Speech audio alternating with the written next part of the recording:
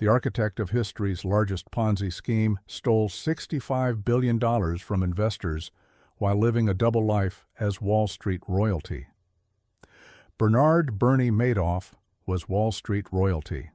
He'd founded his investment firm in 1960 with $5,000 saved from lifeguarding and installing sprinkler systems. He'd built it into one of the largest market-making operations in the world, handling billions in legitimate trades daily.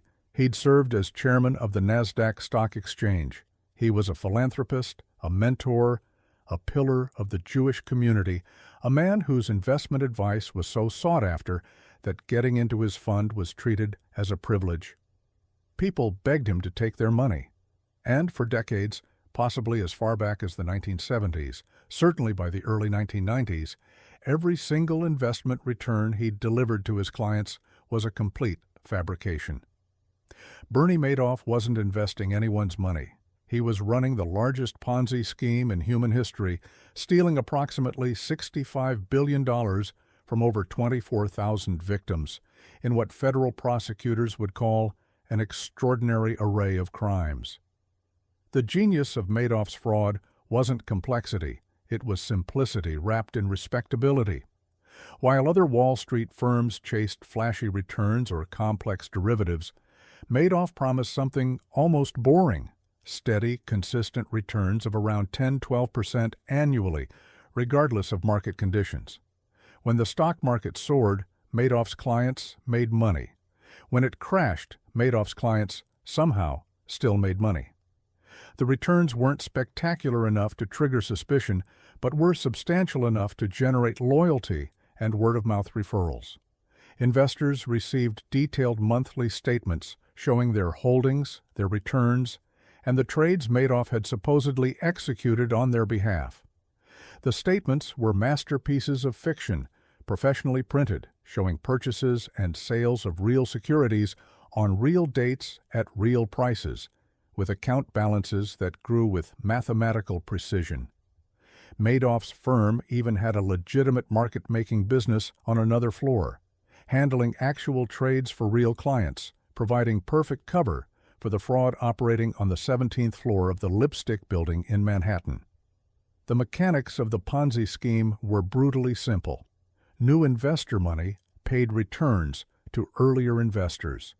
When clients wanted to withdraw funds, Madoff paid them from the pool of capital coming in from new investors. As long as more money flowed in than out, the scheme could continue indefinitely. And money flowed in torrents because Bernie Madoff was trusted. He was trusted because of who he was, or who he appeared to be.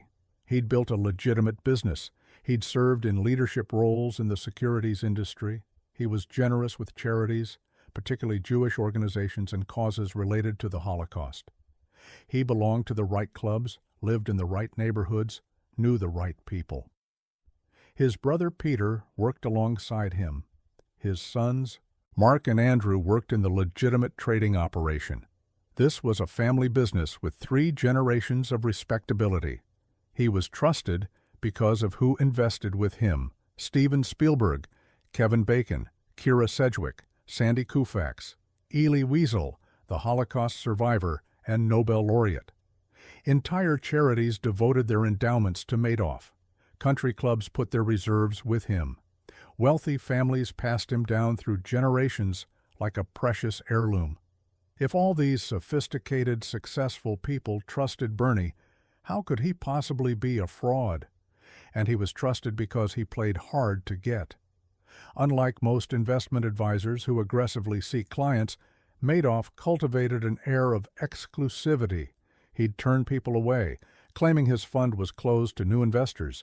He'd accept new clients only through referrals from existing investors. This artificial scarcity created enormous demand. People wanted in precisely because it was difficult to get in. The harder Madoff made it to invest with him, the more desperately people wanted to give him their money. What nobody knew, what even Madoff's own sons claimed not to know, was that the investment advisory business was entirely fraudulent. No trades were being executed, no securities were being purchased. Client money went into a bank account at Chase Manhattan, later J.P. Morgan Chase, and from there it was distributed, some to pay returns to existing investors, some to fund Madoff's lavish lifestyle, and the rest simply sitting, waiting to be stolen. The lifestyle was indeed lavish. Madoff owned multiple homes, a penthouse in Manhattan, an estate in Palm Beach, a mansion in the French Riviera, a home in Montauk. He owned yachts named Bull and Rybovich. He belonged to exclusive clubs. He threw lavish parties. His wife Ruth wore expensive jewelry and designer clothes. But the lifestyle, while comfortable, wasn't ostentatiously excessive, not private jet to private island excessive, not buy a sports team excessive. This was important to the fraud's longevity. Madoff lived well, but not so extravagantly that it raised obvious questions about where the money came from. The warning signs were there, visible to anyone who looked carefully. Financial analyst Harry Markopoulos figured out Madoff was a fraud within hours of analyzing his returns in 1999. The numbers were impossible. No legitimate investment strategy could produce such consistent returns across all market conditions. Markopoulos spent the next 9 years trying to convince the Securities and Exchange Commission, SEC, that Madoff was running a Ponzi scheme, submitting detailed analyses in 2000, 2001, and 2005 that essentially provided a roadmap for regulators to follow. The SEC didn't follow it. Between 1992 and 2008, the SEC conducted multiple examinations of Madoff's operations, including investigations triggered by Markopoulos's submissions. Each time, Madoff charmed the investigators, provided enough documentation to satisfy cursory inquiries, and was cleared. The SEC's failures were so egregious that a later Inspector General's report would conclude that the agency had missed numerous opportunities to uncover the fraud due to a combination of inexperience, insufficient resources, and a tendency to defer to Madoff's stature in the industry. There were other red flags. Madoff's auditor was a tiny 3-person firm operating out of a strip mall, hardly the kind of prestigious accounting firm you'd expect for a multi-billion-dollar investment operation. Madoff's returns showed impossibly low volatility. He claimed to use a split-strike conversion strategy involving options, but the volume of options contracts needed to execute the strategy at Madoff's claimed scale didn't exist in the market. Sophisticated investors should have noticed. Some did, but were dismissed as jealous competitors or conspiracy theorists. The scheme could have continued indefinitely if not for an external shock: the 2008 financial crisis. As the market collapsed and the economy cratered, investors needed cash. They began requesting withdrawals from their Madoff accounts, not because they suspected fraud, but because they needed liquidity for other purposes. By late 2008, redemption requests totaled approximately $7 billion. Madoff didn't have $7 billion. He didn't have anywhere close to that amount. The Ponzi scheme, which had survived for decades, was finally collapsing under its own weight. In early December 2008, Bernie Madoff realized he couldn't continue. He couldn't meet the redemption requests. He couldn't attract enough new money fast enough. The scheme was over. And on December 10, 2008, he made a decision that would destroy what remained of his family. He confessed.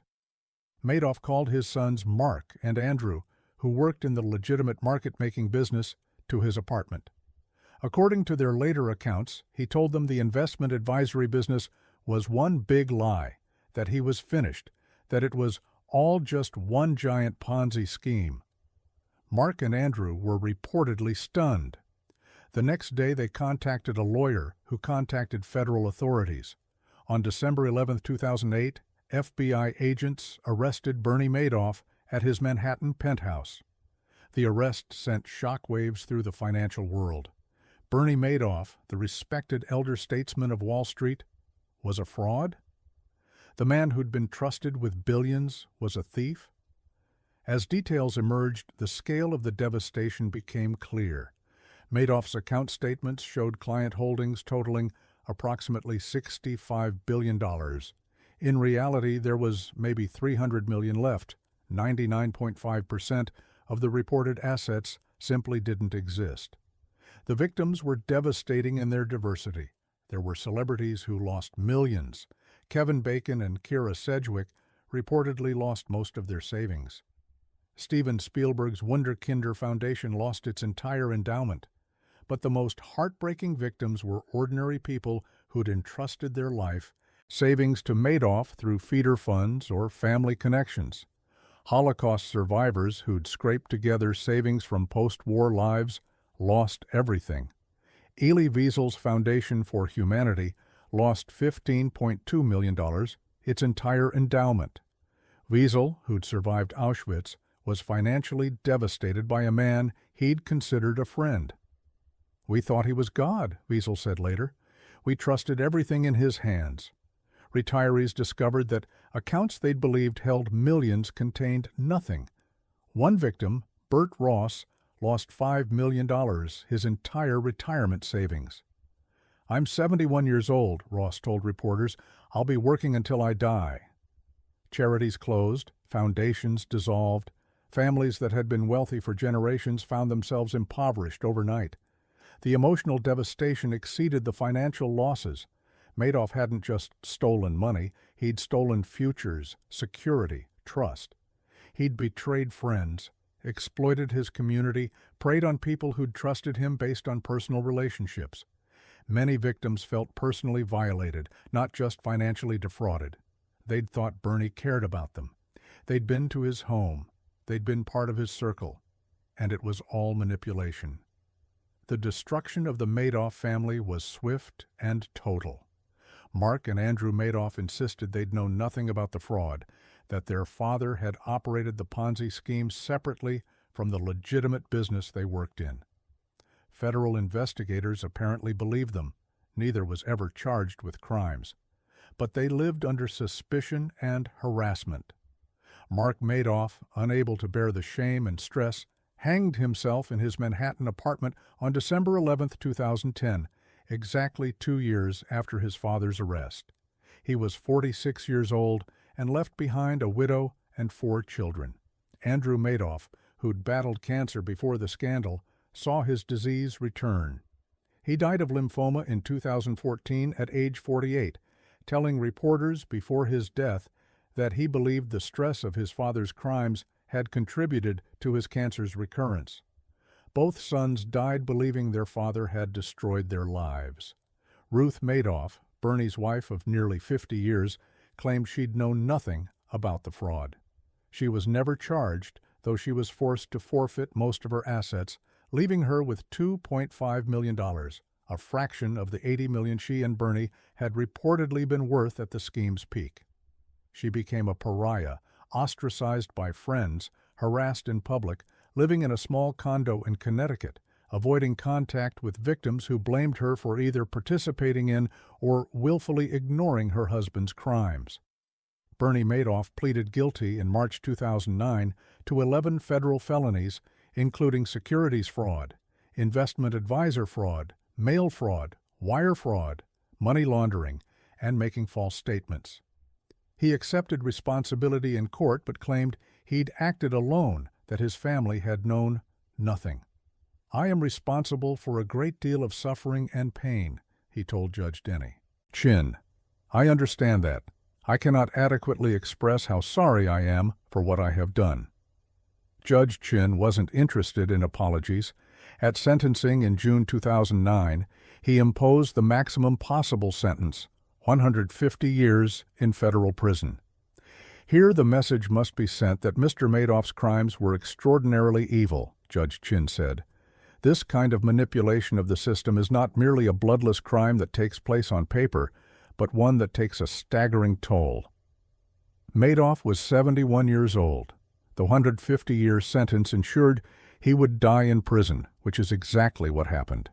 He was initially sent to the Metropolitan Correctional Center in New York, then transferred to medium-security federal prison in Butner, North Carolina. He spent his final years as inmate for 617-27054, working in the prison commissary for $40 per month, a fallen titan living among other white-collar criminals. In interviews from prison, Madoff expressed remorse, but also made statements that enraged victims. He claimed he'd believed the market would eventually recover and he could make clients whole. He suggested that some clients had known or should have known the returns were too good to be true. He complained about his treatment in prison. He never fully accepted the magnitude of what he'd done or the suffering he'd caused. On April 14, 2021, Bernie Madoff died in federal prison of natural causes. He was 82 years old, having served 12 years of his sentence. His death brought some closure to victims, but couldn't restore what he'd stolen, not just money, but security, trust, and in some cases, lives. The recovery effort, led by court-appointed trustee Irving Picard, has been remarkably successful considering the scale of fraud. Through clawbacks from investors who'd profited from the scheme, recovering their fake gains, which were actually other victims' money, forfeiture of Madoff assets, and settlements with banks that should have detected the fraud, victims have recovered approximately 93% of their principal losses, an extraordinary recovery rate for a Ponzi scheme. But money can't restore trust, can't undo suicides, can't bring back the years that elderly victims lost. The SEC underwent massive reforms after the Madoff scandal. The Inspector General's report detailing the agency's failures was scathing, documenting how investigators had literally been handed evidence of fraud and failed to act. The SEC created new whistleblower programs, improved examiner training, and implemented systems to flag suspicious returns. But the reforms couldn't undo the fact that the government agency responsible for protecting investors had allowed the largest fraud in history to continue for decades, despite multiple warnings. The Madoff case became shorthand for financial fraud, for betrayal of trust, for how respectability can mask criminality. Books, documentaries, movies, and even a Netflix series, Madoff, the Monster of Wall Street, dissected the scheme and its aftermath. Academic. Studies analyzed how Madoff had exploited social networks, ethnic and religious affinity, and cultural trust to build his victim base. Psychologists examined Madoff's personality, trying to understand how someone could systematically betray friends, family, and community for decades. Was he a sociopath incapable of empathy? Was he a narcissist so committed to maintaining his image that he couldn't admit failure? Did he start with good intentions and get trapped by his own lies? Madoff himself gave inconsistent answers, sometimes claiming he'd planned to make everyone whole, sometimes admitting he'd known it would end in disaster. What's clear is that Madoff was a masterful manipulator who understood human psychology. He knew that people trust those who appear trustworthy, that exclusivity creates desire, that consistency breeds comfort. He exploited every cognitive bias, the tendency to trust in-group members, the reluctance to question authority, the assumption that if smart people believe something, it must be true. He also understood that people don't want to believe they've been fooled. Even after his arrest, some investors initially refused to believe the fraud was real, insisting their gains were legitimate, that this was all a misunderstanding. The cognitive dissonance of admitting you've been completely deceived by someone you trusted is so painful that some people will deny reality rather than accept it.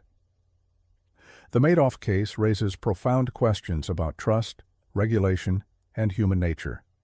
How could so many sophisticated people be fooled for so long? Why did the SEC fail repeatedly to uncover obvious fraud? What does it say about society that respectability and social connections can override evidence and common sense? But perhaps the most disturbing aspect of the Madoff case is how ordinary evil can be. Bernie Madoff wasn't a comic book villain. He was a grandfather, a philanthropist, a mentor who supposedly cared about his community. He attended weddings and bar mitzvahs. He sent condolence cards when investors' family members died. He played the role of caring friend while systematically stealing from those who trusted him. That's what made him so dangerous and what makes his case so important to understand. The greatest frauds aren't committed by obvious criminals, but by people who seem trustworthy, who occupy positions of respect, who understand that the best disguise for evil is the appearance of goodness. Bernie Madoff died in prison, disgraced and despised, his name synonymous with financial fraud. His sons died young, destroyed by their father's crimes. His wife lives in exile. His victims, while recovering financially through the trustees' efforts, will never fully recover from the betrayal. And the financial world learned, or should have learned, that trust without verification is dangerous, that respectable appearances can hide monstrous crimes, and that the question, too good to be true, deserves honest answers, even when those answers destroy comfortable illusions. The architect of history's largest Ponzi scheme stole $65 billion, destroyed thousands of lives, and died in prison. That is Bernie Madoff's legacy, not the market-making business he built, not the charitable causes he supported, but the greatest financial fraud in human history and the countless victims whose trust he betrayed for profit, ego, and the hollow satisfaction of maintaining an image that was always, from the very beginning, a complete and devastating lie.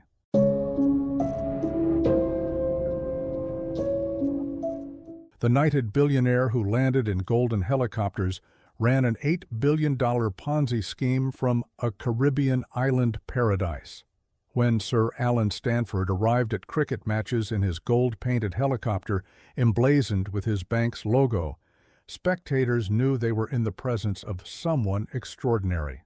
The Texas-born financier who'd built a banking empire in the Caribbean island nation of Antigua had become a fixture in international cricket, sponsoring tournaments with prize money that dwarfed the sport's traditional awards. In 2008, Stanford personally handed out $20 million in cash to winning players in a made-for-television spectacle, the bills displayed in a transparent perspex case for maximum dramatic effect. He owned a private island. He held the title Sir Alan of Stanford from the Antiguan government, complete with a knighthood ceremony.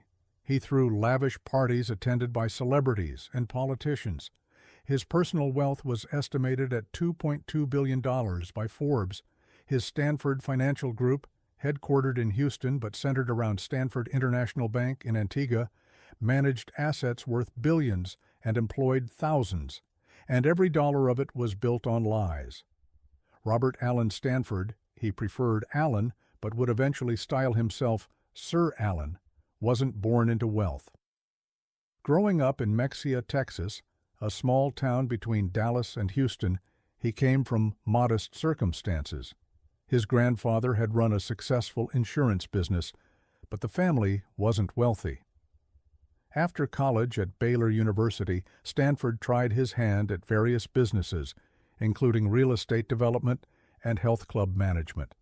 None achieved spectacular success, and by the early 1980s, he was looking for his big opportunity. He found it in offshore banking.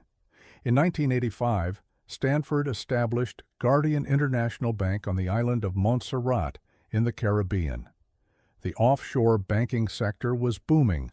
Wealthy individuals and businesses sought tax havens and privacy, and Caribbean islands competed to attract financial services companies.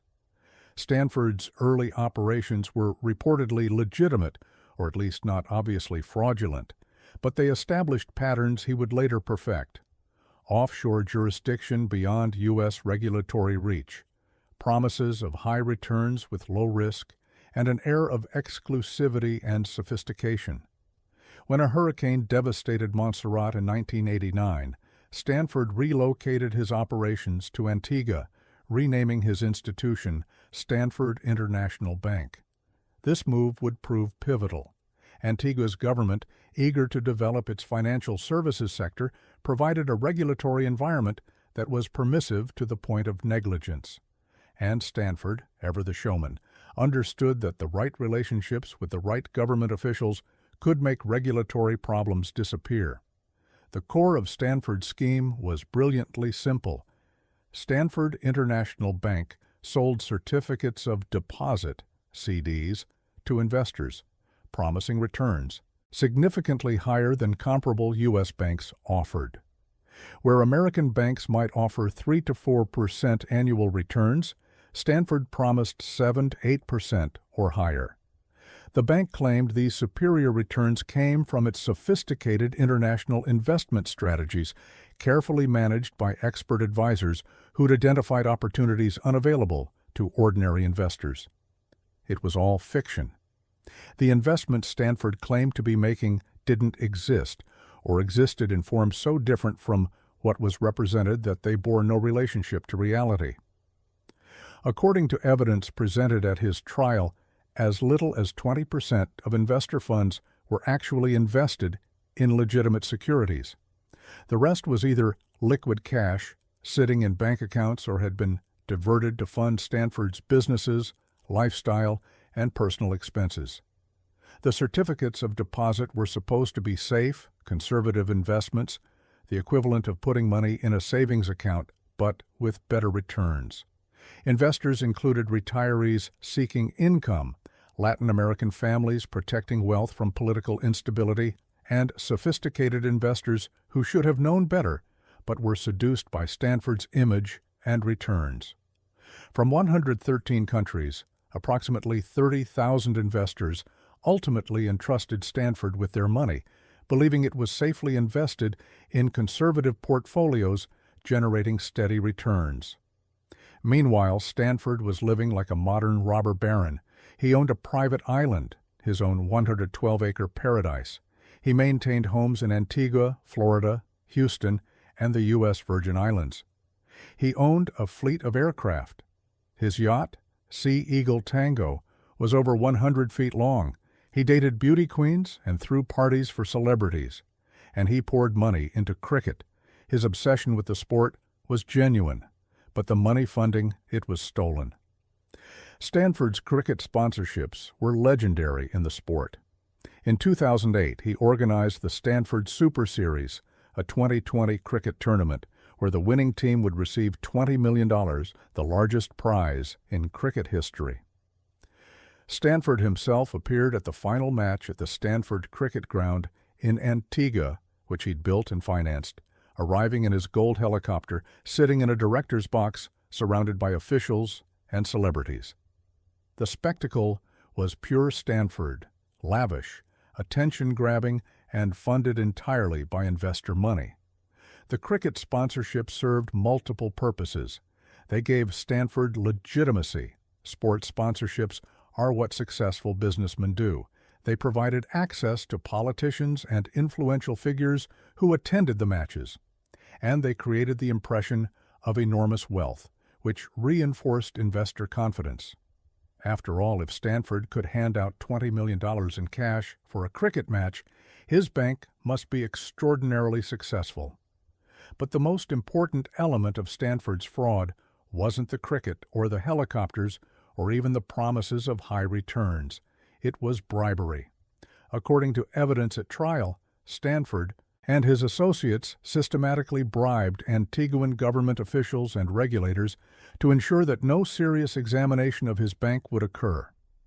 When audits were required, they were superficial. When questions arose, they were deflected. The regulatory structure that should have protected investors instead protected Stanford, all for the right price. By the late 1990s and early 2000s, Stanford had become the largest private employer in Antigua. His bank, his cricket operations, his real estate developments all employed thousands of Antiguans. The government depended on taxes from Stanford's operations and on the international prestige his presence brought. Stanford wasn't just a businessman operating in Antigua. He was deeply embedded in the island's economy and politics. This made him virtually untouchable locally. But Stanford's operations weren't limited to Antigua. He had significant U.S. operations in Houston, where Stanford Financial Group was headquartered, Memphis, and Tupelo, Mississippi.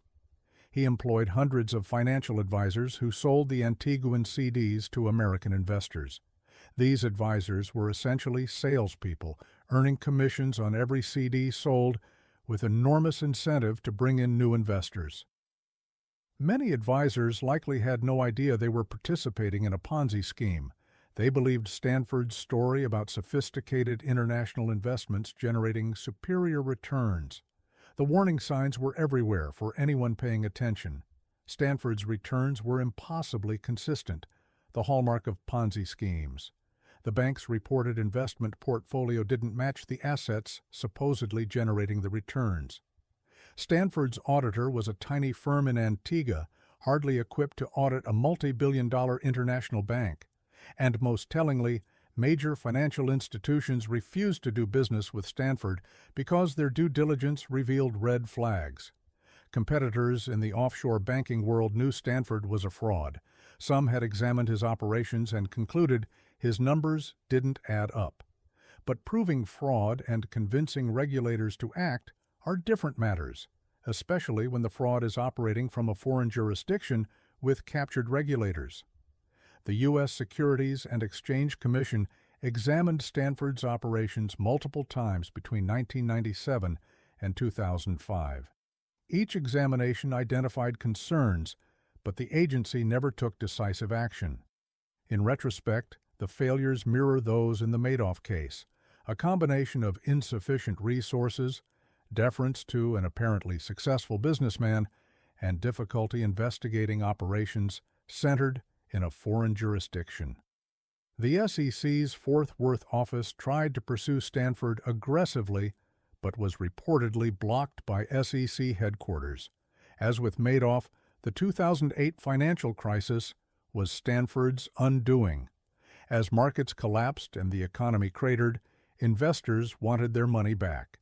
They began requesting redemptions from their Stanford CDs. But Stanford didn't have the money. It had been spent on helicopters and cricket tournaments and bribes and personal expenses. A run on the bank was beginning, and like all Ponzi schemes, Stanford's couldn't survive a significant wave of redemptions. In February 2009, just 2 months after Bernie Madoff's arrest, the SEC filed civil fraud charges against Stanford, his bank, and several associates. Federal agents moved simultaneously, seizing records and freezing assets. Stanford, who was at his girlfriend's home in Virginia when the charges were filed, initially tried to flee. He was located days later, served with the civil complaint, and immediately became the subject of a criminal investigation.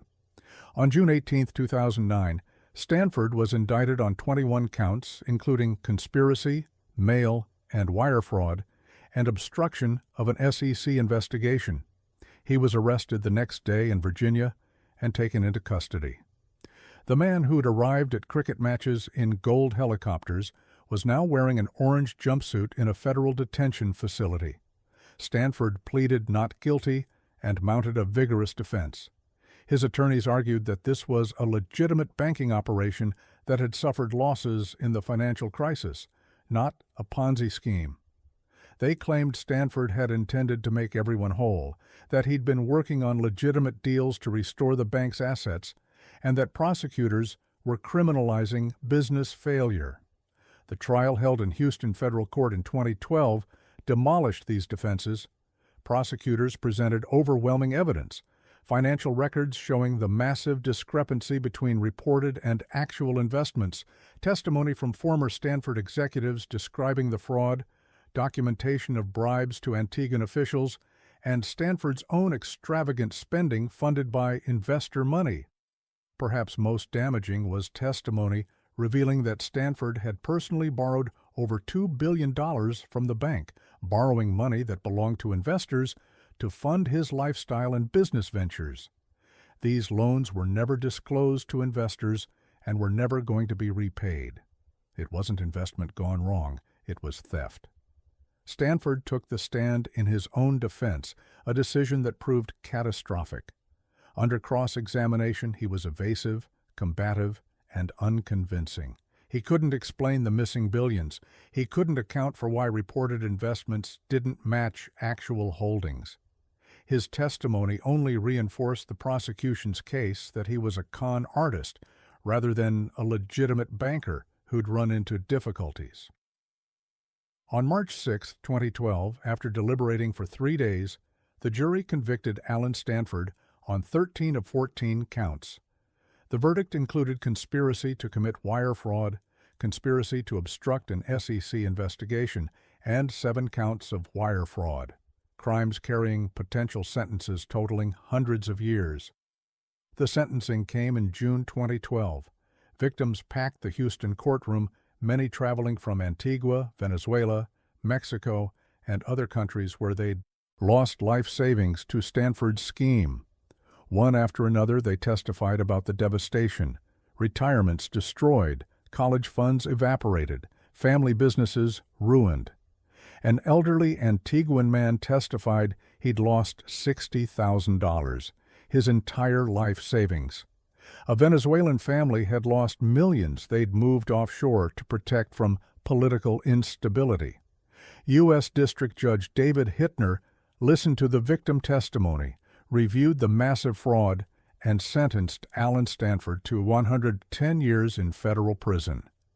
"Your crimes have devastated thousands of victims," Judge Hittner said. "You betrayed the trust of investors who believed you were helping them build their financial futures. Instead, you stole from them to fund your lavish lifestyle and your ego." Stanford, then 62 years old, would die in prison. There was no possibility of parole, no realistic chance of sentence reduction. The playboy who'd arrived in gold helicopters would spend the rest of his life in a cell. But unlike the Madoff case, where victims ultimately recovered approximately 93% of their losses, Stanford victims have recovered almost nothing. Court-appointed receiver Ralph Janvey has worked for years to locate and liquidate Stanford assets, but the recovery rate is approximately 5 cents per dollar lost, a fraction of what Madoff victims received. The difference stems largely from how Stanford spent the money. Madoff kept much of the stolen money in accounts that could be recovered, while Stanford spent it on assets that lost value dramatically, like cricket sponsorships, or on bribes and payments that disappeared forever. For Antigua, the Stanford collapse was catastrophic. He'd been the island's largest private employer. Thousands lost their jobs when his operations shut down. The government lost substantial tax revenue. And the country's reputation as a financial services center was destroyed. Stanford's fraud confirmed every suspicion about Caribbean offshore banking and drove legitimate financial businesses away from Antigua. The island's economy still hasn't fully recovered. The Antiguan government's complicity in Stanford's fraud became a significant issue. Evidence at trial showed that top government officials, including the head of the Financial Services Regulatory Commission, had taken bribes from Stanford. Some officials were prosecuted, though critics argued the cases were too little, too late. The systemic corruption that had allowed Stanford to operate for 2 decades with virtually no oversight revealed how easily small nations' regulatory systems can be captured by wealthy criminals. Stanford is currently serving his sentence at USP Coleman II, a medium-security federal prison in Florida. He's now in his mid-70s, suffering from health problems, including injuries from a jailhouse assault shortly after his arrest. He continues to maintain his innocence, claiming he was running a legitimate bank that suffered losses in the financial crisis and that he's been scapegoated for the government's regulatory failures. His appeals have all been rejected. In 2015, the Fifth Circuit Court of Appeals upheld his conviction and sentence, finding overwhelming evidence of fraud and rejecting Stanford's arguments that he'd been denied a fair trial. The Supreme Court declined to hear his case. Alan Stanford will die in prison. His family has been destroyed by the scandal. His ex-wife and children have tried to distance themselves from him, though they've faced lawsuits from victims seeking to recover assets.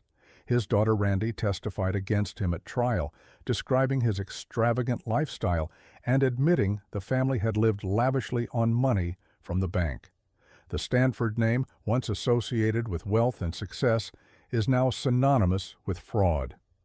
The comparison to Bernie Madoff is inevitable. Both ran multi-billion-dollar Ponzi schemes discovered in the same financial crisis period. But the cases reveal different pathways to fraud. Madoff was methodical, quiet, understated, building trust through consistency and exclusivity. Stanford was flamboyant, attention-seeking, grandiose, building trust through displays of wealth and power. Madoff operated in Manhattan, the heart of American finance. Stanford operated from a Caribbean island beyond easy regulatory reach. Both schemes shared essential characteristics: impossible returns, fake documentation, use of new investor money to pay earlier investors. But Stanford added elements Madoff didn't: bribery of foreign officials, operation in a captured offshore jurisdiction, cricket sponsorships as legitimacy theater. Stanford's fraud had a more international flavor, exploiting not just American trust in financial markets, but also Latin American and Caribbean investors' desire for safe offshore wealth management. The Stanford case exposed profound weaknesses in international financial regulation. Offshore banking jurisdictions compete to attract financial services companies by offering light regulation and tax advantages. This race to the bottom creates havens for fraud, where regulatory oversight is minimal and enforcement cooperation with other countries is limited. Stanford exploited this perfectly, operating from Antigua, where he'd captured regulators, selling to American investors who assumed the SEC was protecting them, and moving money internationally in ways that made asset recovery nearly impossible. The case also revealed the power of image over substance. Stanford's knighthood meant nothing. It was bestowed by the Antiguan government he was bribing. His cricket sponsorships proved nothing. They were funded by investor money. His gold helicopter signified nothing. It was purchased with stolen funds. But these symbols of success convinced thousands of people to trust him with their life savings. In a world where legitimacy is often performed rather than earned, Stanford was a masterful performer. For the victims, particularly those in Antigua and Latin America, the devastation was total. Unlike sophisticated hedge fund investors who might have had diversified portfolios, many Stanford victims had invested everything with him. Elderly Antiguans who'd worked for decades and saved carefully lost their retirement funds. Venezuelan families who'd moved wealth offshore to protect it from political instability found it stolen by American con artists. College funds, medical savings, family nest eggs, all gone. The emotional toll matched the financial losses. Victims described feeling violated, betrayed, ashamed. They'd trusted Stanford, believed his promises, and been utterly deceived. Some victims committed suicide. Families were destroyed.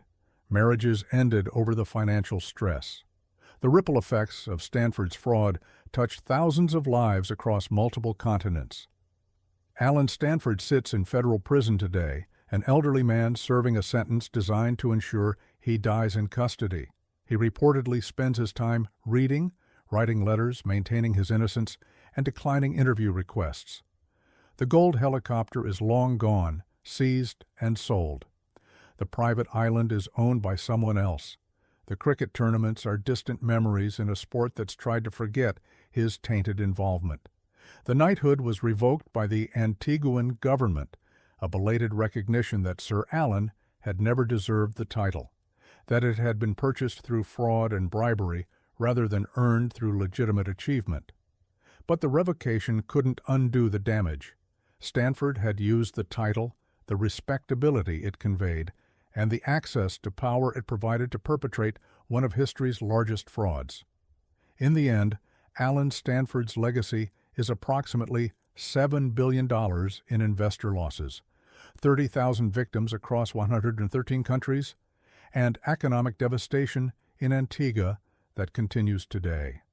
His flamboyant lifestyle, his cricket obsession, his gold helicopter, all of it was theater, a performance designed to obscure the simple reality that he was stealing from people who trusted him.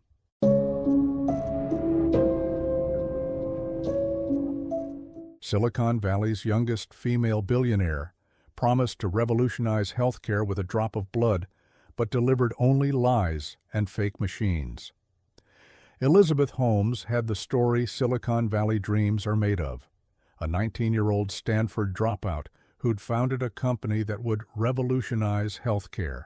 A brilliant young woman who'd invented technology that could run hundreds of medical tests from a single drop of blood obtained through a painless finger prick. A visionary who cited her terror of needles and her desire to democratize healthcare as inspiration for her mission.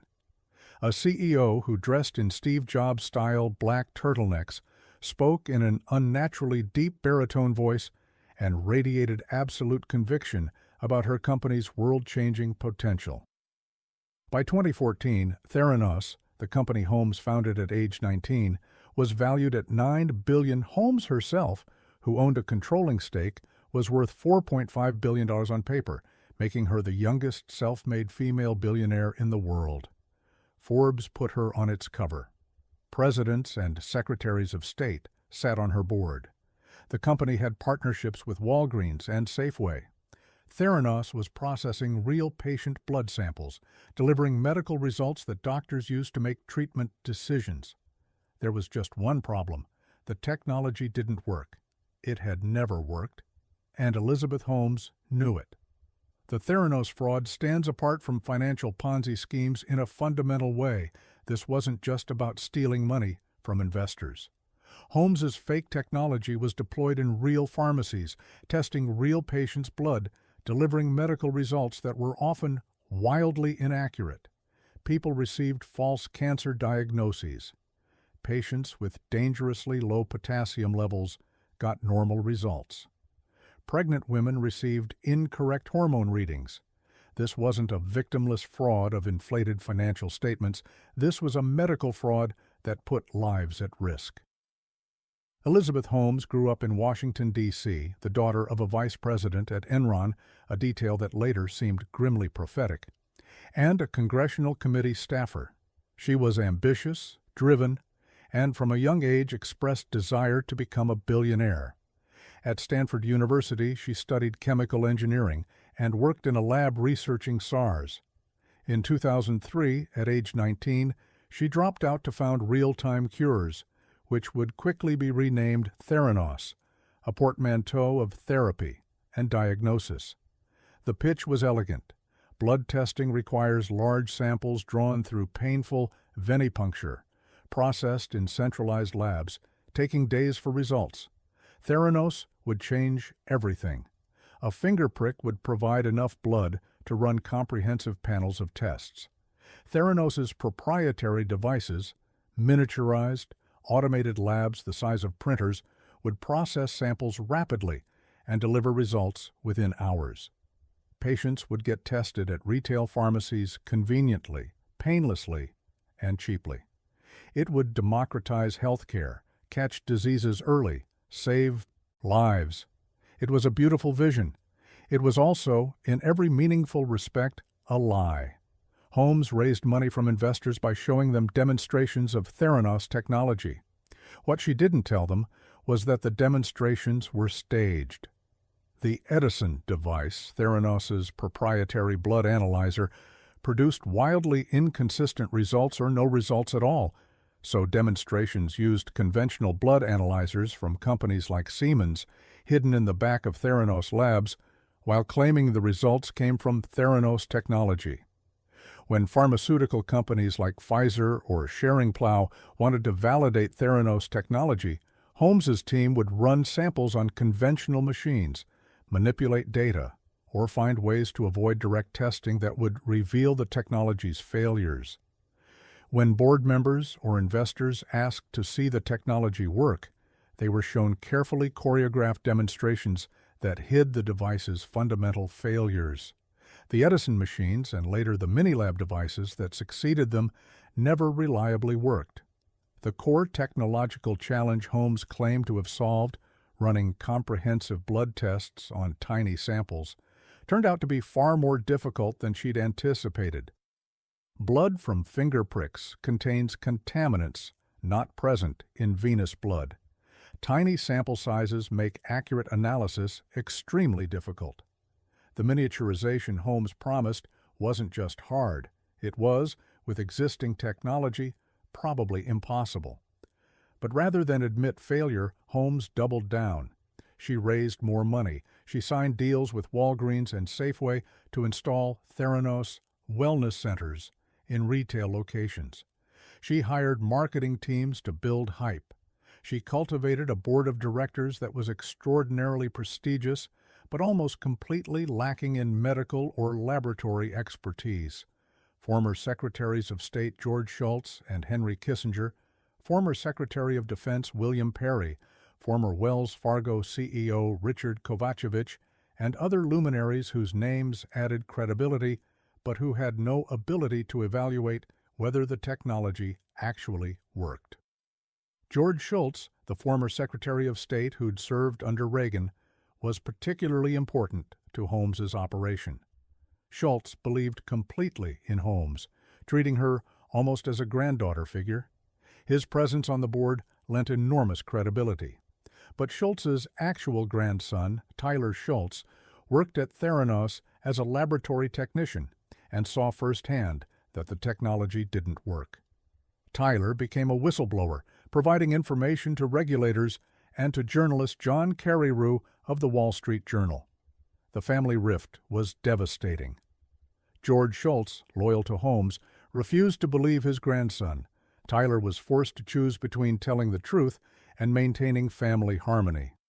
He chose truth, but the cost was immense. Legal battles with Theranos, estrangement from his grandfather, and years of stress.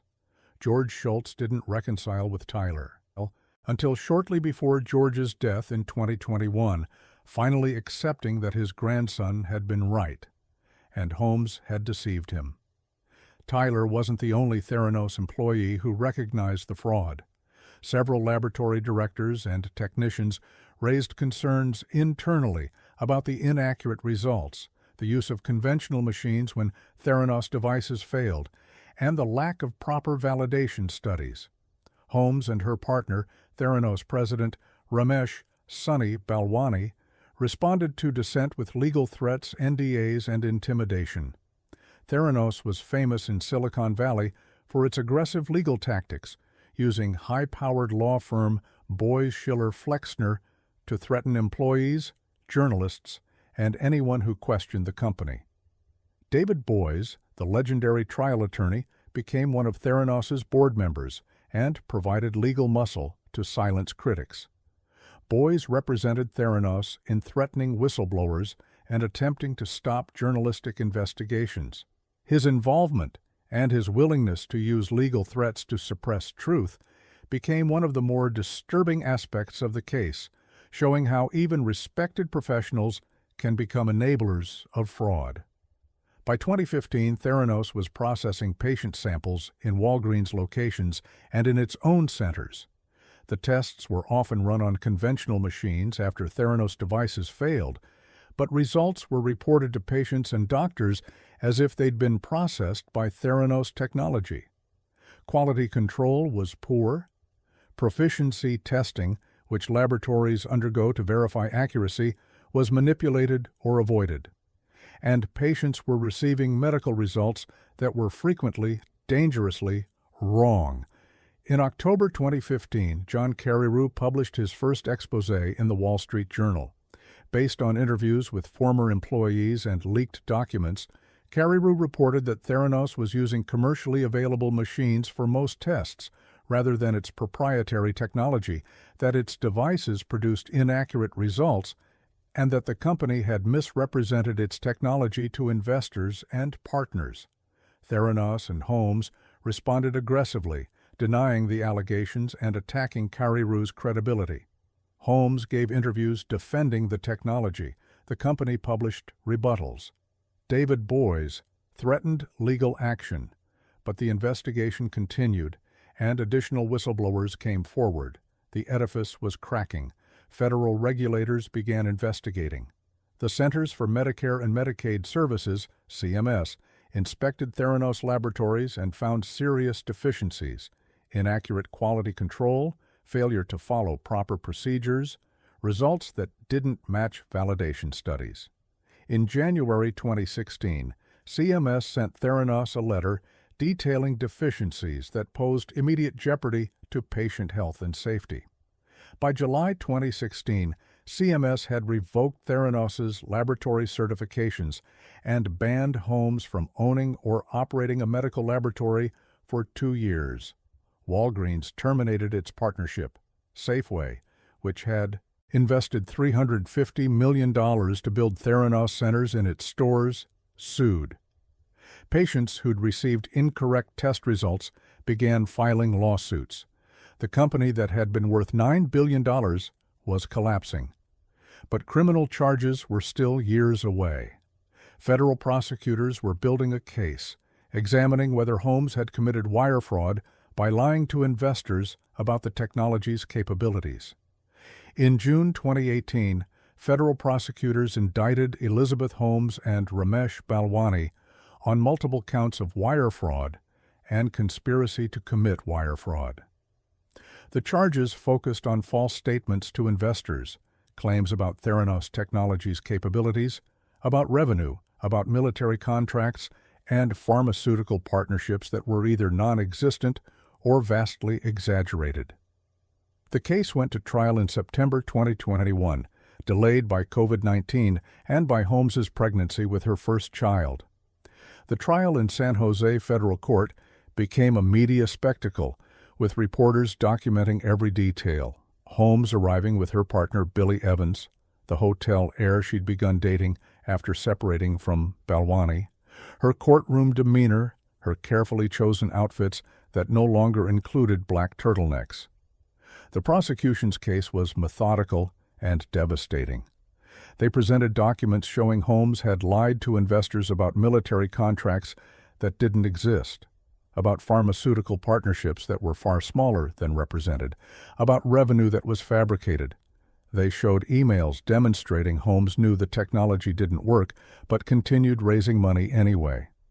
They called former employees who testified about inaccurate test results and efforts to hide the device's failures. Holmes's defense was complex and controversial. Her attorneys argued that she'd genuinely believed the technology would eventually work, that any misstatements were optimistic projections rather than intentional fraud, and that much of the misconduct had been driven by Balwani, her former romantic partner and Theranos's president. Holmes took the stand and testified that Balwani had emotionally and sexually abused her throughout their relationship, that he'd controlled what she ate and how she dressed, that he'd manipulated her. The abuse allegations became the most discussed aspect of the defense. Prosecutors argued, and the jury apparently agreed, that even if Holmes had been abused by Balwani, it didn't excuse her decision to lie to investors about technology that didn't work. The most discussed aspect of Holmes's public persona was her voice. Holmes spoke in an unnaturally deep baritone, strikingly low for a woman. Former colleagues reported that her normal voice was significantly higher and that the deep voice was an affectation, apparently adopted to sound more authoritative. Recordings from earlier in Holmes's life captured a normal-pitched female voice, supporting claims the baritone was fake. The voice became emblematic of Holmes's entire performance: the Steve Jobs cosplay, the studied mannerisms, the grandiose statements about changing the world. She'd crafted an image, brilliant visionary female founder, and performed it so consistently that many people believed it was real. But like the Theranos technology itself, the performance was hollow. On January 3, 2022, after 7 days of deliberation, the jury returned its verdict: guilty on 4 counts of wire fraud and conspiracy related to defrauding investors. Holmes was acquitted on charges related to defrauding patients. The jury apparently concluded that while she'd lied to investors, prosecutors hadn't proven she'd intentionally deceived patients about test accuracy. The conviction on 4 of 11 counts was a mixed outcome. Holmes avoided the maximum possible sentence but faced significant prison time. Prosecutors asked for 15 years. The defense requested house arrest or minimal prison time, citing Holmes's young children. She'd had a second child during the lengthy trial and pre-sentencing period. In November 2022, U.S. District Judge Edward Davila sentenced Elizabeth Holmes to 11 years and 3 months, 135 months, in federal prison. The judge noted the serious harm to investors, the betrayal of trust, and the fact that Holmes had shown limited remorse or acceptance of responsibility. The tragedy of this case is that Ms. Holmes is brilliant, Judge Davila said. She has a lot to give the world, but the fraud was extensive. Holmes reported to federal prison camp Bryan in Texas in May 2023 to begin serving her sentence. The minimum security facility houses white-collar female offenders. With good behavior credits, Holmes could be released as early as August 2032, when she'll be in her late 40s. Her children will be teenagers.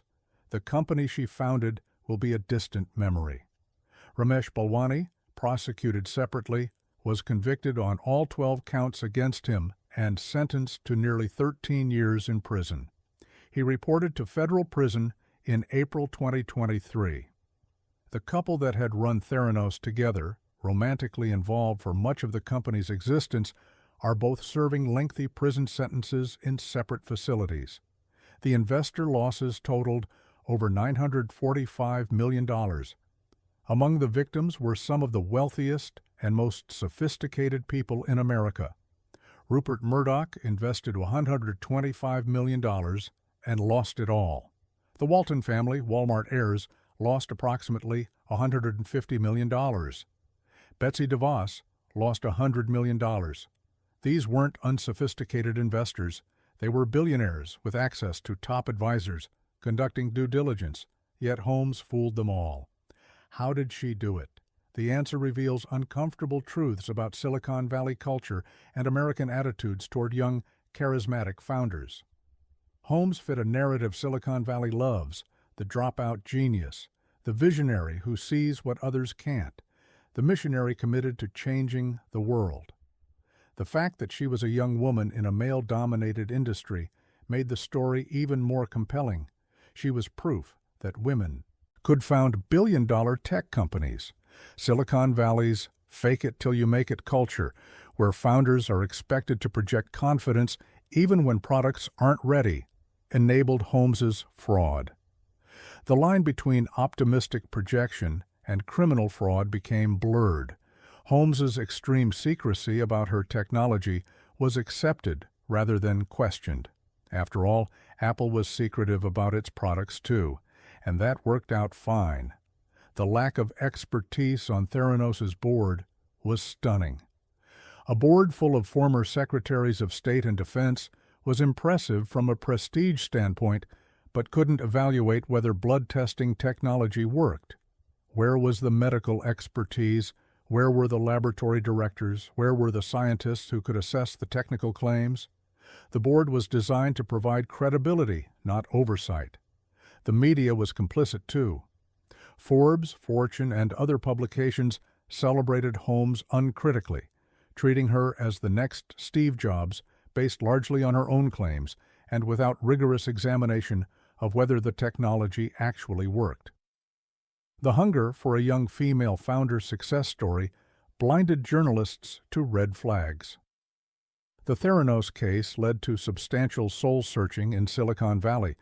The move fast and break things ethos works fine for social media apps, but becomes dangerous in healthcare, where breaking things means delivering incorrect medical results to patients.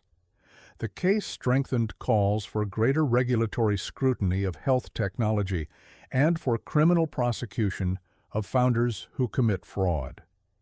The patient harm, while difficult to quantify precisely, was real. People received false diagnoses that led to unnecessary procedures. Diabetics received incorrect glucose readings. Cancer patients got wrong results. The full extent of harm will never be known because many patients who received Theranos results may never have realized the tests were unreliable. Elizabeth Holmes is now federal inmate 24965-111, serving her sentence in Texas. The black turtlenecks are gone, replaced by prison khakis.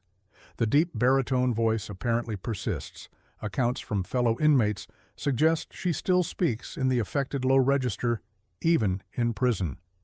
The performance continues even when there is no longer any reason for it, suggesting the persona may have merged with the person.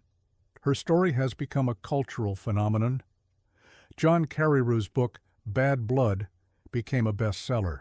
An HBO documentary, The Inventor, chronicled the fraud.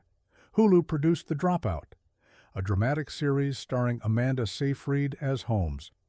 The story resonates because it captures something about contemporary America, the worship of young founders, the willingness to believe charismatic figures, the dangers of uncritical celebration of disruptive innovation.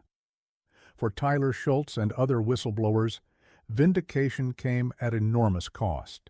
Tyler spent years in legal battles, went deeply into debt-fighting Theranos' lawsuits, and was estranged from his grandfather during George Schultz's final years. He was proven right, but the victory was bittersweet. Other whistleblowers faced similar struggles, legal threats, damaged careers, stress that took physical and emotional tolls. The investors who lost hundreds of millions were sophisticated, wealthy individuals and families who could absorb the losses. But Theranos employees lost jobs, stock options, and years of their careers working for a fraudulent company. Partners like Walgreens and Safeway lost hundreds of millions, and patients, ordinary people seeking medical care, received unreliable test results from a company more concerned with fundraising than accuracy. Elizabeth Holmes will be released from prison in her late 40s, middle-aged, with most of her adult life ahead of her. But she'll be a convicted felon, forever marked by fraud. The youngest self-made female billionaire became one of the most notorious fraudsters of the 21st century. The visionary who promised to revolutionize healthcare delivered only lies and fake machines that endangered patients. Silicon Valley has moved on to new young founders making bold promises about disrupting industries. The hunger for the next Elizabeth Holmes, minus the fraud, continues. But the Theranos case stands as a permanent warning about the dangers of blind faith in charismatic founders, the importance of technical due diligence, and the catastrophic consequences when fake it till you make it crosses from aggressive marketing into criminal fraud. In the end, Elizabeth Holmes's legacy isn't revolutionary healthcare technology.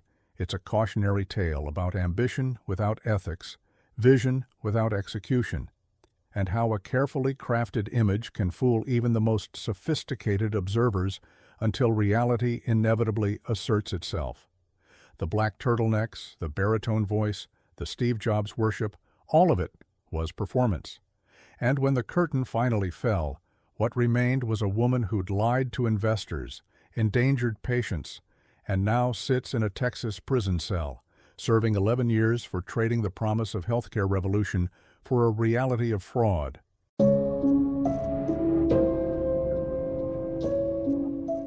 The altruistic crypto genius in cargo shorts stole $14 billion while playing League of Legends during investor calls. Sam Bankman-Fried wanted you to know he was different from other billionaires. He drove a Toyota Corolla. He slept on a beanbag chair in his office. He wore cargo shorts and T-shirts to meetings with heads of state. He preached effective altruism, the philosophical movement dedicated to using wealth to do the maximum possible good. He pledged to give away his fortune to save lives, prevent pandemics, and ensure humanity's long-term survival. And while projecting this image of eccentric genius philanthropist, Sam Bankman-Fried was stealing approximately $14 billion from customers, investors, and lenders in what federal prosecutors would call one of the biggest financial frauds in American history. By November 2022, when FTX, his cryptocurrency exchange, collapsed in spectacular fashion, Bankman-Fried had been worth $26 billion on paper, making him one of the richest people under 30 in the world. He'd appeared on magazine covers. He'd testified before Congress. He'd bought naming rights to the Miami Heat's arena. He'd been the second largest donor to Democratic political campaigns after George Soros, spending approximately $40 million in the 2022 election cycle, and secretly routing roughly $50 million more through Republican proxies. Then, in less than a week, it all disappeared. FTX filed for bankruptcy. Bankman-Fried resigned in disgrace, and investigations revealed that customer deposits, billions of dollars that users believed were safely held in their accounts, had been secretly funneled to Alameda Research, Bankman-Fried's cryptocurrency trading firm, where the money was used for risky trades, venture investments, real estate purchases, and political donations. The collapse was so sudden and so total that it drew immediate comparisons to Lehman Brothers, Enron, and Bernie Madoff. Within weeks, federal prosecutors were building a criminal case. Within months, Sam Bankman-Fried was in handcuffs, arrested at his Bahamas penthouse, and extradited to face fraud charges in New York. Samuel Benjamin Bankman-Fried, he went by SBF in the crypto world, grew up in the San Francisco Bay Area, the son of two Stanford Law School professors. His parents, Joseph Bankman and Barbara Fried, were prominent legal scholars who'd instilled in their son an appreciation for rigorous thinking and, according to later accounts, an approach to ethics that was utilitarian to the point of abstraction. SBF attended MIT, graduating in 2014 with a degree in physics. He was brilliant, socially awkward, and already interested in effective altruism, the movement, popular among certain tech elites, that applies utilitarian calculus to philanthropy. The basic premise: use your talents to make as much money as possible, then donate it to causes that do the maximum good as measured by metrics like lives saved or suffering prevented. After graduation, SBF worked briefly at Jane Street Capital, a quantitative trading firm in New York, where he learned arbitrage strategies and high-frequency trading. But he was restless. In 2017, he founded Alameda Research, a cryptocurrency trading firm, with the explicit goal of making money to donate to effective altruist causes. The timing was perfect. Cryptocurrency was booming. Bitcoin had surged from under $1,000 to nearly $20,000. New cryptocurrencies were launching constantly, and, crucially, there were massive price discrepancies between different exchanges. Bitcoin might trade for $10,000 on one exchange and $10,500 on another. Alameda exploited these arbitrage opportunities, buying low on one exchange and selling high on another, capturing the difference. The early profits were substantial. Alameda was reportedly making millions in arbitrage trades. But as cryptocurrency markets matured and price discrepancies narrowed, the easy money disappeared. Alameda needed new strategies, more capital, more risk. And according to evidence later presented at trial, Alameda began losing money, lots of it. Rather than wind down or change strategy, SBF founded FTX in 2019, a cryptocurrency exchange where users could buy, sell, and trade digital assets. The exchange launched in Hong Kong, then moved its headquarters to the Bahamas, a jurisdiction with favorable tax treatment and light regulatory oversight. FTX grew explosively, riding the 2020-2021 crypto boom when Bitcoin surged past $60,000 and everyone from institutional investors to retail traders poured money into digital assets. FTX's appeal was partly technical. It offered derivatives and sophisticated trading tools, but mostly about trust. In the Wild West of cryptocurrency exchanges, where platforms regularly got hacked, went bankrupt, or turned out to be frauds, FTX positioned itself as the responsible, professional alternative. SBF cultivated relationships with regulators, testified before Congress about cryptocurrency oversight, and hired former officials, including former CFTC Chair Mark Wetjen as a top executive. The branding was brilliant. FTX ran Super Bowl ads featuring celebrities like Tom Brady, Gisele Bündchen, and Larry David. The company bought naming rights to the Miami Heat's arena, turning it into FTX Arena. SBF appeared on panels with financial leaders, gave interviews explaining cryptocurrency to skeptics, and projected the image of a responsible adult in an industry full of cowboys and scammers. Behind this facade, FTX and Alameda were operating as a single entity engaged in massive fraud. Customer deposits sent to FTX, money that customers believed was held safely in their accounts, were being secretly transferred to Alameda Research. The transfers were enabled by a backdoor in FTX's code that allowed Alameda to borrow essentially unlimited funds from FTX without triggering normal risk management systems. Alameda used these customer funds to make risky trades, to cover losses from failed investments, to purchase real estate in the Bahamas, and to make political donations. SBF and his inner circle, including his on-again, off-again girlfriend, Caroline Ellison, who served as CEO of Alameda Research, and FTX co-founder Gary Wang, lived in a penthouse compound in the Bahamas, sleeping in beanbags, playing video games, and making billion-dollar decisions with customer money. The effective altruism philosophy that SBF constantly promoted provided perfect cover. He wasn't stealing customer money for yachts and mansions. He was earning to give, making risky bets that would generate returns he could donate to save lives and prevent existential risks. The cargo shorts and Toyota Corolla were proof of his asceticism. He didn't care about material wealth. He cared about maximizing utility, except it was all performance. While driving the Corolla for photo ops, SBF and his associates were purchasing $300 million in Bahamas real estate, luxury penthouses, resort properties, and entire buildings. While preaching frugality, they were spending lavishly on private jets, entertainment, and a lifestyle that belied the ascetic image. The effective altruism wasn't a framework for doing good. It was a rationalization for taking enormous risks with other people's money. The political donations were particularly brazen.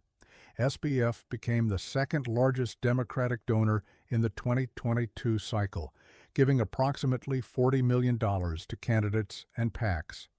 But evidence later revealed he'd also directed roughly $50 million to Republican candidates through associates and straw donors, attempting to buy influence across the political spectrum while publicly claiming to support only Democrats.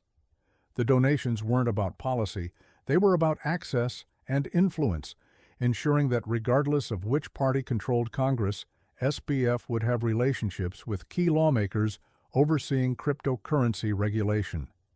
The fraud worked as long as FTX customer deposits exceeded Alameda's losses. As long as more money flowed in than out, the scheme could continue indefinitely, a classic characteristic of Ponzi-style frauds. But in 2022, cryptocurrency markets collapsed. Bitcoin fell from $69,000 to below $20,000. Other cryptocurrencies crashed even harder. Alameda suffered massive losses on its trading positions. And crucially, the collateral backing many of Alameda's loans turned out to be largely FTT, FTX's own exchange token, which had value only as long as people believed in FTX. In early November 2022, CoinDesk published a leaked Alameda balance sheet showing that billions in assets were FTT tokens. Essentially, Alameda's solvency depended on the value of FTX's token, and FTX's credibility depended on Alameda being solvent. It was a circular dependency that collapsed the moment anyone questioned it. Changpeng Zhao, known as CZ, CEO of Binance, FTX's largest competitor, announced that Binance would sell its FTT holdings. The announcement triggered a run on FTX. Customers tried to withdraw their funds. But the money wasn't there. It was lost in Alameda's trading positions or spent on real estate and political donations. FTX couldn't meet redemption requests. Within days, the exchange froze withdrawals and filed for bankruptcy. The speed of the collapse was stunning. On November 2, 2022, SBF was worth $26 billion. By November 11, FTX was bankrupt, and SBF's net worth was essentially zero. It was one of the fastest destructions of wealth in history, faster than Enron, faster than Lehman Brothers, comparable only to Bernie Madoff's overnight collapse. As bankruptcy proceedings began, the full scope of the fraud emerged. FTX owed customers approximately $8.11 billion. Billions more were owed to investors and lenders. The Bahamas real estate purchases were revealed. The political donations were traced. And most damning testimony from Caroline Ellison and other cooperating witnesses described how SBF had directed the transfer of customer funds to Alameda, how he'd known about the commingling of funds, and how he'd lied to investors, auditors, and the public about FTX's financial condition. In December 2022, Bahamian authorities arrested SBF at his Nassau penthouse. He was extradited to the United States and charged with multiple counts of fraud and money laundering. He initially agreed to extradition, then tried to resist, but ultimately was brought to New York to face charges.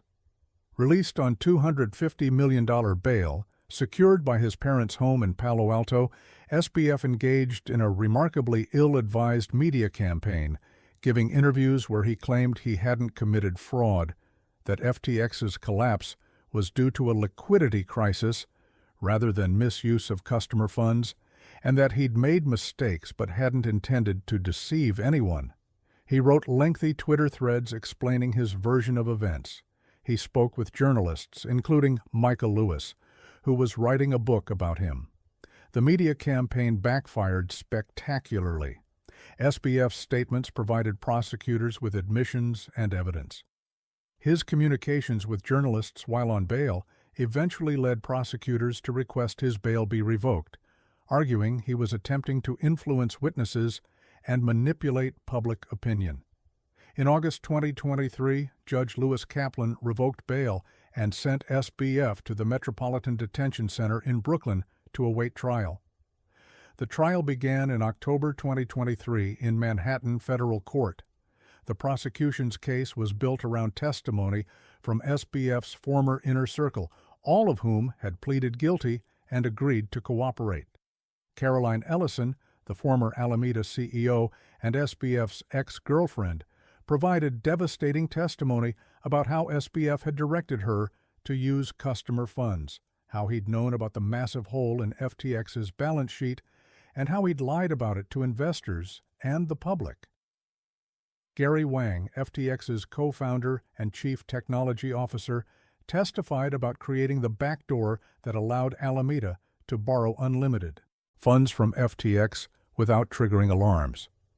Nishad Singh, FTX's director of engineering, described the political donation scheme and how customer funds had been used for real estate and other expenses.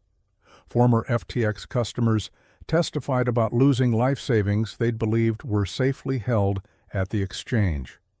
The defense strategy was to portray SBF as a well-intentioned entrepreneur overwhelmed by FTX's rapid growth, who'd made mistakes in risk management but hadn't committed fraud. His attorneys argued that cryptocurrency was complex and new, that accounting was messy, and that SBF had always intended to make customers whole. The strategy collapsed when SBF took the stand. Over days of testimony, he was evasive, claimed not to remember key events, and gave answers that contradicted both the evidence and his earlier public statements. He appeared calculating and dishonest. The jury watched as prosecutors systematically dismantled his credibility. On November 2, 2023, almost exactly 1 year after FTX's collapse, the jury convicted Sam Bankman-Fried on all 7 counts: wire fraud, conspiracy to commit wire fraud, securities fraud, conspiracy to commit securities fraud, conspiracy to commit commodities fraud, and conspiracy to commit money laundering. The verdict came after just 4 hours of deliberation. The sentencing came In March 2024, prosecutors asked for 50 years, arguing that SBF had committed one of the largest financial frauds in history and had shown no remorse. The defense requested 6 years, arguing that FTX customers would likely recover most of their funds through bankruptcy proceedings and that SBF's actions, while wrong, hadn't caused the catastrophic losses initially feared. Judge Lewis Kaplan was unmoved by the defense arguments. On March 28, 2024, he sentenced Sam Bankman-Fried to 25 years in federal prison. The judge specifically noted that SBF had lied on the witness stand, had shown no genuine remorse, and posed a risk of committing future crimes if released. There is a risk that this man will be in a position to do something very bad in the future, Judge Kaplan said, and it's not a trivial risk. The 25-year sentence was less than the 50 years prosecutors sought, but substantially more than the defense's requested 5 to 6 years. At age 32, SBF would be in his mid-50s when released, potentially earlier with good behavior under the First Step Act. His youth, which had been central to his image as a boy genius billionaire, meant he'd spend the prime of his life in prison. SBF is currently serving his sentence at MDC Brooklyn, a medium security facility, though he'll likely be transferred to a lower security prison to serve out his term. The beanbag chairs and video games are gone, replaced by a cell and prison routine. The cargo shorts and T-shirts have been replaced by prison khakis. The fallout from FTX's collapse extended far beyond SBF himself. FTX customers lost billions, though bankruptcy proceedings have recovered substantial assets, and current estimates suggest customers may eventually recover 70–90% of their funds, better than initially feared, but still representing massive losses. Investors who'd backed FTX lost approximately $1.7 billion. Lenders to Alameda lost $1.3 billion. The political donations became a massive embarrassment for both parties. Democratic candidates who'd received money from SBF scrambled to donate equivalent amounts to charity. Republican recipients who'd gotten money through SBF's straw donors faced scrutiny. The entire episode highlighted the corrupting influence of cryptocurrency money in politics and the ease with which enormous sums could be deployed to buy access and influence. The cryptocurrency industry suffered a massive blow to credibility. FTX had positioned itself as the responsible, regulated alternative to sketchy exchanges. Its collapse showed that even the good crypto companies couldn't be trusted. Combined with other 2022 crypto failures, including the collapse of Terra Luna, Three Arrows Capital, and Celsius Network, FTX's bankruptcy marked the end of crypto's mainstream credibility boom. The effective altruism movement faced a reckoning. SBF had been one of its most prominent advocates, frequently citing EA principles to justify his wealth accumulation. The revelation that he'd stolen billions while preaching about maximizing utility forced EA leaders to confront uncomfortable questions about whether their philosophy's utilitarian framework could rationalize immoral behavior. Some defended EA as sound, despite SBF's perversion of it. Others acknowledged that ends justify the means. Reasoning had enabled fraud. SBF's parents, both Stanford law professors, faced scrutiny over their role. Evidence showed they'd lived in FTX-purchased real estate, received money from their son, and had some knowledge of his business practices. They were sued by FTX's bankruptcy estate to recover assets. Their son's conviction brought professional and personal devastation. Their Stanford positions were imperiled, their reputations destroyed, their family shattered. Caroline Ellison, Gary Wang, and Nishad Singh, the cooperating witnesses whose testimony convicted SBF, await their own sentencing. Their cooperation deals likely mean lighter sentences than they'd otherwise face, but they'll still serve prison time. Their careers are over, their reputations destroyed, and they'll carry forever the knowledge that they participated in massive fraud. The bankruptcy proceedings continue under John Ray III, the attorney who oversaw Enron's bankruptcy and who described FTX as having the worst corporate controls he'd seen in his entire career. Ray's team has recovered billions in assets, located funds hidden in various accounts, and clawed back money from recipients of fraudulent transfers. The recovery rate for FTX customers will likely exceed 70%. Remarkable, given the scale of fraud, though cold comfort for those who lost access to funds for years. The comparison to Bernie Madoff is inevitable and instructive. Both ran Ponzi-style schemes where new money paid old obligations. Both cultivated images of legitimacy. Madoff as Wall Street elder statesman, SBF as responsible crypto pioneer. Both weaponized their reputations to deflect scrutiny, and both eventually collapsed when redemption requests exceeded available funds. The warning signs were obvious. FTX's growth was impossibly fast. The returns Alameda claimed were suspiciously good. SBF's wealth accumulation, from 0 to $26 billion in 3 years, should have triggered questions. Competitor exchanges like Binance refused to hold significant FTT tokens because they suspected something was wrong. But the crypto boom created such euphoria that skepticism was dismissed as FUD, fear, uncertainty, and doubt, the crypto community's term for criticism. Sam Bankman-Fried sits in prison today, serving 25 years, with years of his life ahead of him once released. He maintains he didn't commit fraud, that he made mistakes but always intended to make people whole, that the collapse was a liquidity crisis rather than theft. Few believe him.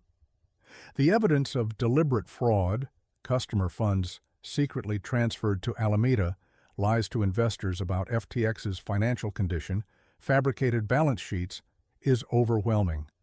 His legacy is approximately $14 billion stolen, thousands of victims defrauded, and crypto's credibility destroyed. The youngest self-made billionaire became one of the fastest fortunes lost. The effective altruist who preached about maximizing good caused massive harm. The eccentric genius in cargo shorts was revealed as a common thief who understood that the best disguise for fraud is appearing too weird, too smart, and too mission-driven to be a criminal. The League of Legends games he played during investor calls weren't signs of genius-level multitasking. They were contempt for the people whose money he was stealing. The beanbag chair wasn't authentic eccentricity. It was a prop. The Toyota Corolla wasn't humility. It was marketing. And the effective altruism wasn't a philosophy. It was a rationalization for taking enormous risks with other people's money in pursuit of wealth and influence. In the end, Sam Bankman-Fried's story is about the oldest fraud in the book, stealing money and lying about it. The cryptocurrency veneer, the effective altruism philosophy, the boy genius image, all of it was window dressing on a fraud that Bernie Madoff would have recognized instantly. The only thing new about Sam Bankman-Fried was the cargo shorts.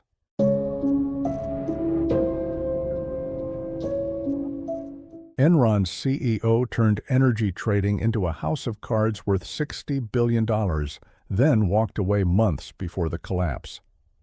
Jeff Skilling had a simple philosophy. Money is the only thing that motivates people.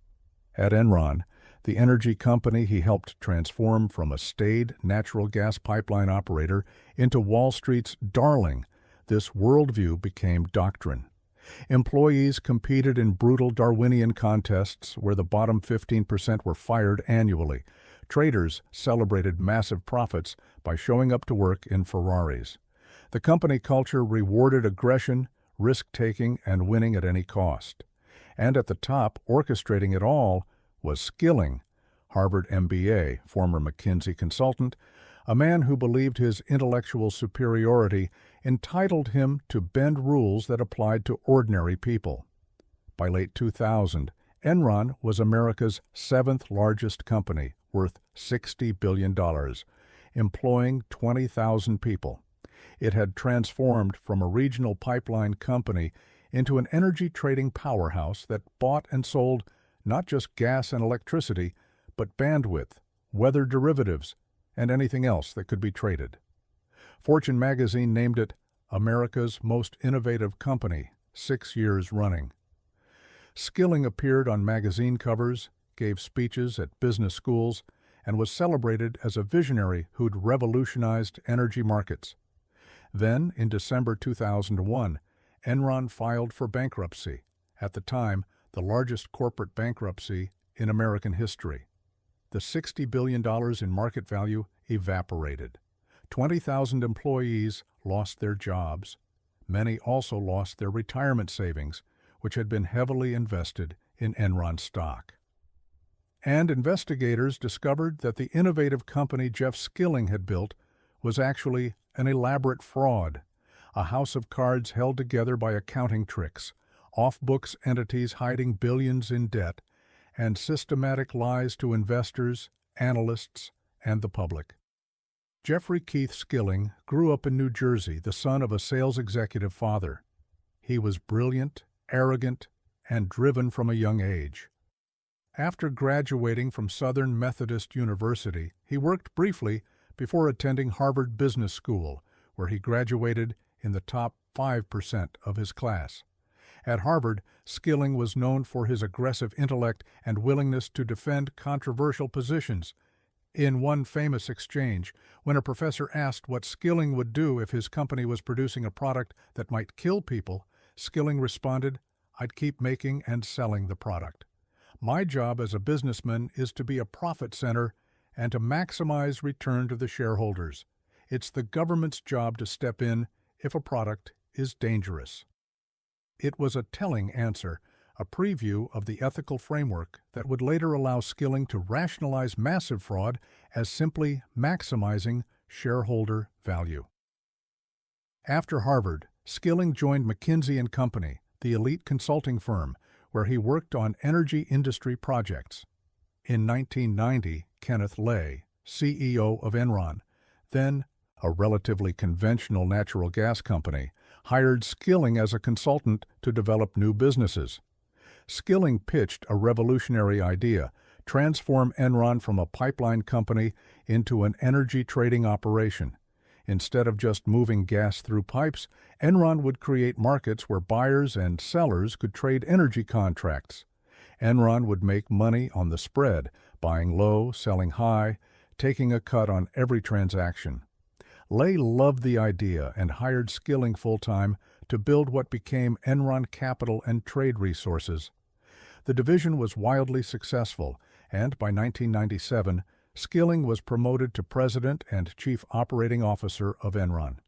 He brought with him a management philosophy forged at McKinsey and Harvard: hire the smartest people, pay them extraordinary compensation, and create a hyper-competitive culture where only the ruthless survived. Enron's employee review system, which Skilling championed, became infamous. Called Rank and Yank, it forced managers to rank employees on a scale of 1 to 5, with the bottom 15% automatically fired, regardless of absolute performance. The system created a culture of backstabbing and manipulation where employees focused more on sabotaging colleagues than on company success. But Skilling defended it as Darwinian capitalism: only the strongest survived, and that made Enron stronger. The trading floor culture was even more extreme. Traders made millions in bonuses based on the profits they generated. The atmosphere was fraternity house meets Wall Street, strippers hired for office parties, cocaine use that management ignored, and a swagger that celebrated excess. When traders made huge profits, they'd buy Porsches and park them in front of the building as trophies. Skilling loved it. To him, the aggressive culture proved Enron attracted winners. But the culture also incentivized fraud. When traders were compensated based on reported profits, they had enormous motivation to inflate those profits by any means necessary. And the accounting method Skilling championed, mark-to-market accounting, made fraud easy. Traditional accounting records revenue when cash is actually received. If you sign a 20-year contract to supply gas, you record revenue year by year as you deliver the gas and receive payment. Simple, conservative, verifiable. Mark-to-market accounting, which Enron convinced the SEC to allow it to use, records the entire anticipated profit from a long-term contract immediately, based on projections of future cash flows. Sign a 20-year gas supply contract, and you can record 20 years of anticipated profits today, even though you haven't delivered any gas or received any money. This creates obvious opportunities for manipulation. Inflate your projections of future profits, and you can record huge revenues today. Nobody will know the projections were wrong until years later, and by then the executives who booked the revenue will have collected their bonuses and moved on. When the contracts eventually prove unprofitable, you can hide the losses in complex accounting maneuvers or simply claim market conditions changed. Skilling insisted mark-to-market accounting was honest because it reflected Enron's true economic value based on expected future cash flows. Critics argued it was an invitation to fraud because it allowed companies to record imaginary profits. Both sides were right, but the critics were more right. Mark-to-market accounting became the foundation for Enron's fraud. Enron began recording enormous profits from contracts that would never generate the projected cash flows. Long-term energy supply contracts, bandwidth trading deals, even projects in developing countries that would never be profitable. All were booked as immediate gains using optimistic projections that bore no relationship to reality. When these projects failed to generate expected profits, Enron needed to hide the losses. Enter the off-balance sheet entities, partnerships with names like Chuco, Jedi, LJM, and Raptor, that existed primarily to conceal Enron's debts and losses from investors and regulators. The basic scheme worked like this. Enron would sell an unprofitable asset to one of these special purpose entities, booking a gain on the sale. The entity was supposedly independent, but it was actually controlled by Enron executives and funded largely by Enron itself. The sale was fake. Enron was essentially selling assets to itself, but the accounting treatment allowed Enron to book profits and move debts off its balance sheet. Andrew Fastow, Enron's chief financial officer, structured these entities and personally profited from them, eventually making over $30 million from partnerships that were supposed to be arm's-length transactions. Skilling approved the arrangements and defended them as sophisticated financial engineering that created value for shareholders. In reality, the partnerships were fraud, vehicles to hide debt, inflate profits, and deceive investors about Enron's true financial condition. By 2001, Enron had approximately $38 billion in off-balance sheet obligations that weren't disclosed to investors. The company that appeared to be thriving was actually drowning in hidden debt. The fraud accelerated as Enron's stock price became central to the company's survival. Many of the off-balance sheet entities were structured so that if Enron's stock fell below certain levels, the entities would collapse, and billions in hidden debts would crash back onto Enron's balance sheet. This created perverse incentives. Skilling and other executives had to keep the stock price high at any cost because a declining stock would trigger the very disclosures they were trying to avoid. So they lied. In analyst calls, Skilling confidently predicted continued growth. In earnings reports, Enron reported consistent profits while hiding massive losses. In meetings with investors, executives assured them Enron's business model was sound. And all the while Enron insiders were selling their stock. Skilling personally sold approximately $60 million in stock between 2000 and 2001, while simultaneously telling employees and outside investors that Enron was a great buy. By early 2001, cracks were appearing. Some analysts questioned how Enron actually made money. The company's business was so complex and opaque that even sophisticated investors couldn't understand it. In a famous analyst call in April 2001, an analyst named Richard Grubman questioned Enron's refusal to provide a balance sheet with its earnings report. Skilling's response was telling. "Well, thank you very much. We appreciate that, asshole." The comment, made on a recorded conference call, revealed Skilling's contempt for anyone questioning Enron. But the pressure was mounting. Journalists, particularly Bethany McLean of Fortune, were asking uncomfortable questions about Enron's finances. Short sellers were betting against the stock, and internally, several employees, including Vice President Sharon Watkins, were raising concerns about the accounting fraud with Kenneth Lay, warning that Enron might implode in a wave of accounting scandals. On August 14, 2001, Jeff Skilling suddenly resigned as CEO, citing personal reasons. He'd been in the top job only 6 months. The resignation shocked Wall Street and sent Enron stock tumbling. Skilling claimed he was leaving for family reasons, but the timing, just months before Enron's collapse, would later be seen as proof he knew the fraud was about to be exposed and was trying to distance himself. Kenneth Lay resumed the CEO role, but the situation was deteriorating rapidly. In October 2001, Enron announced a $618 million third-quarter loss and disclosed $1.2 billion in shareholder equity write-downs related to the partnerships. The SEC opened an investigation. Credit rating agencies downgraded Enron's debt.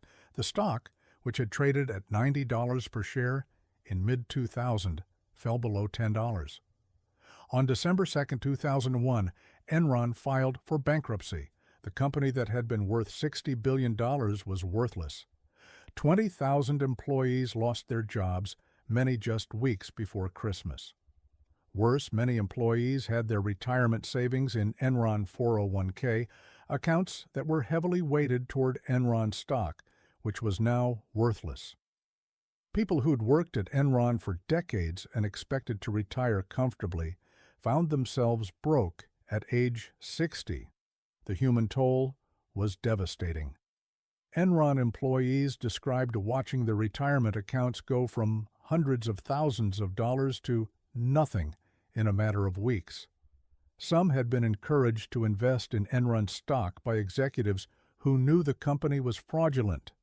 The lockdown period, when employees couldn't sell their 401k holdings, coincided with the stock's collapse, trapping employees while executives cashed out.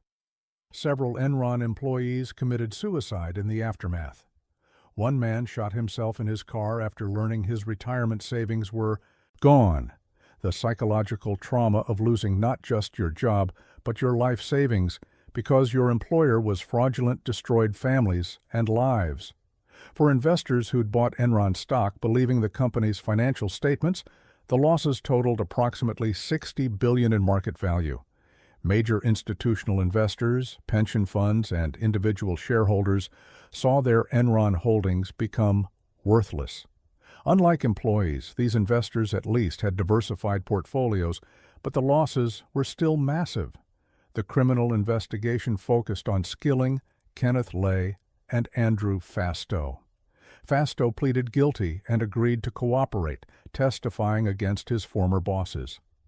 In 2004, federal prosecutors indicted Skilling and Lay on multiple counts of fraud, conspiracy, and insider trading. The trial, held in Houston federal court in 2006, was a spectacle. Skilling took the stand and defended his actions, claiming he'd done nothing wrong, that Enron's collapse was caused by a crisis of confidence rather than fraud, and that the accounting treatments were approved by auditors and lawyers. He was combative, arrogant, and thoroughly unconvincing. Kenneth Lay also testified, portraying himself as a victim who'd been deceived by subordinates. The defense strategy was to claim that Skilling and Lay had believed the rosy projections they'd been given, that they hadn't known about the fraud, and that they were guilty only of being too trusting. The jury didn't buy it. On May 25, 2006, Jeff Skilling was convicted on 19 of 28 counts including conspiracy, securities fraud, insider trading, and making false statements. Kenneth Lay was convicted on all 6 counts against him. The verdicts brought some measure of justice to the thousands of victims whose lives had been destroyed by Enron's fraud. Skilling's sentencing came in October 2006. Federal prosecutors asked for decades in prison, arguing that Skilling had orchestrated one of the largest corporate frauds in history and shown no remorse. Skilling's attorneys argued for leniency, claiming he'd been a good father and that harsh punishment served no purpose.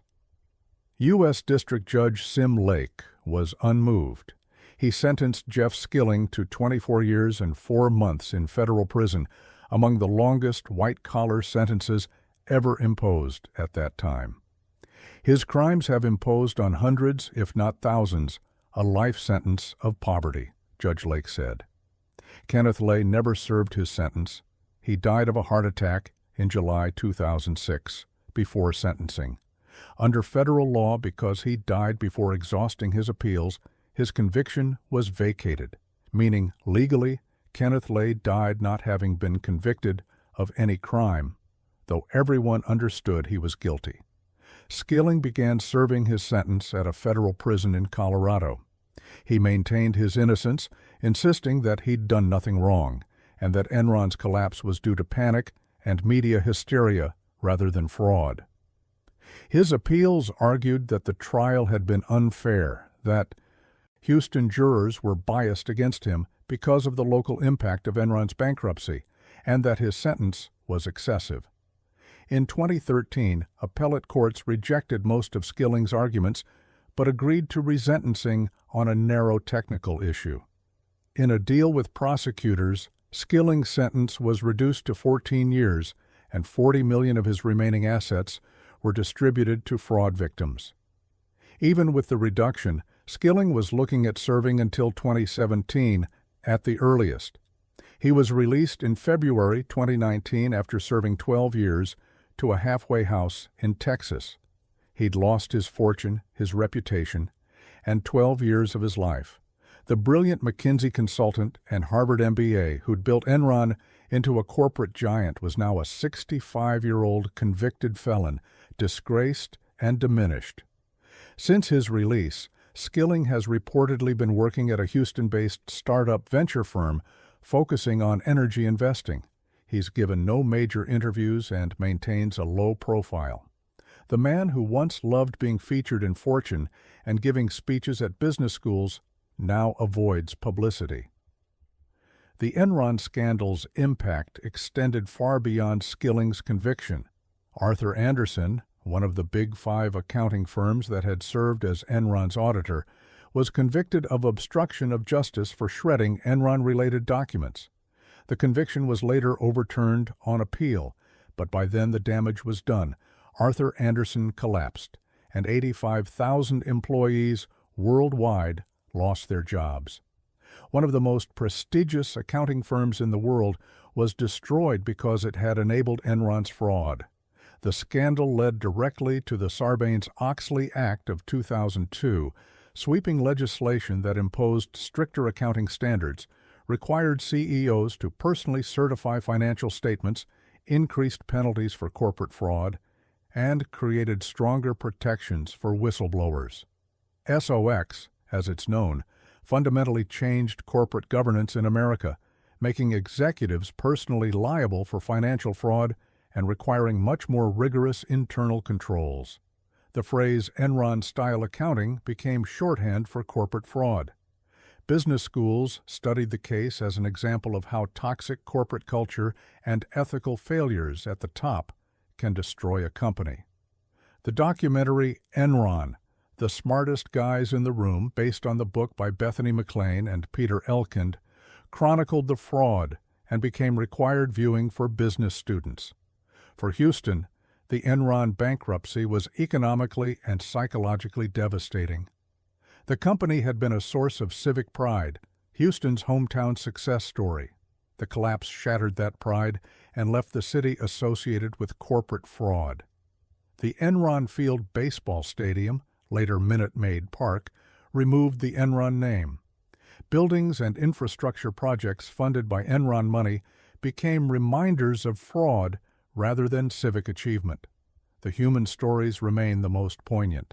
Lou Pye, an Enron executive who'd run the company's retail energy division, cashed out $270 million in stock before the collapse and never faced criminal charges, while ordinary employees lost everything.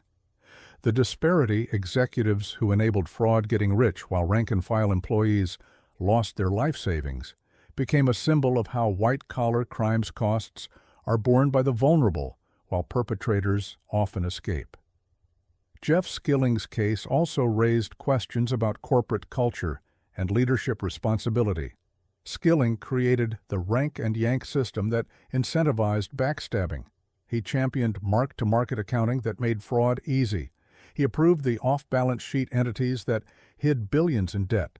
He set aggressive profit targets that couldn't be met honestly. And he cultivated a culture where winning justified any means. Did Skilling directly order subordinates to commit fraud? The evidence suggests he didn't need to. He created a system where fraud was inevitable, then turned a blind eye to the methods people used to hit their targets. It's a form of willful blindness. Create impossible expectations, reward results without asking questions, and claim ignorance when people break laws to meet your demands. In the end, Jeff Skilling's legacy is Enron. Not the innovative energy trading company he built, but the fraudulent shell it became. His name is synonymous with corporate fraud, his case studied as an example of how toxic leadership and ethical failure can destroy a company and devastate thousands of lives. The Darwinian philosophy that money is the only thing that profits.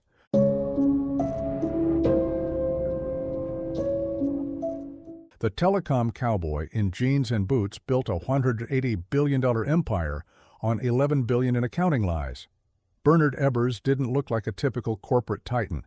He showed up to board meetings in jeans, cowboy boots, and a bolo tie. He drove a pickup truck. He owned ranches and timber forests.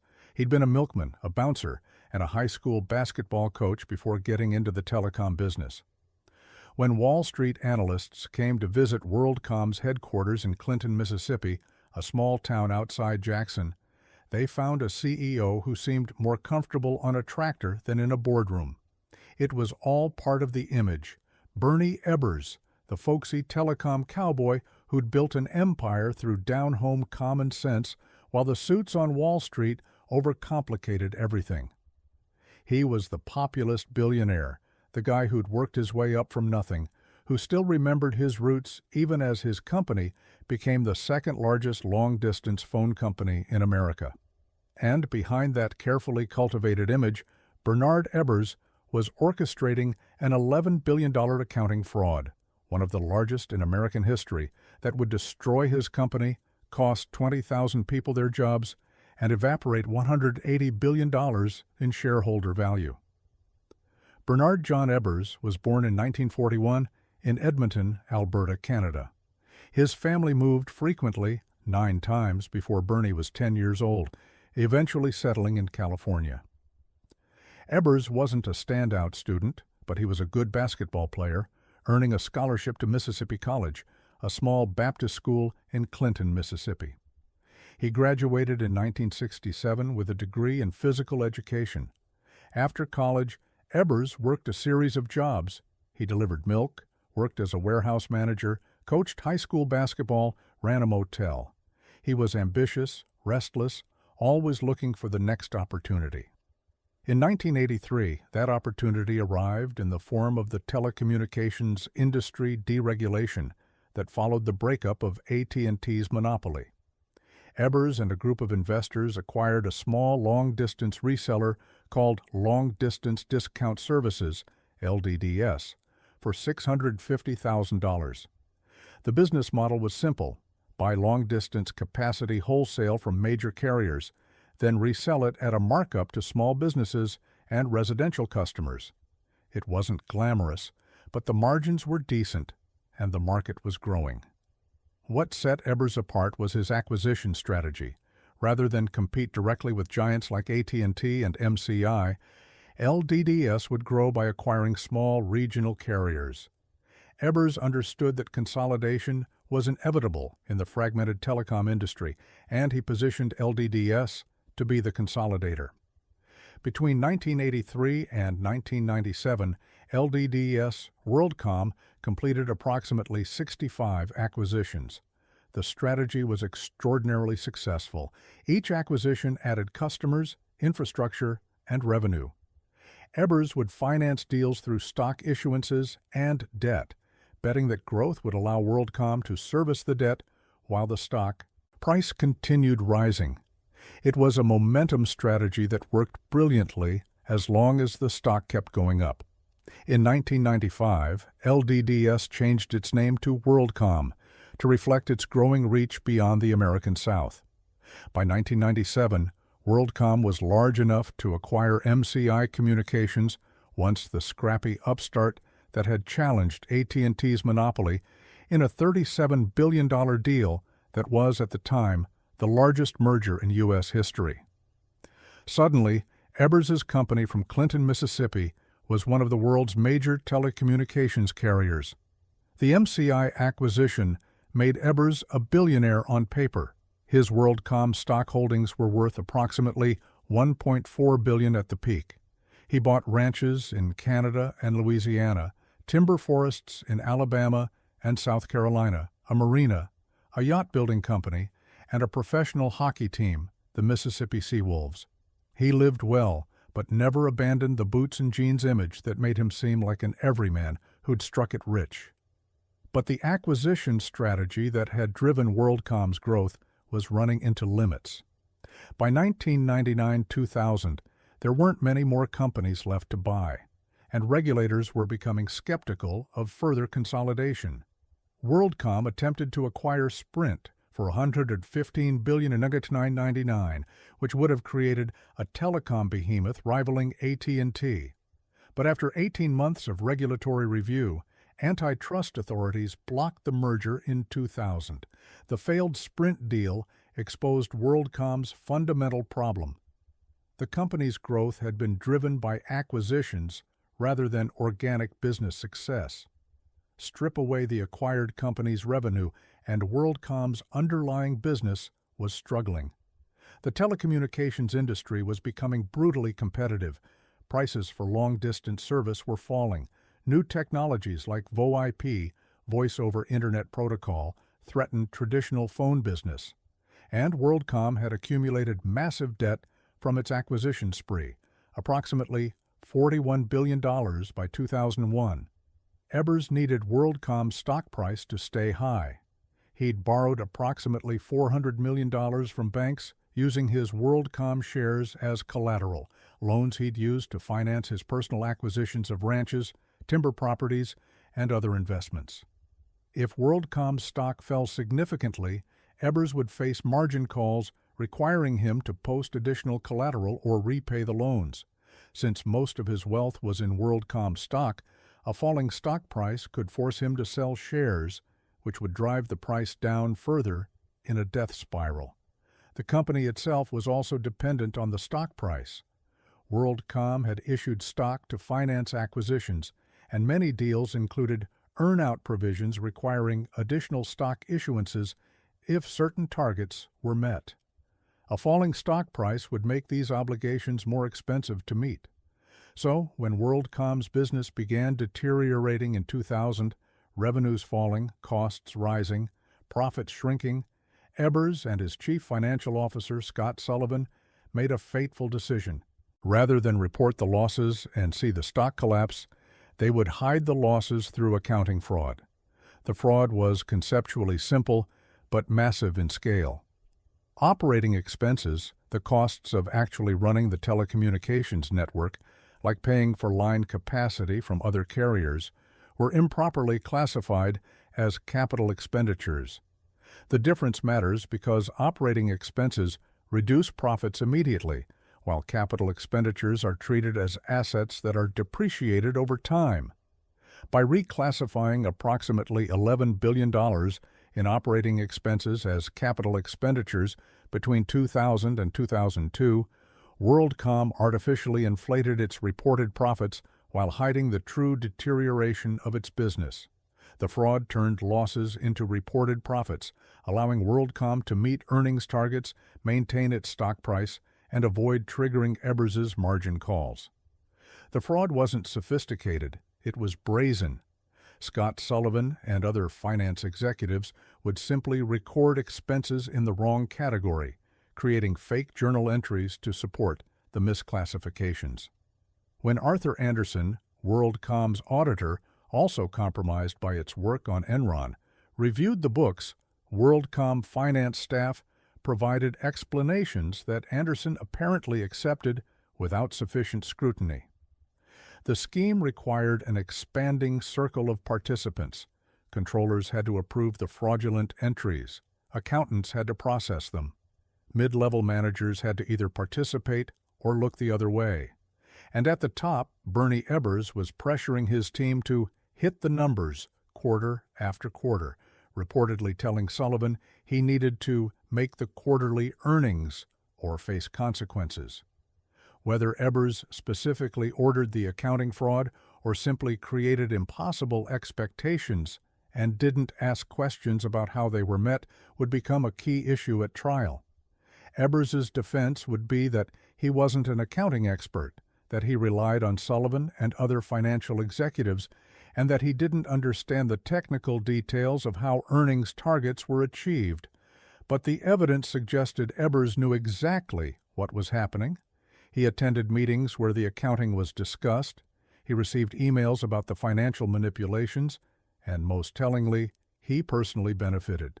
The fraud kept WorldCom's stock price elevated, allowing him to avoid margin calls on his personal loans. In fact, WorldCom's board, desperate to keep Ebbers from being forced to sell his shares, approved loans of approximately $400 million directly from WorldCom to Ebbers to help him meet margin calls. The company was lending its CEO hundreds of millions while reporting fake profits to keep the stock price high enough to justify those loans. The fraud began unraveling in 2002. Cynthia Cooper, WorldCom's vice president of internal audit, began investigating accounting irregularities after receiving tips from employees. Working at night to avoid detection by executives who might try to stop her investigation, Cooper and her team discovered the improperly capitalized expenses, billions of dollars in operating costs recorded as capital expenditures in violation of accounting rules. Cooper reported her findings to WorldCom's audit committee in June 2002. The board initiated an investigation. Scott Sullivan was fired. And on June 25, 2002, WorldCom announced it had overstated earnings by $3.8 billion, a number that would eventually grow to $11 billion as the full scope of fraud emerged. The announcement triggered WorldCom's collapse. The stock, which had traded above $60 per share at its peak in 1999, fell to pennies. On July 21, 2002, WorldCom filed for bankruptcy, the largest bankruptcy in U.S. history at the time, later surpassed by Lehman Brothers in 2008. The company that Ebbers had built through 65 acquisitions over nearly 2 decades was worthless. 20,000 WorldCom employees lost their jobs. Many also lost their retirement savings, which had been invested in WorldCom stock through 401k plans. Investors who'd believed WorldCom's fraudulent financial statements lost $180 billion in market value. And Bernie Ebbers, the billionaire in cowboy boots, saw his personal fortune evaporate. His WorldCom shares were worthless. He owed banks $400 million secured by those worthless shares, and he'd be forced to liquidate virtually all his assets to partially satisfy his debts. Federal prosecutors charged Ebbers and Sullivan with securities fraud, conspiracy, and filing false financial statements. Sullivan pleaded guilty and agreed to cooperate, testifying against Ebbers. His testimony would be devastating. Sullivan described how Ebbers had pressured him to hit the numbers, how Ebbers had attended meetings where the accounting fraud was discussed, and how Ebbers had personally benefited from the fraud by avoiding margin calls. Ebers's trial began in January 2005 in Manhattan Federal Court. The prosecution's case was methodical. They presented Sullivan's testimony, documents showing Ebers's knowledge of the fraud, and evidence of his personal financial motivation.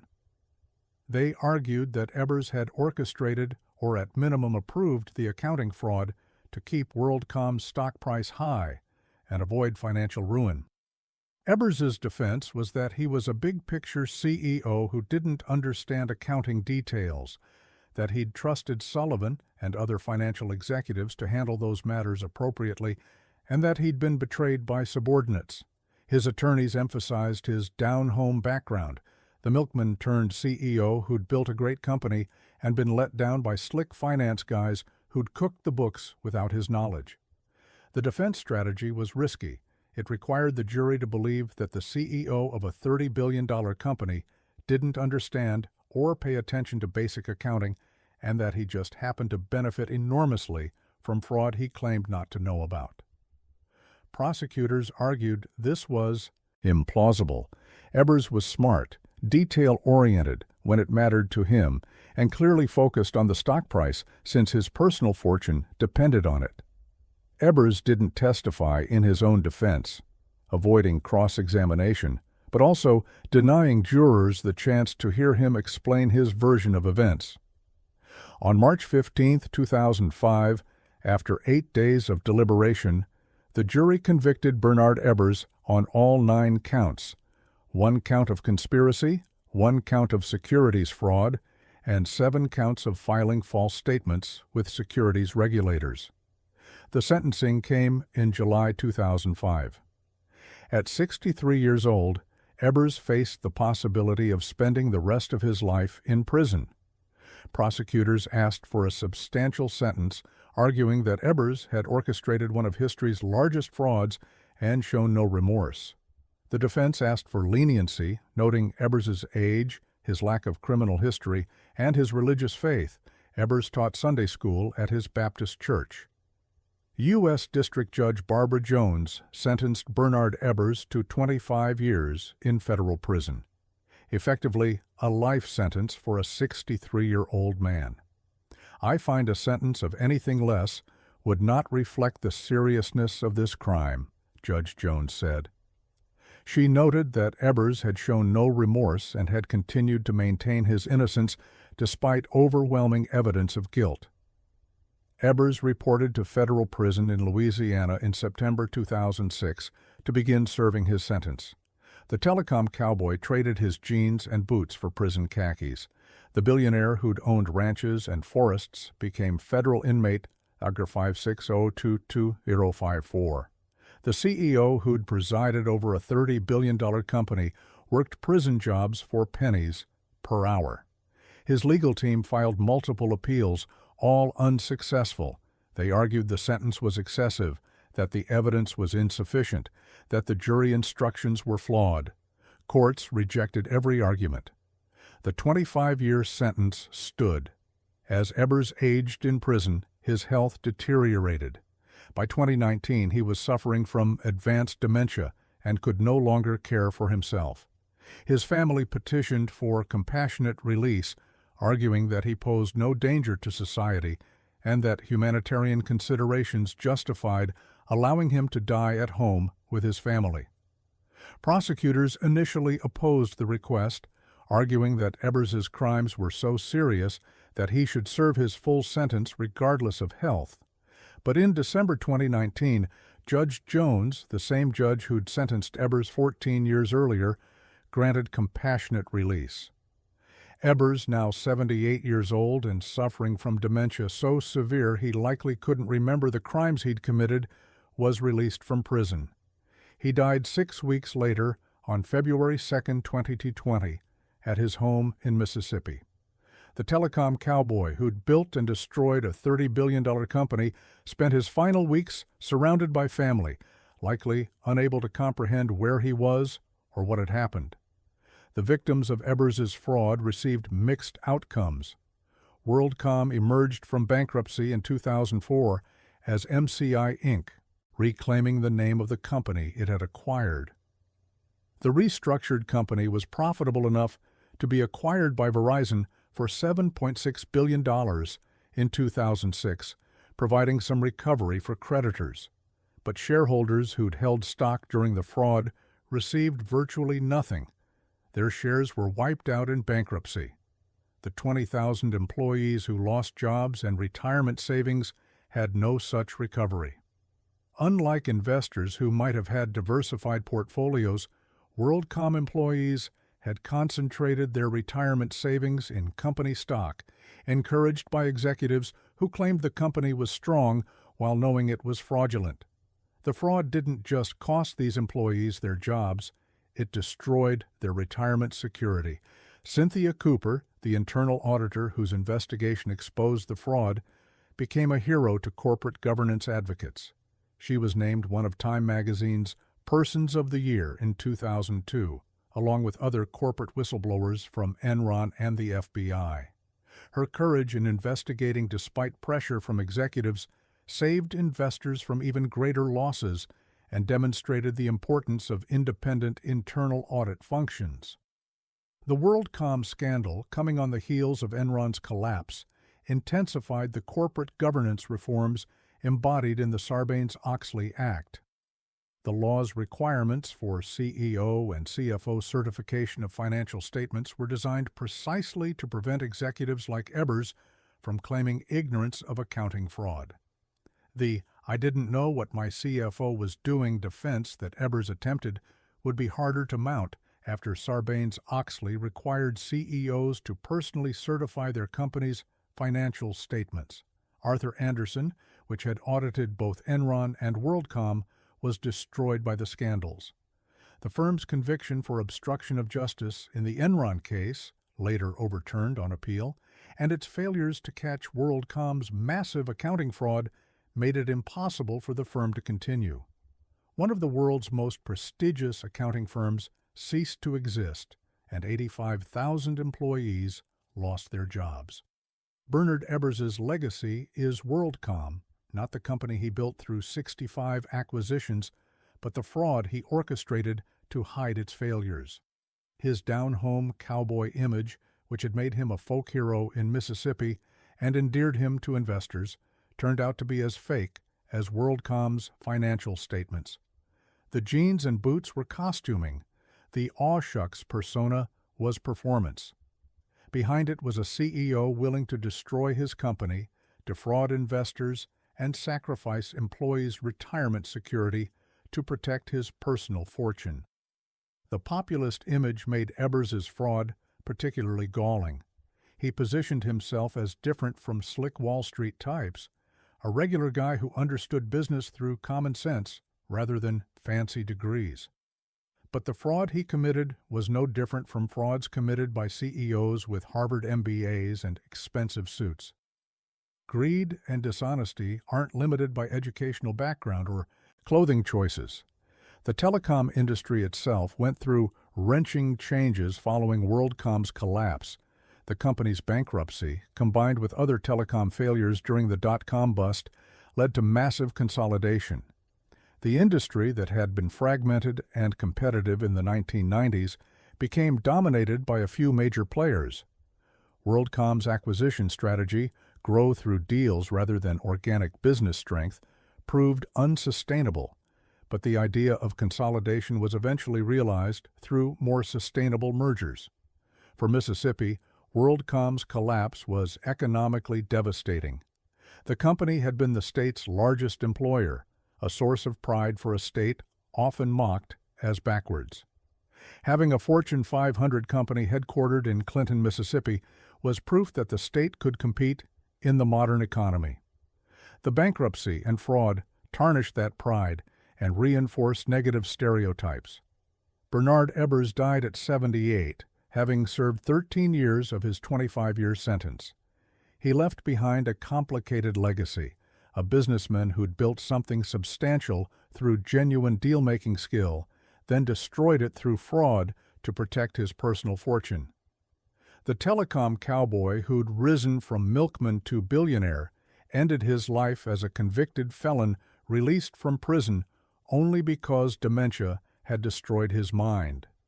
The $11 billion accounting fraud he orchestrated wasn't innovative or particularly sophisticated, it was simply massive.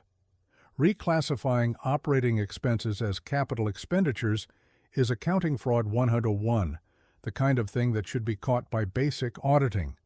That it continued for 2 years, reaching $11 billion, demonstrated not clever execution, but rather wholesale failure of oversight by auditors, directors, and regulators.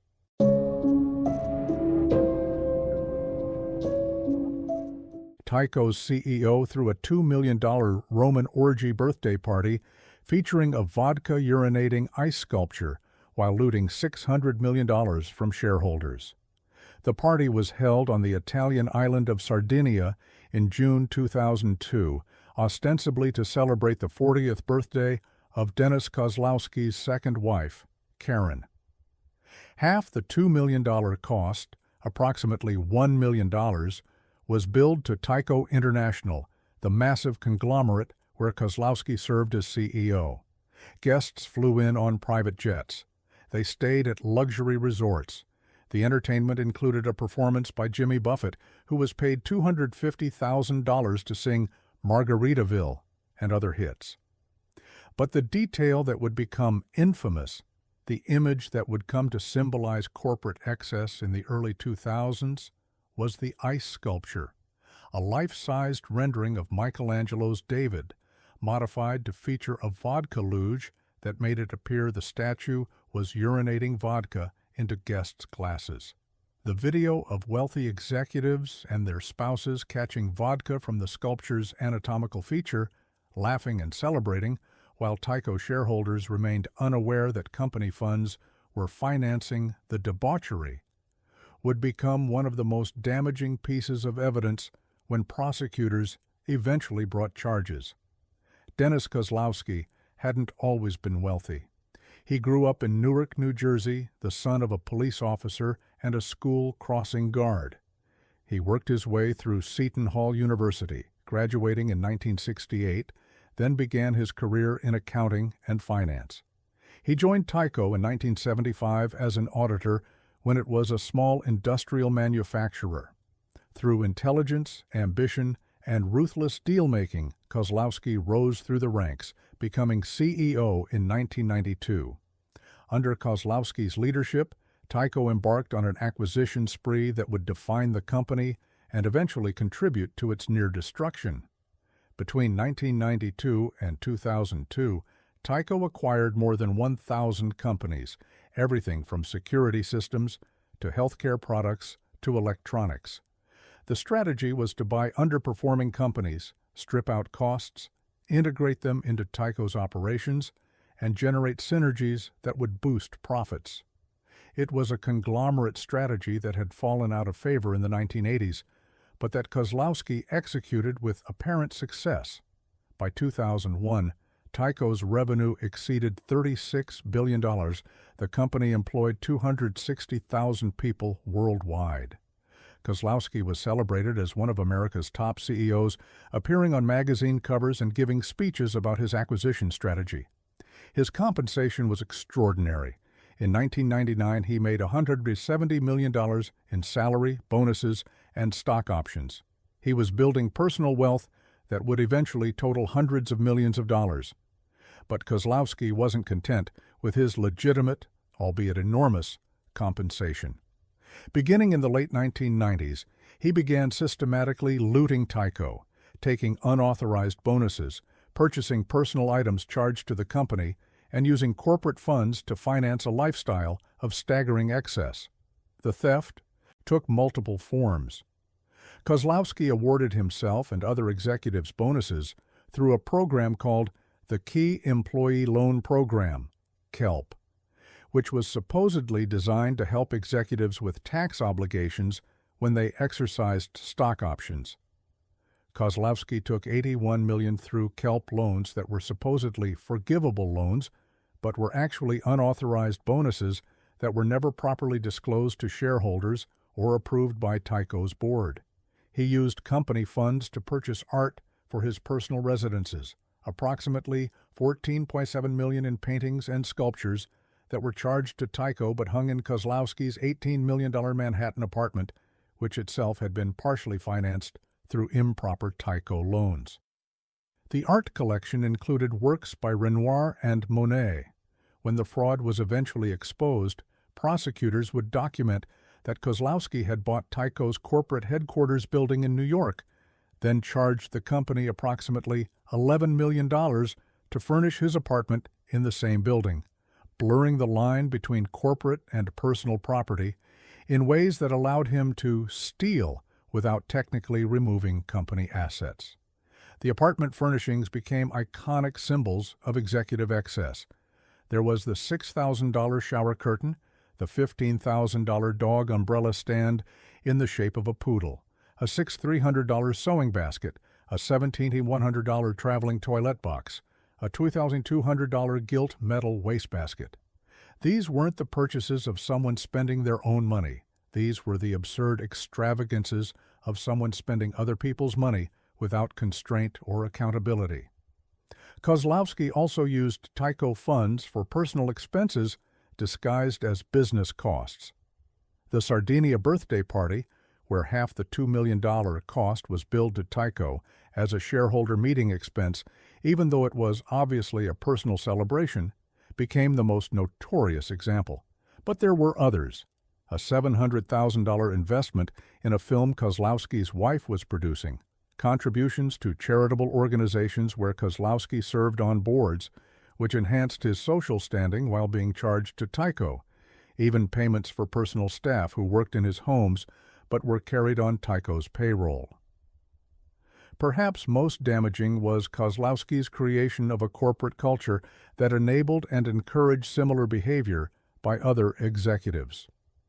Chief Financial Officer Mark Swartz participated in the looting, taking approximately $50 million through the same mechanisms Kozlowski used. General Counsel Mark Belnick took unauthorized loans and bonuses totaling millions. The message from the top was clear. Tycho was a personal piggy bank for senior executives, and corporate funds were available for personal use as long as you were senior enough and clever enough about disguising the theft. The fraud remained hidden for years, protected by Kozlowski's stature as a successful CEO, by the complexity of Tycho's accounting. The company had acquired so many entities that tracking cash flows was extremely difficult, and by the board's failure to exercise meaningful oversight. Tycho's board was packed with Kozlowski loyalists who didn't ask hard questions about executive compensation or about unusual expenses. The unraveling began not from diligent auditing or board oversight, but from a seemingly unrelated investigation. In 2002, Manhattan District Attorney Robert Morgenthau's office was investigating sales tax evasion related to art purchases. Wealthy individuals were having art shipped to addresses outside New York to avoid paying New York sales tax, then secretly bringing the art into the state. Kozlowski's name came up in this investigation. He'd purchased approximately $13 million in art and had it shipped to New Hampshire to avoid New York sales tax, then brought it to his Manhattan apartment. As prosecutors investigated the sales tax evasion, they discovered that Kozlowski had charged some of these art purchases to Tycho. This raised obvious questions.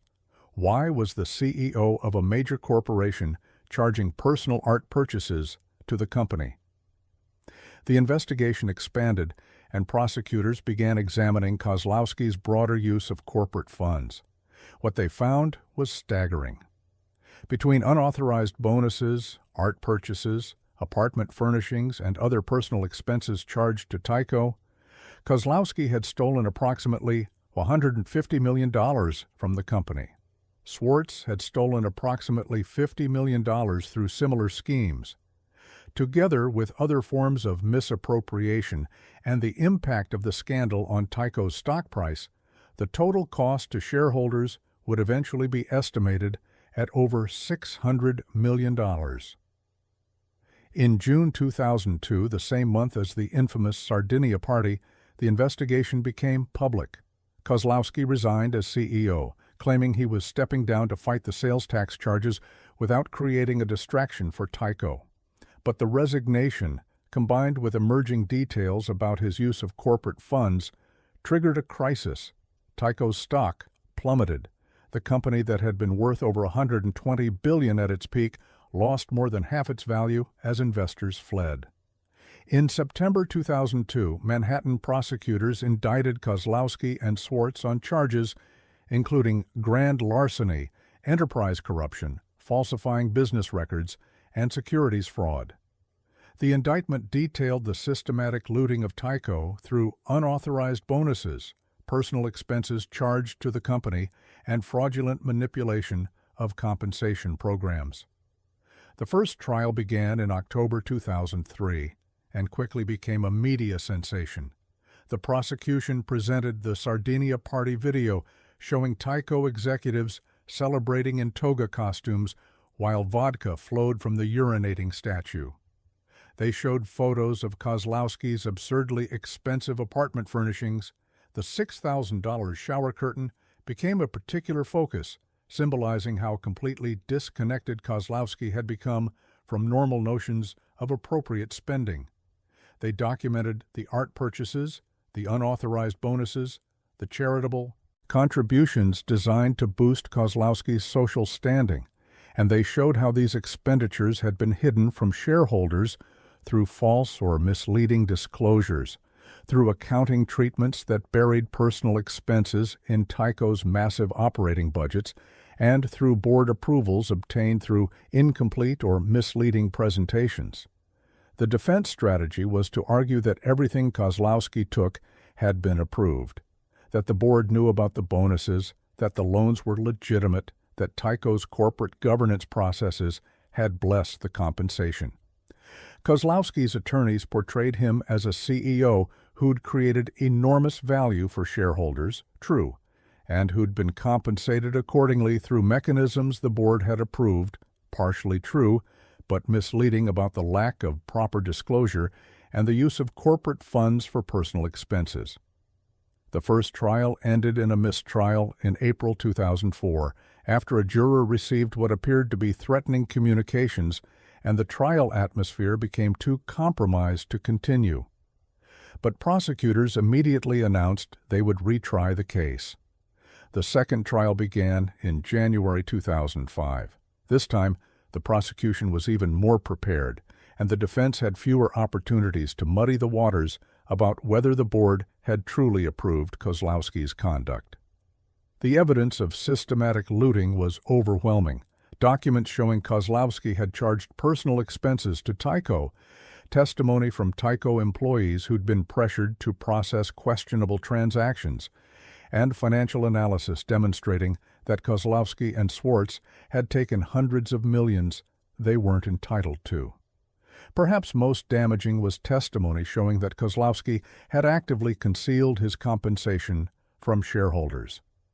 SEC rules required disclosure of executive compensation, but Kozlowski had structured his schemes to avoid proper disclosure, taking relocation loans that were actually bonuses, charging personal expenses as business costs, and using programs like KELP in ways that weren't explained to shareholders. On June 17, 2005, the jury convicted Dennis Kozlowski and Mark Swartz on 22 of 23 counts, including grand larceny, conspiracy, securities fraud, and falsifying business records. The verdict was a comprehensive rejection of the defense argument that Kozlowski's conduct had been approved and appropriate. The sentencing came in September 2005. Prosecutors asked for the maximum sentence, arguing that Kozlowski and Swartz had engaged in a massive breach of trust, had stolen from the company they were supposed to serve, and had shown no remorse. The defense asked for leniency, noting that Kozlowski had created value for Tyco shareholders even while stealing from them, and that prison time for a white-collar criminal served no rehabilitative purpose. Judge Michael Obus rejected the leniency request. He sentenced Dennis Kozlowski to 813 to 25 years in state prison, a sentence that made him eligible for parole after serving the minimum, but could keep him imprisoned for up to 25 years if parole was denied. Swartz received an identical sentence. Both were also ordered to pay restitution. Kozlowski owed $167 million, Swartz $72 million. The sentence was shocking for a white-collar crime. While corporate executives had been receiving increasingly harsh sentences following Enron and WorldCom, 8 to 25 years was extraordinarily severe. But the judge noted the scale of the theft, the systematic nature of the fraud, and the arrogance of executives who'd lived in obscene luxury while stealing from shareholders. Kozlowski reported to Mid-State Correctional Facility in New York in 2005 to begin his sentence. The executive who'd lived in an $18 million apartment was now in a prison cell. The CEO who'd spent $6,000 on a shower curtain was using prison showers. The party host who'd imported Jimmy Buffett to Sardinia was attending prison recreation activities. He served approximately 6.5 years before being released on parole in January 2014. During his incarceration, Kozlowski reportedly worked in the prison law library, taught financial planning classes to fellow inmates, and maintained that while he'd made mistakes, he'd been unfairly scapegoated for conduct that was common in corporate America. The restitution proved complicated. Under New York's faithless servant doctrine, which holds that an employee who breaches their duty of loyalty to their employer forfeits all compensation, not just the stolen amounts, Kozlowski ultimately forfeited approximately $500 million in compensation and assets. His apartment was sold, his art collection auctioned, his other assets liquidated. The man who'd been worth hundreds of millions was essentially bankrupt, having forfeited nearly everything to partially compensate Tyco for his theft. Since his release, Kozlowski has worked in mergers and acquisitions consulting and has been involved with organizations helping former inmates reintegrate into society. He's given limited interviews in which he expresses some regret, but also maintains that he was treated unfairly, that his compensation was appropriate for the value he'd created, and that the criminal prosecution was excessive. For Tyco, the scandal was devastating, but not fatal. The company brought in new management, restructured operations, and eventually split into 3 separate publicly traded companies, Tyco International, Covidien, and TE Connectivity. The restructured entities have performed reasonably well, vindicating the argument that Tyco's underlying businesses were sound even if its CEO was corrupt. But the scandal cost shareholders billions in stock value losses and destroyed the conglomerate model Kozlowski had built. The 260,000 Tyco employees worldwide suffered through years of uncertainty as the scandal unfolded, as management changed, and as the company restructured. While most kept their jobs, the stress and disruption were real costs of Kozlowski's fraud. The Kozlowski case became iconic not because it was the largest fraud, Enron, WorldCom, and others involved bigger numbers, but because it was the most visually and viscerally offensive. The $6,000 shower curtain wasn't just expensive, it was absurd. The vodka urinating ice sculpture wasn't just tasteless, it was grotesque. The $15,000 umbrella stand for a dog wasn't just extravagant, it was insulting to ordinary people who'd invested in Tyco. The New York Post captured the public mood perfectly with its headline after Kozlowski's indictment, "Oink Oink." The image of Kozlowski as a pig at the trough, consuming corporate assets without restraint or shame, resonated with Americans who'd lost jobs and retirement savings in the wave of corporate scandals. The case highlighted how corporate executives in the late 1990s and early 2000s had come to view themselves as entitled to unlimited wealth extracted from the companies they ran. Kozlowski's legitimate compensation was already extraordinary. $170 million in 1999 alone would have made him one of America's highest-paid CEOs. But it wasn't enough. He wanted more, not for any purpose related to generating shareholder value, but simply because he felt entitled to spend corporate money on personal luxuries. The board's failure to stop Kozlowski revealed systemic problems in corporate governance. Board members who should have been questioning why the CEO needed a $6,000 shower curtain charged to the company instead rubber-stamped expenses because Kozlowski had been successful and because challenging him might have cost them their lucrative board positions. The alignment of interests between executives and supposedly independent directors created a situation where meaningful oversight was impossible. The Sarbanes-Oxley Act, passed in response to Enron and WorldCom, included provisions designed to prevent situations like Tyco's, requirements for independent directors, restrictions on loans to executives, and stronger financial controls. But critics argue that no regulation can fully prevent determined executives from stealing if boards won't exercise meaningful oversight.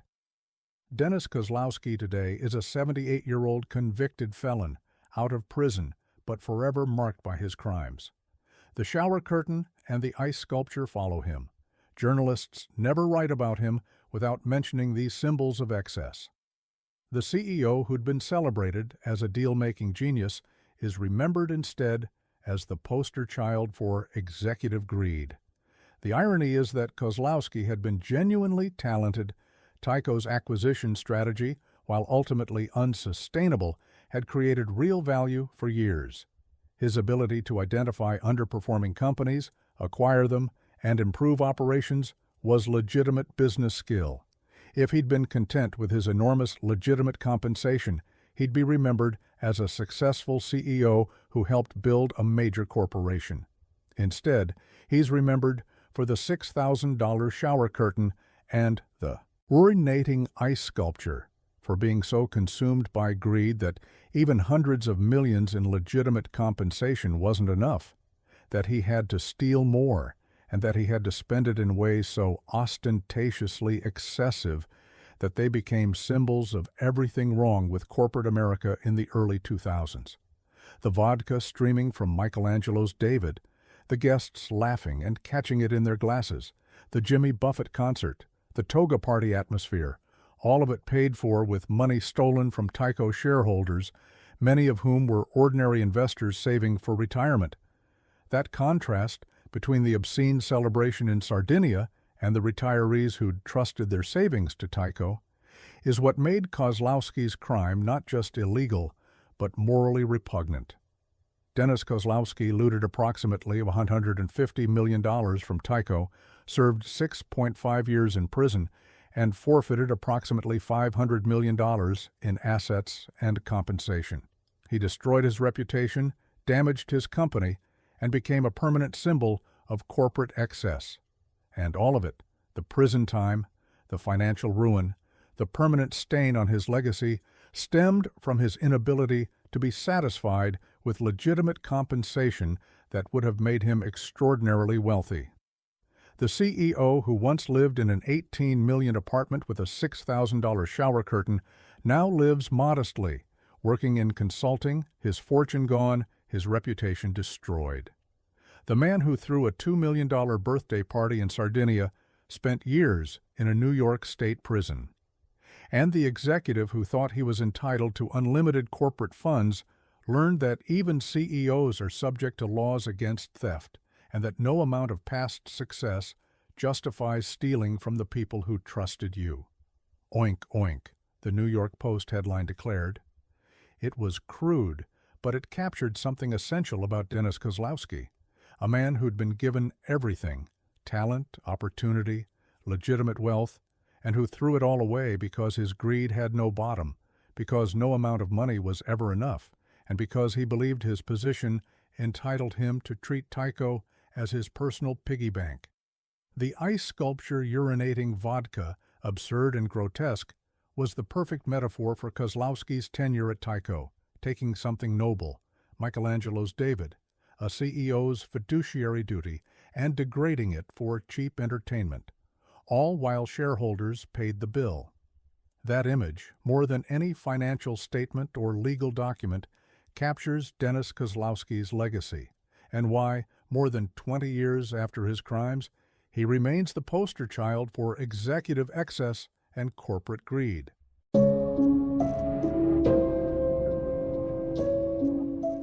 The Greek immigrant who built America's fifth-largest cable company from a $300 loan stole $2.3 billion from his own creation. John Rigas arrived in America in 1922, a 2-year-old child from Greece who spoke no English, whose family had nothing but hope and determination. His father worked as a hot dog vendor in Wellsville, New York. Young John grew up during the Depression, learning that success came through hard work, frugality, and seizing opportunities others missed. In 1952, at age 27, he borrowed $300 to buy a movie theater in Coudersport, Pennsylvania, a small town in the state's rural north-central region with a population of about 2,500. That $300 loan became the foundation of Adelphia Communications, eventually America's fifth-largest cable television company, serving 5.6 million subscribers across 30 states and Puerto Rico, worth billions, employing thousands. John Rigas became a billionaire, a philanthropist, the owner of the Buffalo Sabres NHL team. He was the embodiment of the American dream, the immigrant who'd built an empire from nothing.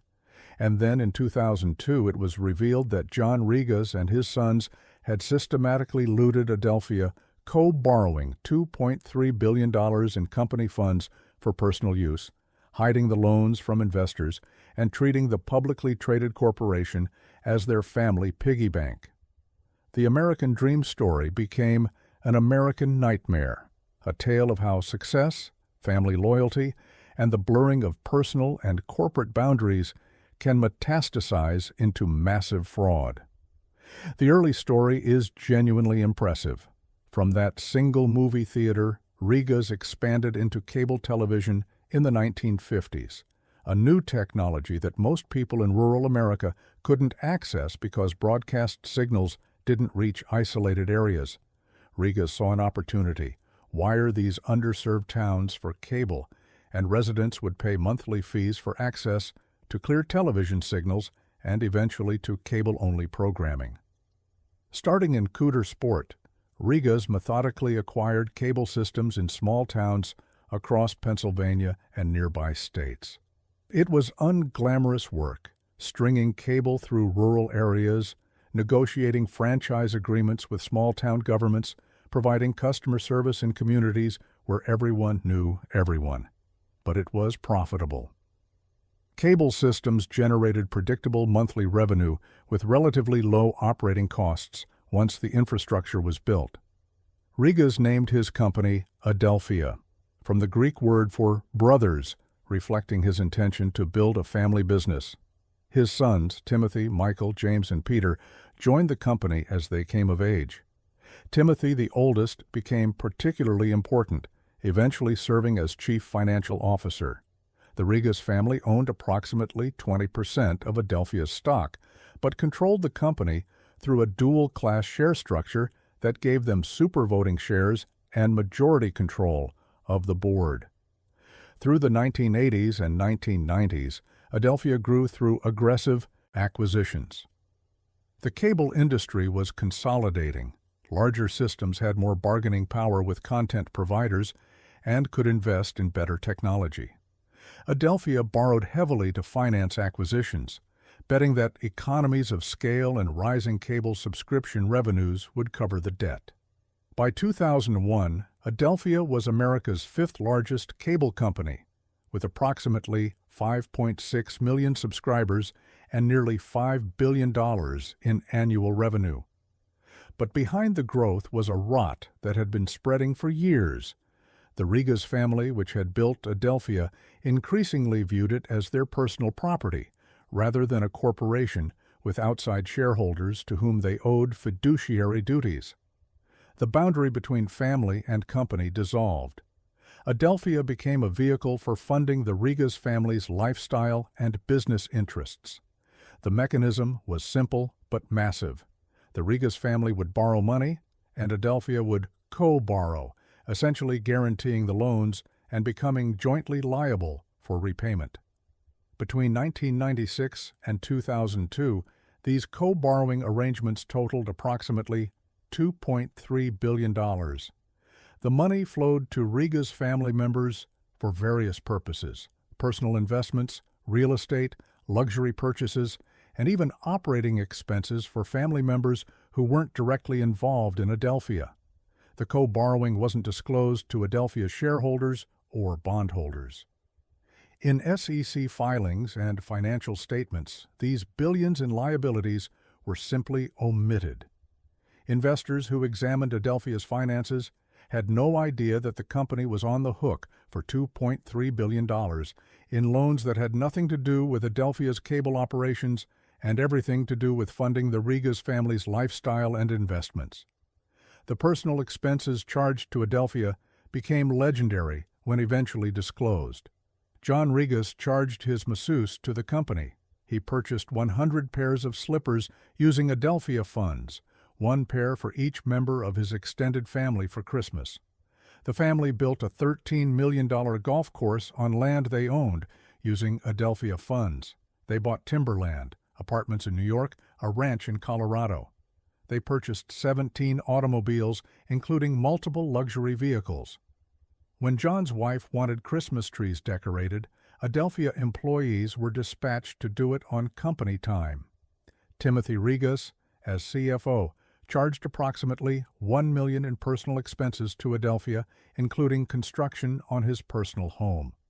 Michael Rigas charged country club memberships. James Rigas charged personal expenses for his own ventures. The company was treated as an extension of the family checkbook. If a Rigas family member wanted something, they charged it to Adelphia, confident that the dual-class share structure gave them control and that the co-borrowing arrangements were hidden from outside scrutiny. Perhaps most brazen was the stock scheme. The Rigas family issued themselves approximately $1.6 billion in Adelphia stock, but never paid for it. The stock grants diluted outside shareholders while enriching the family, and the amounts were so large relative to family members' disclosed assets that it should have been obvious they couldn't have paid for the shares legitimately. The fraud was enabled by Adelphia's location in Coudersport, a tiny rural town where Adelphia was by far the largest employer. The Rigas family were local heroes who'd brought prosperity to the region. Questioning them seemed disloyal. Adelphia's board was packed with family members and friends. The company's law firm and accounting firm had long relationships with the Rigas family and were reluctant to challenge them. It was the perfect environment for a family to treat a public company as private property. But by 2001-2002, the cash needs were becoming unsustainable. The cable industry was capital-intensive. Upgrading systems to offer internet and phone service required massive investment. Adelphia's legitimate business needed capital, but billions were already committed to co-borrowing arrangements funding the Rigas family's lifestyle and investments. The company was running out of money, and the co-borrowing arrangements couldn't be hidden much longer. The disclosure came on March 27, 2002, during an earnings conference call. Adelphia casually mentioned that the company had approximately $2.3 billion in off-balance sheet liabilities related to co-borrowing with the Rigas family. The announcement shocked investors. $2.3 billion in hidden liabilities, co-borrowing with the founding family. What had the money been used for? Adelphia's stock crashed 30% that day. Within days, credit rating agencies downgraded Adelphia's debt. The company disclosed that it was unable to file required financial reports because it needed to restate years of prior statements to account for the co-borrowing. And investigators, both the SEC and federal prosecutors, began asking questions about what the Rigas family had done with $2.3 billion. The investigation revealed systematic looting. The Rigas family had used Adelphia as a personal bank, taking billions without disclosure or proper authorization. They'd treated a company with 830,000 outside shareholders and billions in publicly traded debt as their family business, ignoring their fiduciary duties and securities law obligations. In May 2002, John Regas resigned as CEO. In June, the company filed for bankruptcy, one of the largest telecommunications bankruptcies in history. And in July 2002, federal prosecutors arrested John Regas, sons Timothy, Michael, and James, and two former executives on charges including securities fraud, wire fraud, and bank fraud. The trial of John and Timothy Regas, Michael and James faced separate proceedings, began in March 2004 in Manhattan Federal Court. The prosecution's case documented the massive co-borrowing, the personal expenses charged to Adelphia, the stock schemes, and the concealment of all of it from investors. They showed that the Regases had systematically lied on SEC filings, in press releases, and in meetings with investors about Adelphia's financial condition. The defense strategy was to argue that the co-borrowing was legitimate, that Adelphia had benefited from the Regas family's investments, that the dual-class share structure gave the family control, and that the co-borrowing arrangements weren't hidden, but rather just weren't highlighted prominently enough. It was a weak defense. $2.3 billion in undisclosed liabilities isn't a disclosure issue, it's fraud. John and Timothy Regas also argued that they hadn't intended to harm Adelphia or its investors, that they'd always planned to repay the co-borrowed amounts, and that their actions were consistent with how family-controlled companies operated. But this defense contradicted the evidence. They'd hidden the co-borrowing precisely because they knew investors would object, they'd never made meaningful repayment, and they'd used the money for personal luxuries rather than investments that might have generated returns. On July 8, 2004, the jury convicted John Regas on 18 counts and Timothy Regas on 19 counts of fraud and conspiracy.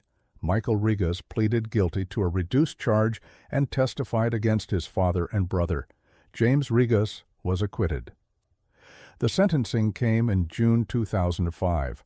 Prosecutors asked for substantial prison time, arguing that the Regases had engaged in one of the largest corporate frauds of the era, had destroyed a company that employed thousands, and had stolen from shareholders, including pension funds and ordinary investors. The defense asked for leniency, noting John's age, he was 80 by sentencing, and arguing that imprisonment served no purpose for elderly white-collar criminals. U.S. District Judge Leonard Sand sentenced John Regas to 15 years in federal prison, effectively a life sentence for an 80-year-old. Timothy Regas received 20 years. The judge noted the massive scale of theft, the systematic nature of the fraud, and the breach of trust. "This is not a case of simply taking what you needed," Judge Sand said. "This is a case of greed on a massive scale." John Regas reported to federal prison in Pennsylvania to begin his sentence. The man who'd built an empire from a $300 loan was now federal inmate, R666947054. The Greek immigrant who'd embodied the American dream was now serving what would likely be a life sentence for looting the company he'd created. Adelphia itself was dismembered in bankruptcy. In 2006, Comcast and Time Warner Cable acquired Adelphia's cable systems for $17.6 billion, splitting the assets between them. The money went to creditors, bondholders, and banks that had lent to Adelphia based on fraudulent financial statements. Shareholders recovered almost nothing. The company that John Regas had built over 50 years ceased to exist. The 14,000 Adelphia employees lost their jobs or were absorbed into Comcast and Time Warner systems. The Cooter Sport headquarters, once the pride of a small town, closed. The Buffalo Sabres, which the Regases had owned, were sold in bankruptcy. The golf course, the timberland, the New York apartments, the Colorado ranch, all were liquidated to partially satisfy Adelphia's debts. John Regas's health deteriorated in prison. By 2009, he was suffering from bladder cancer and other ailments. His family petitioned for compassionate release, arguing he posed no danger and that humanitarian considerations justified allowing him to die at home. In February 2016, after serving 12 years of his 15-year sentence, the 91-year-old Rigas was granted compassionate release. Timothy Rigas served his full sentence, being released in 2019 after serving 15 years of his 20-year term. Both men maintained they'd been unfairly convicted, that the co-borrowing had been legitimate, and that they'd been scapegoated during an era of corporate fraud prosecutions. John Rigas lived 5 more years after his release, dying in September 2021 at age 96. His obituaries struggled with how to characterize him: visionary entrepreneur who'd built a major company, or fraudster who'd stolen billions? The Greek immigrant who'd embodied the American dream, or the patriarch who'd corrupted his family business into a criminal enterprise? The answer is that he was both.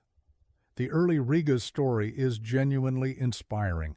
The immigrant son who borrowed $300 saw an opportunity in rural cable systems and methodically built a major corporation. That John Rigas created real value, employed thousands, and brought prosperity to communities like Coudersport.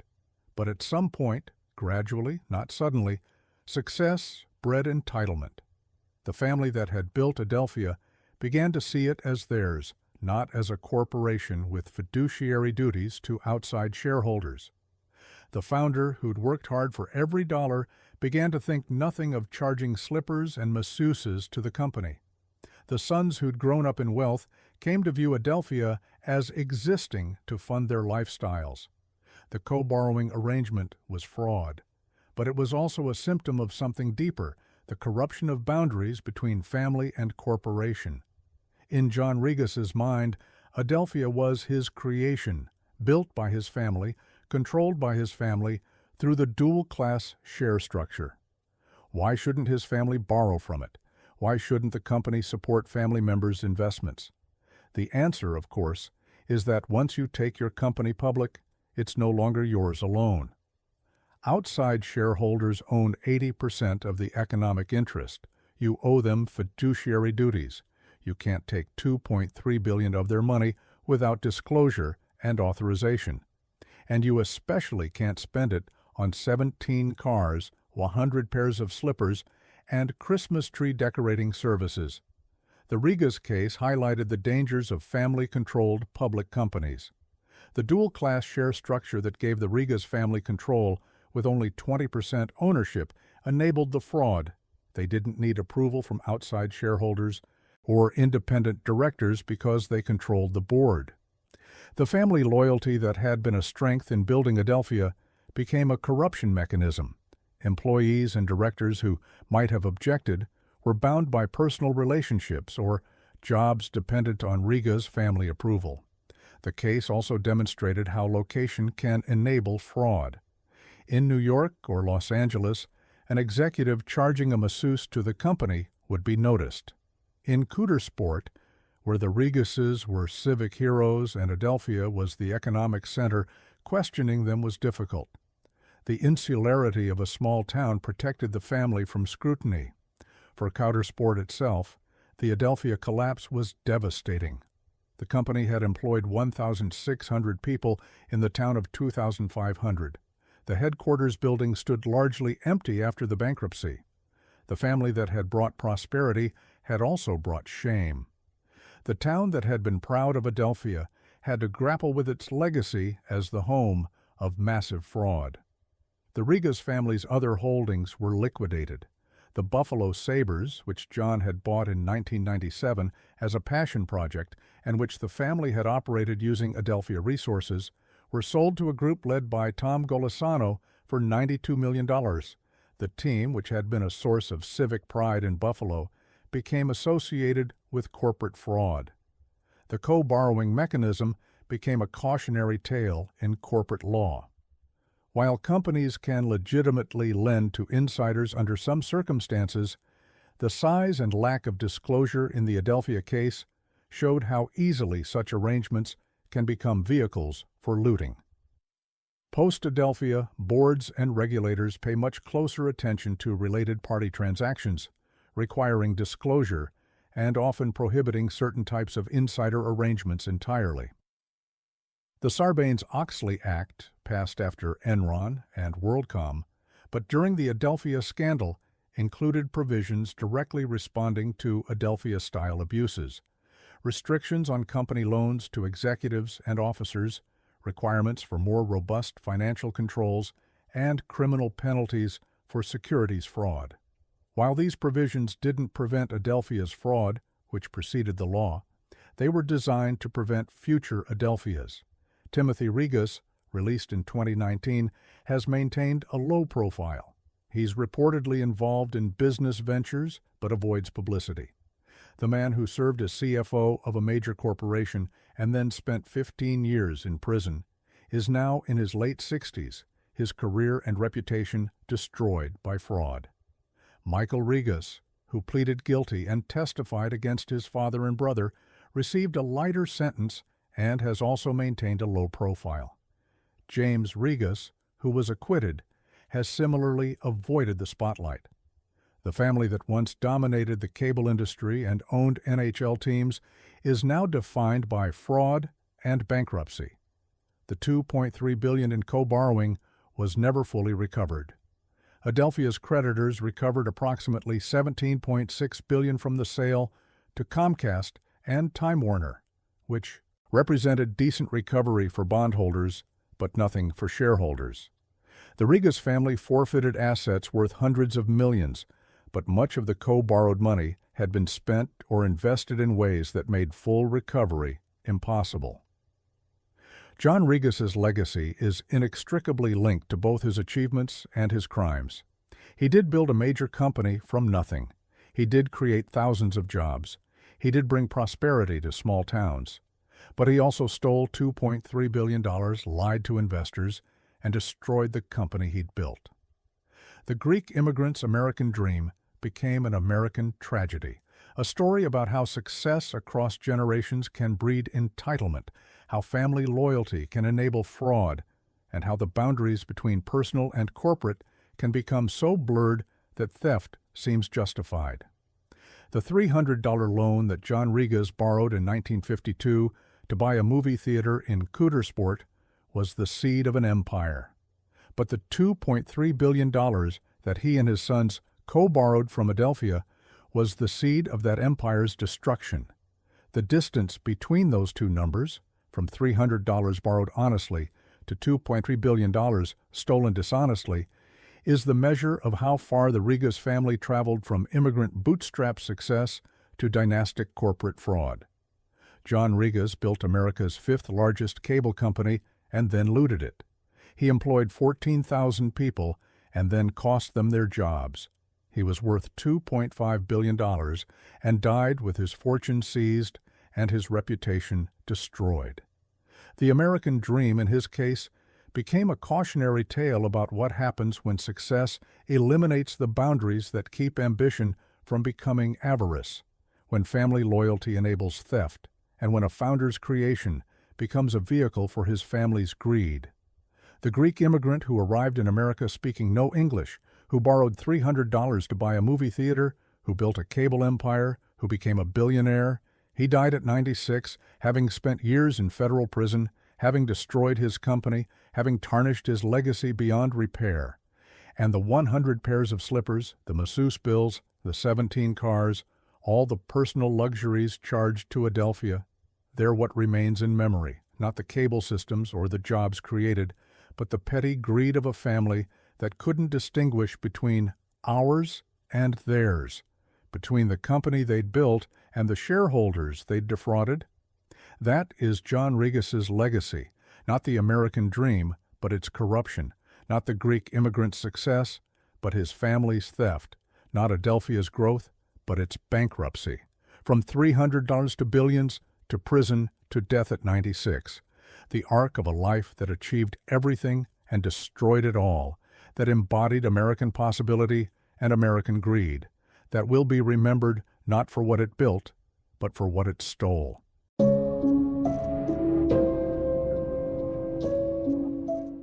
Celsius Network's CEO promised to be the bank of crypto, but ran a multi-billion-dollar shell game that left depositors with nothing.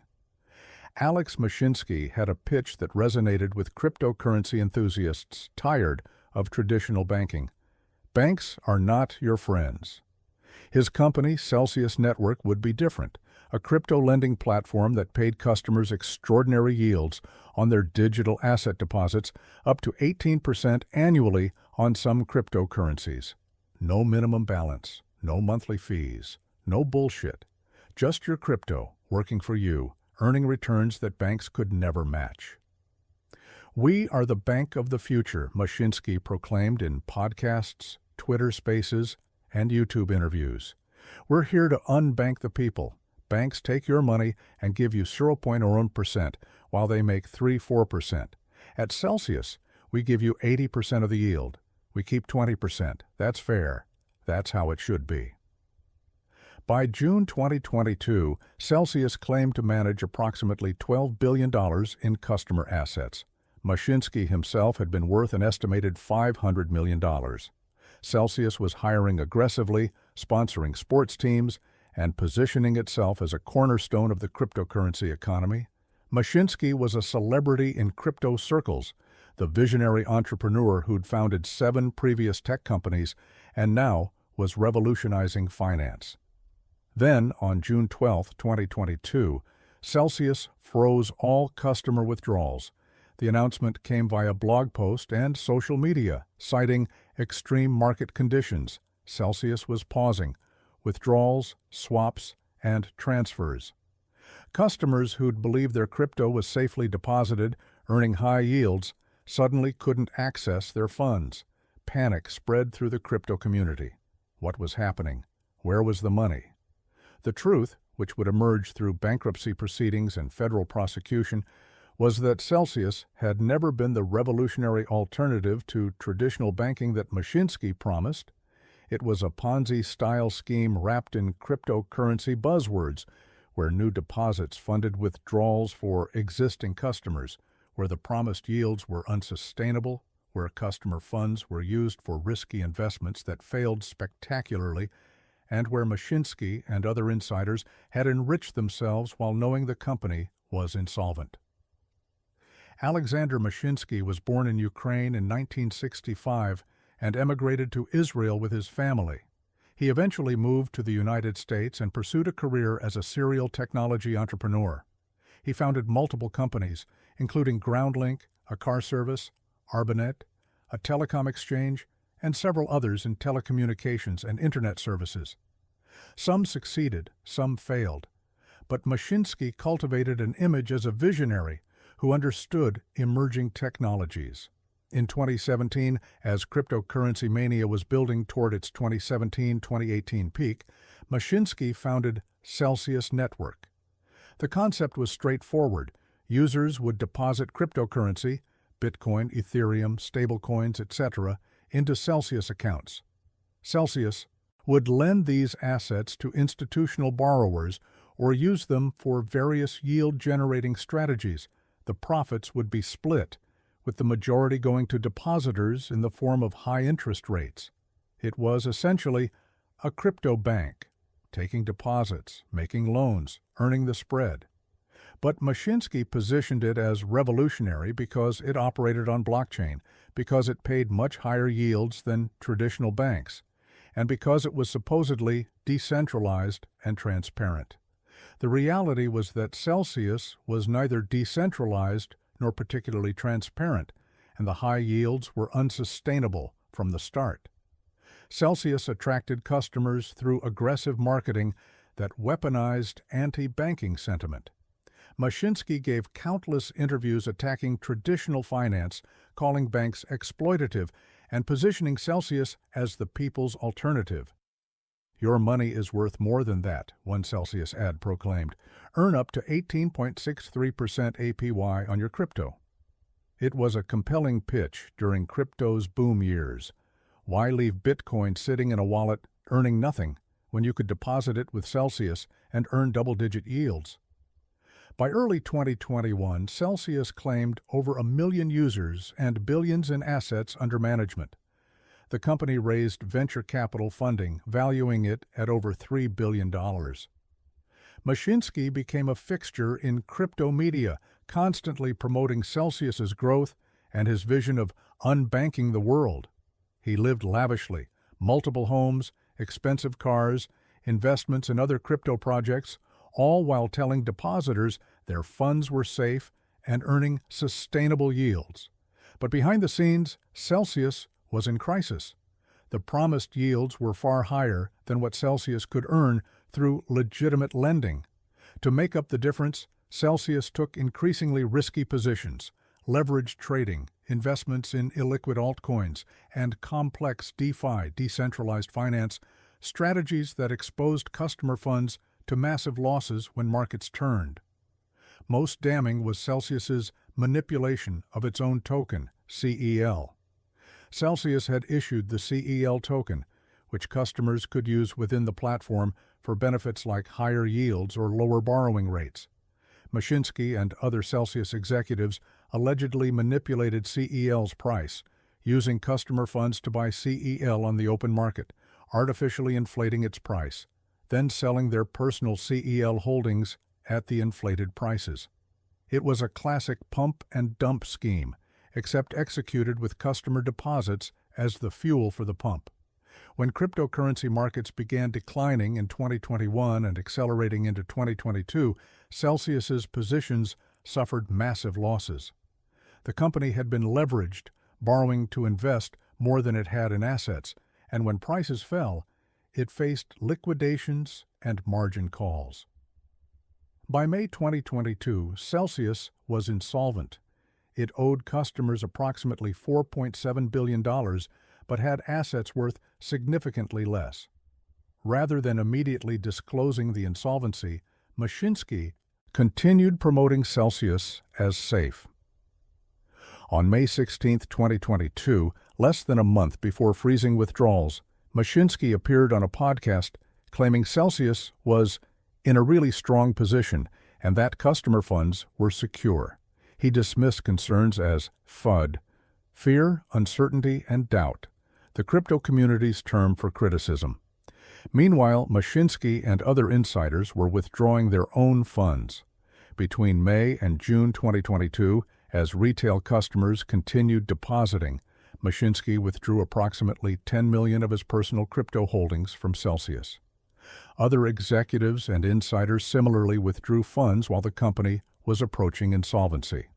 They knew the ship was sinking and made sure they got to the lifeboats before locking retail customers below deck. On June 12, 2022, Celsius froze all withdrawals. The announcement triggered panic across the crypto industry. Celsius wasn't some small, obscure platform. It was one of the largest and most prominent. If Celsius could freeze withdrawals, what did that mean for other crypto lending platforms? The contagion spread. Other platforms, including Voyager Digital and BlockFi, faced runs and eventually also filed bankruptcy.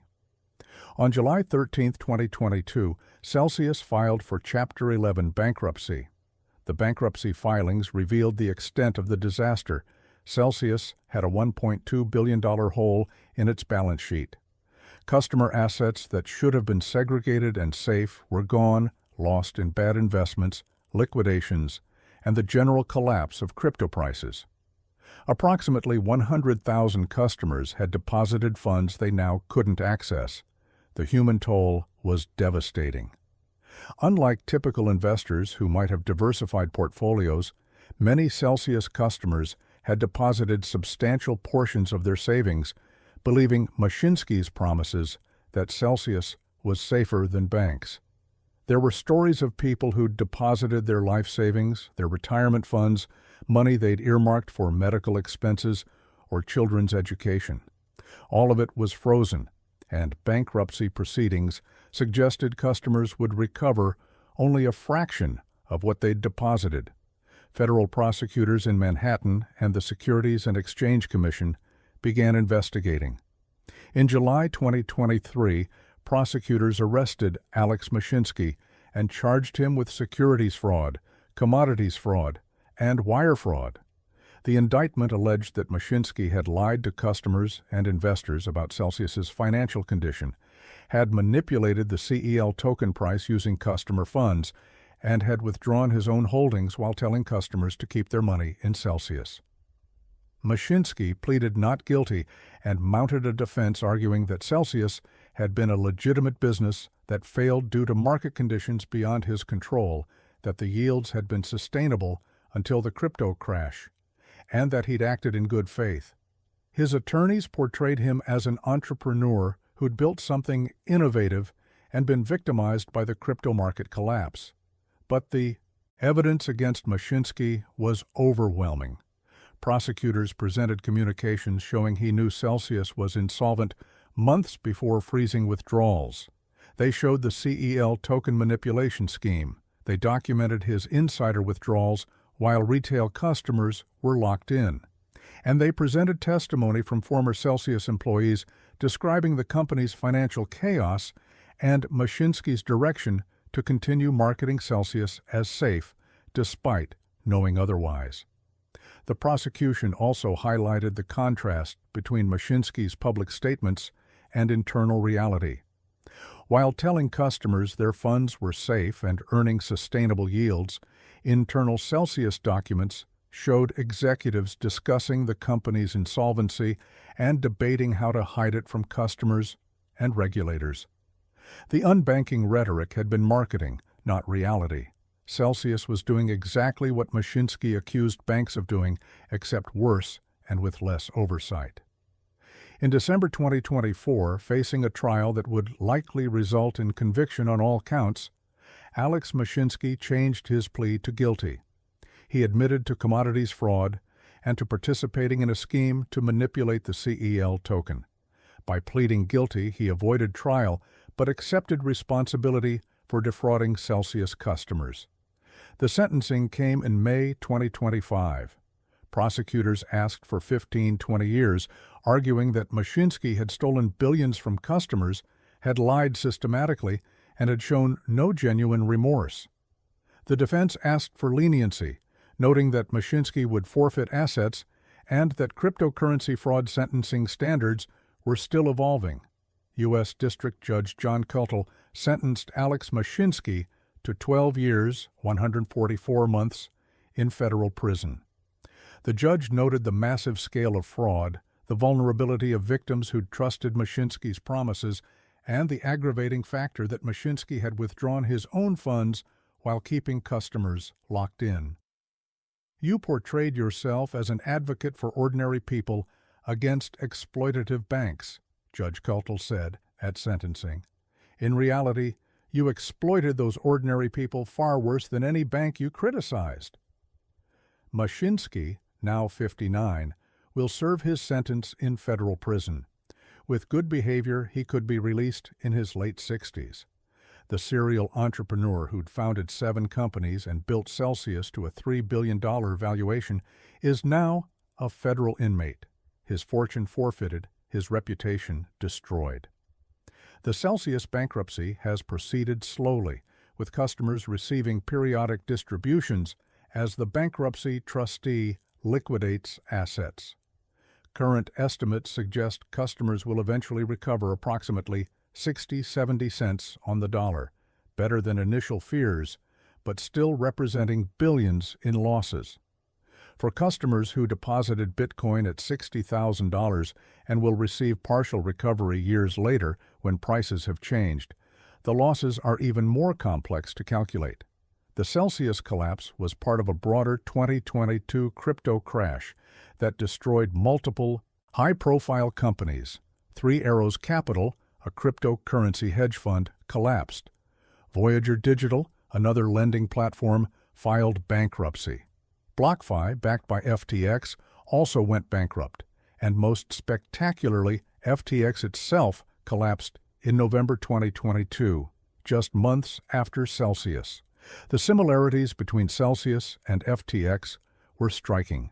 Charismatic founders who'd built large platforms, promises of revolutionary alternatives to traditional finance, misuse of customer funds for risky investments, insider withdrawals before retail freezes, and ultimately billions in customer losses.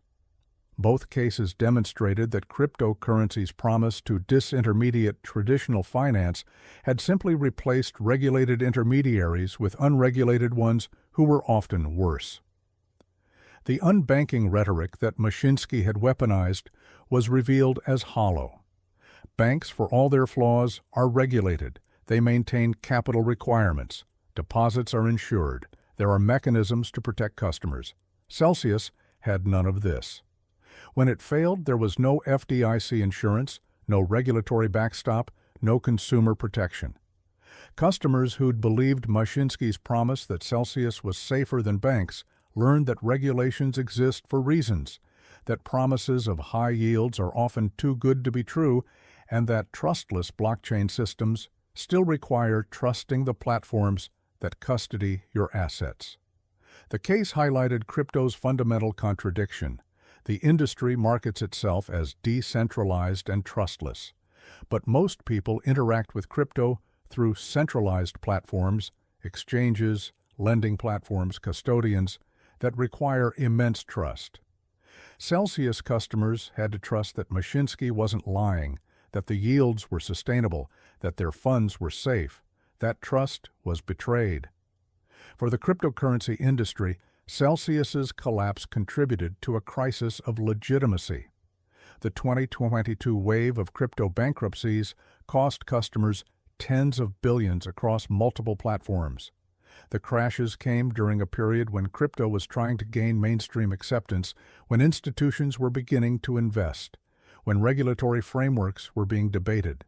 The frauds made regulation more likely and institutional adoption less so. Alex Mashinsky had positioned himself as crypto's champion against traditional finance. He'd attacked banks for being exploitative and untrustworthy. He'd promised that Celsius represented a better alternative, transparent, fair, aligned with customers. But when the mask fell away, Celsius was worse than any bank, a Ponzi-style scheme that paid early depositors with new deposits, that used customer funds for risky bets that failed, that manipulated its own token price, and that allowed insiders to withdraw while locking retail customers in.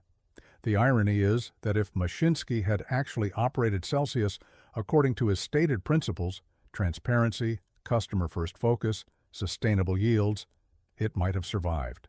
Plenty of legitimate cryptocurrency businesses navigated the 2022 crash successfully. But Mashinsky chose fraud over sustainability, high-risk bets over prudence, insider enrichment over fiduciary duty. And, when it collapsed, he tried to blame market conditions rather than his own decisions. The Bank of Crypto wasn't a bank at all. It was a shell game where customer deposits funded Mashinsky's lifestyle, risky investments, and a token manipulation scheme. The promise to unbank the people was marketing copy for a fraud that left 100,000 customers unable to access billions in their own funds. And the serial entrepreneur who'd founded 7 companies will spend the next 12 years in federal prison, having destroyed his 8th venture and his legacy in the process. Alex Mashinsky now joins the roster of crypto fraudsters serving substantial prison time. FTX's Sam Bankman-Fried, 25 years, and others who promised revolutionary alternatives to traditional finance but delivered only fraud and customer losses. The pattern is consistent: charismatic founders, promises of exceptional returns, misuse of customer funds, sudden freezes when the scheme collapses, and billions in customer losses. The Celsius disaster serves as a permanent reminder that technology doesn't eliminate the need for trust. Regulations don't exist merely to stifle innovation, and anyone promising returns far exceeding market rates is either taking extraordinary risks with your money or running a fraud. In Mashinsky's case, it was both: risky bets funded by fraud, wrapped in blockchain terminology and anti-bank rhetoric, marketed to people who deserved better than to be exploited by someone claiming to liberate them.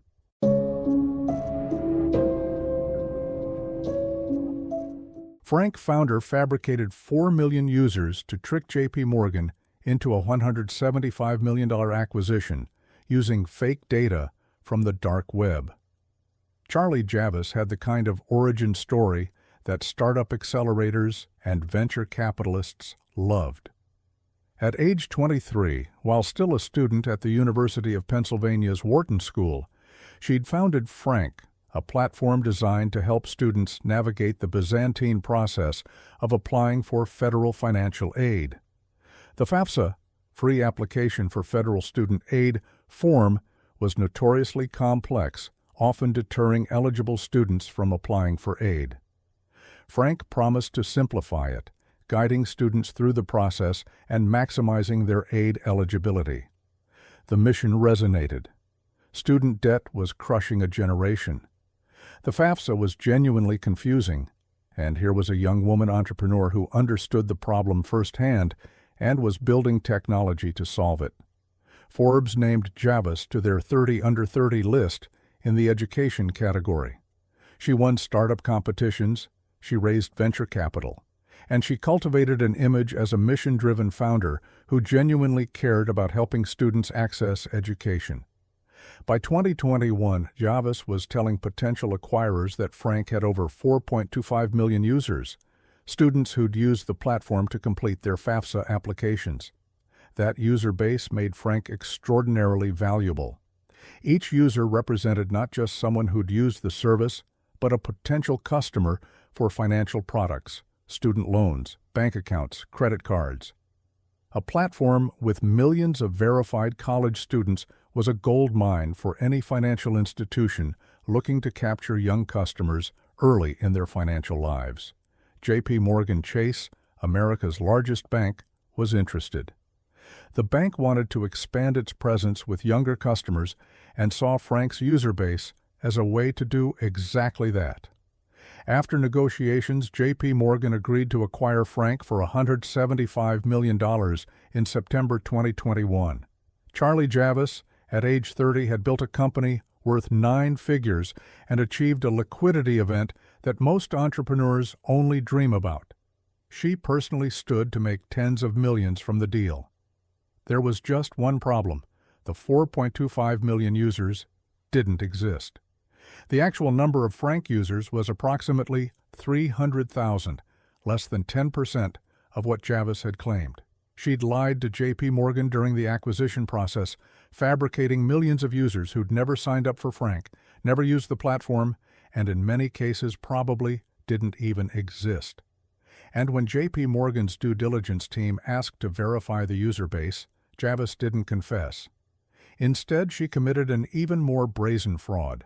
She hired a data scientist to create a fake database of 4.25 million users, using information purchased from the dark web and synthetic data generation, then presented this fabricated database to J.P. Morgan as if it were Frank's actual user list.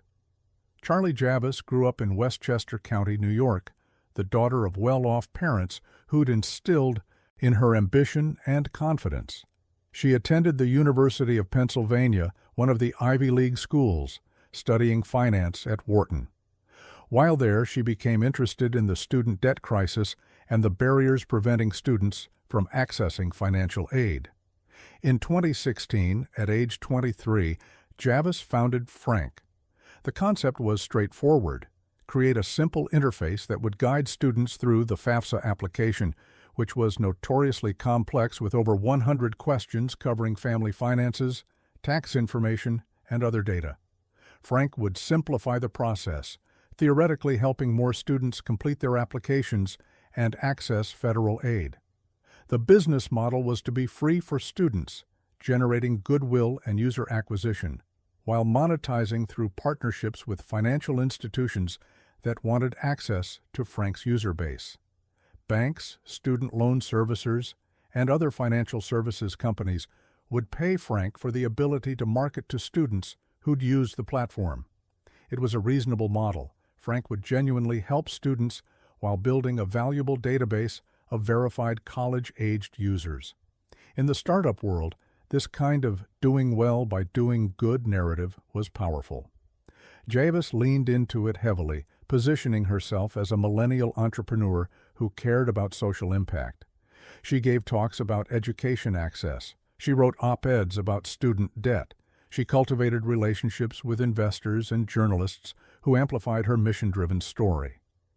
But behind the narrative, Frank was struggling. User growth wasn't meeting projections. The FAFSA completion market was more competitive than Havas had anticipated, with free alternatives, including the government's own FAFSA website, and nonprofit organizations offering free assistance.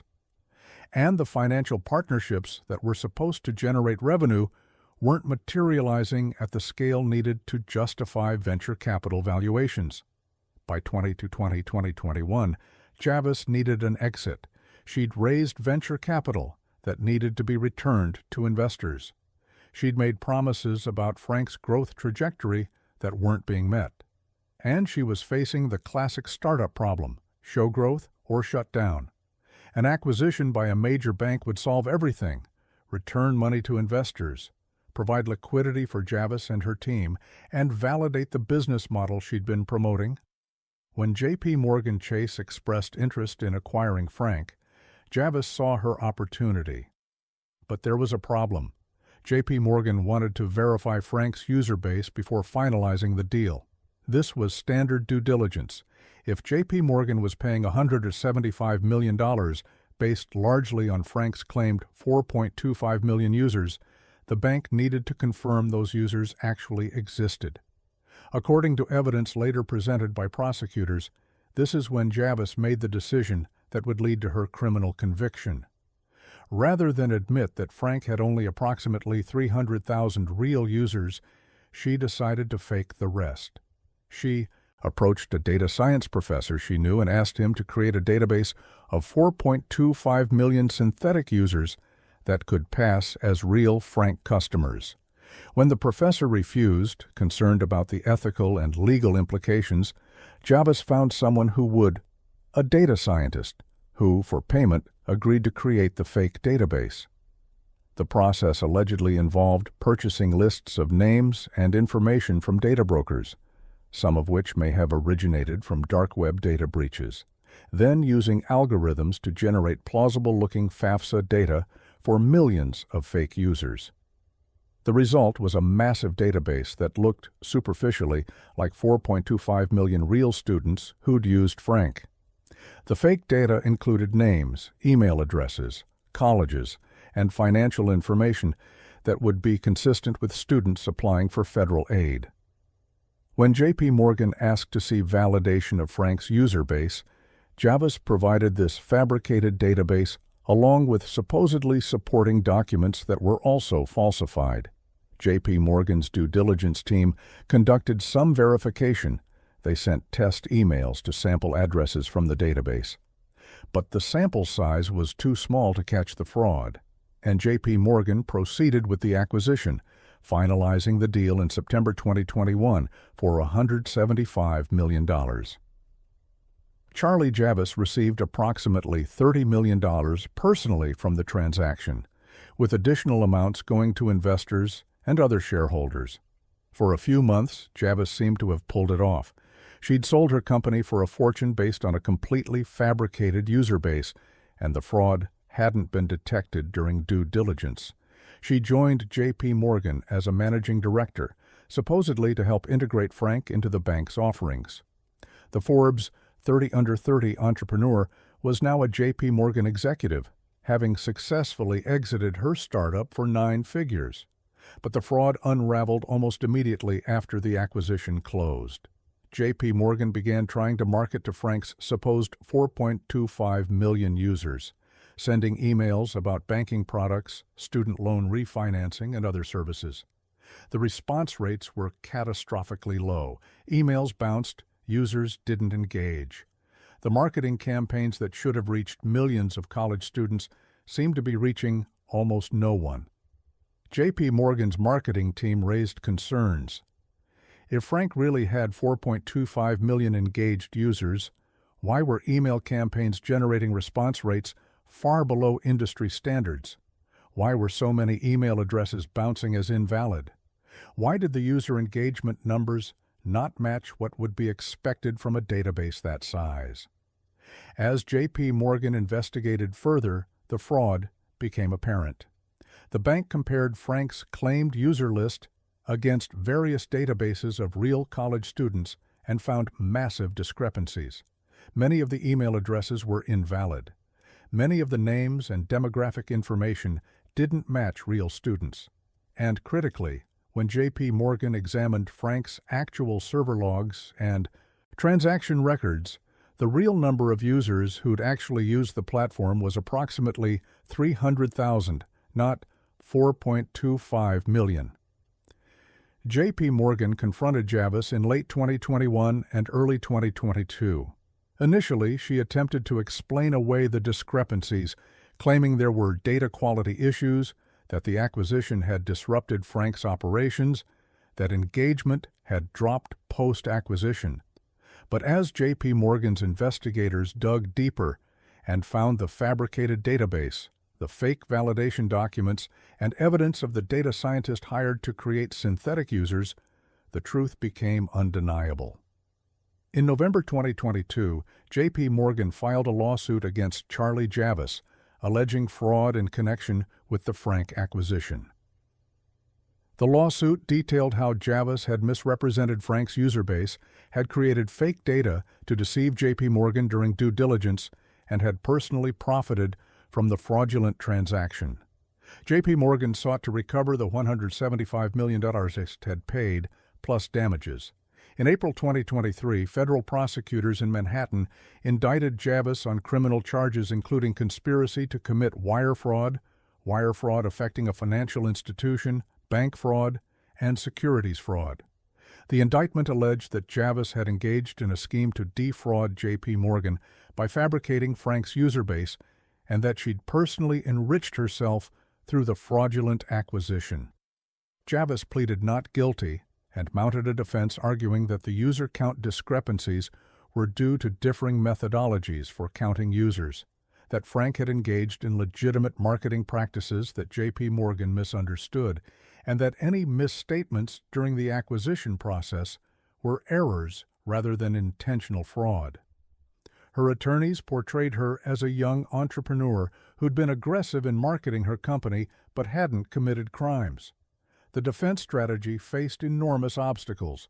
Prosecutors had emails showing Javis discussing the fake user database. They had testimony from the data scientist who'd created the synthetic data. They had Frank's actual server logs showing approximately 300,000 real users versus the 4.25 million claimed. And they had the fake validation documents that Javis had provided to J.P. Morgan during due diligence. Perhaps most damaging was evidence showing Javis's state of mind.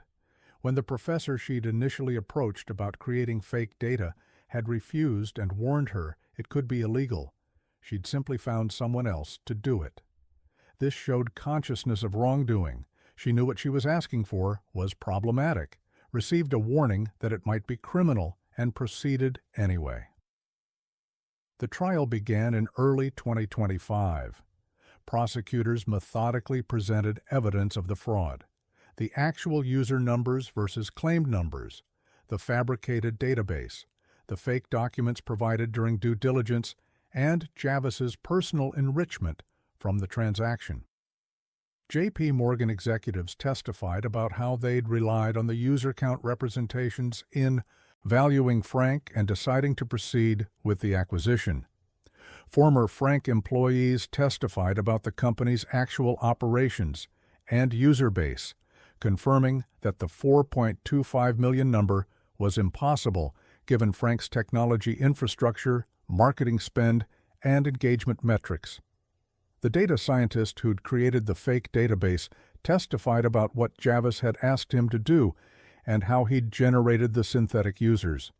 The defense tried to create doubt about whether Javis had personally orchestrated the fraud or whether subordinates had acted without her knowledge.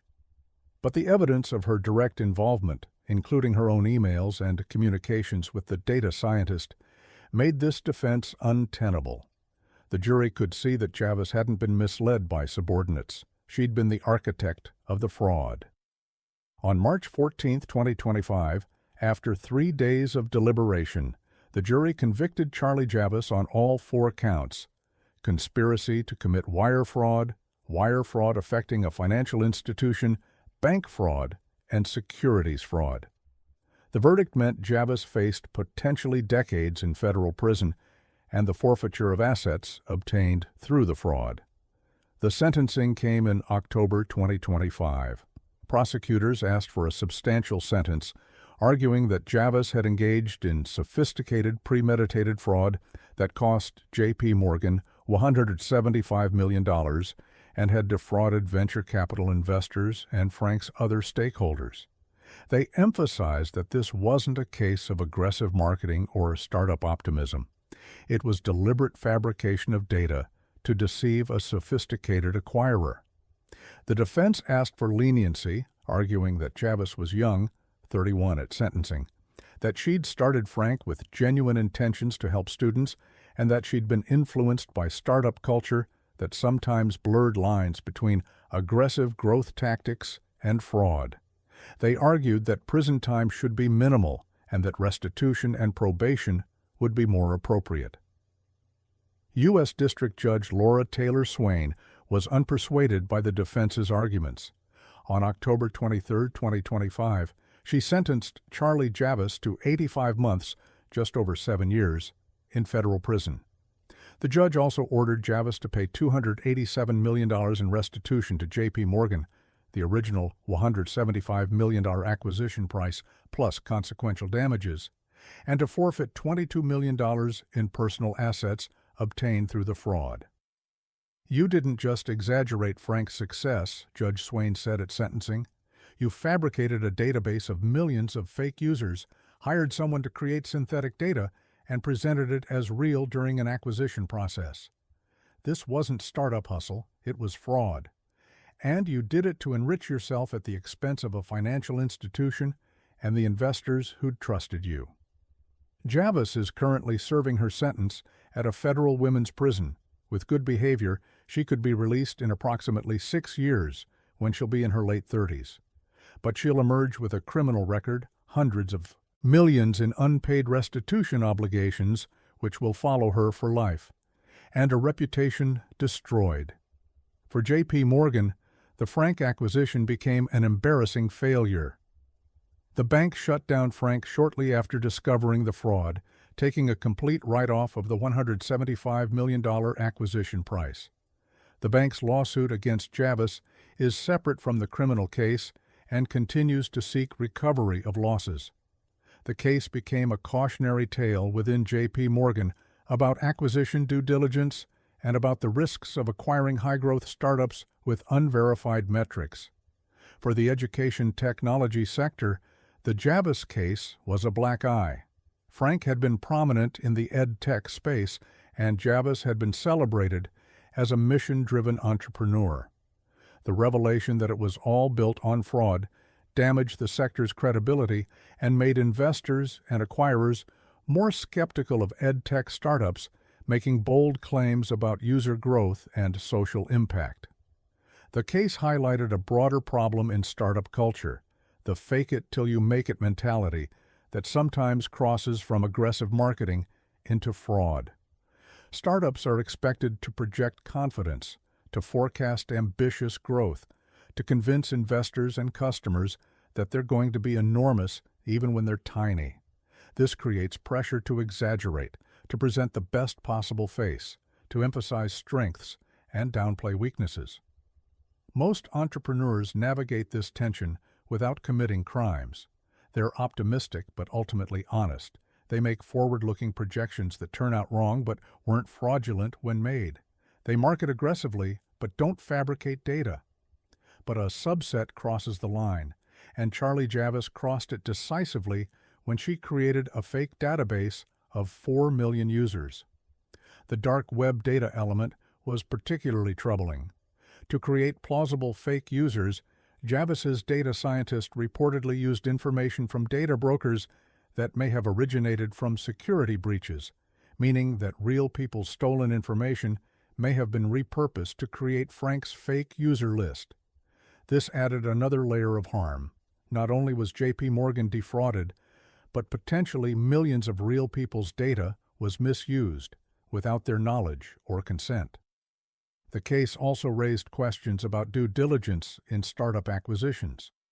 J.P. Morgan is one of the world's most sophisticated financial institutions with extensive M&A experience. How did they get fooled by fake data? The answer appears to be a combination of factors. The fraud was sophisticated, synthetic data that looked plausible on surface examination. The sample size J.P. Morgan tested was too small to catch the fake data, and the due diligence timeline was compressed due to competitive pressure. Other potential acquirers were reportedly interested in Frank. Still, critics argued that J.P. Morgan should have done more, demanded server access to verify user activity, conducted larger sample validation, been more skeptical of astronomical user growth from a small startup. The case became a lesson in not taking startup-provided data at face value, even when it comes with supporting documents that appear legitimate. For students who'd actually used Frank and found it helpful, the scandal was disillusioning. The platform that had supposedly been about helping students access education turned out to be a vehicle for its founder to enrich herself through fraud. The mission-driven narrative that had attracted both users and investors was revealed as marketing copy rather than genuine commitment. The 30 under 30 recognition from Forbes became particularly embarrassing. The honor is supposed to identify young entrepreneurs and leaders who are building legitimate businesses and making positive impacts.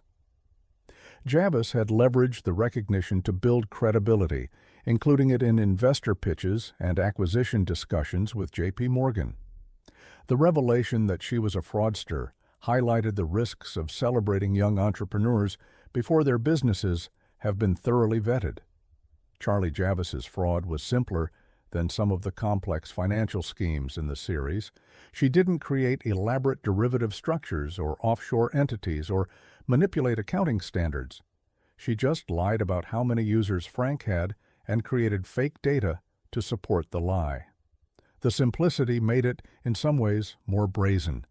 There was no sophisticated rationalization, no complex justification, just straightforward fabrication. The case serves as a cautionary tale for startup founders facing pressure to show growth. When user numbers aren't meeting projections, when an acquisition opportunity requires verification of metrics that don't exist, the right answer is to be honest and adjust valuations or walk away from deals. The wrong answer is to fabricate millions of fake users. Javis chose wrong, and it cost her freedom, fortune, and reputation. 7 years in federal prison, $287 million in restitution, $22 million in forfeited assets, a destroyed reputation. These are the consequences Charlie Javis faces for fabricating Frank's user base to trick J.P. Morgan into a $175 million acquisition. The Forbes 30 under 30 entrepreneur who promised to help students access education will spend her early 30s in federal prison, having committed fraud that benefited no one except herself. The mission to help students navigate FAFSA was legitimate and socially valuable. If Javis had built Frank honestly, even with the modest user base of 300,000, she might have built a sustainable business or achieved an acquisition at an appropriate valuation. But honest growth wasn't fast enough, and the pressure to show Silicon Valley-style hockey stick growth led her to choose fraud over patience.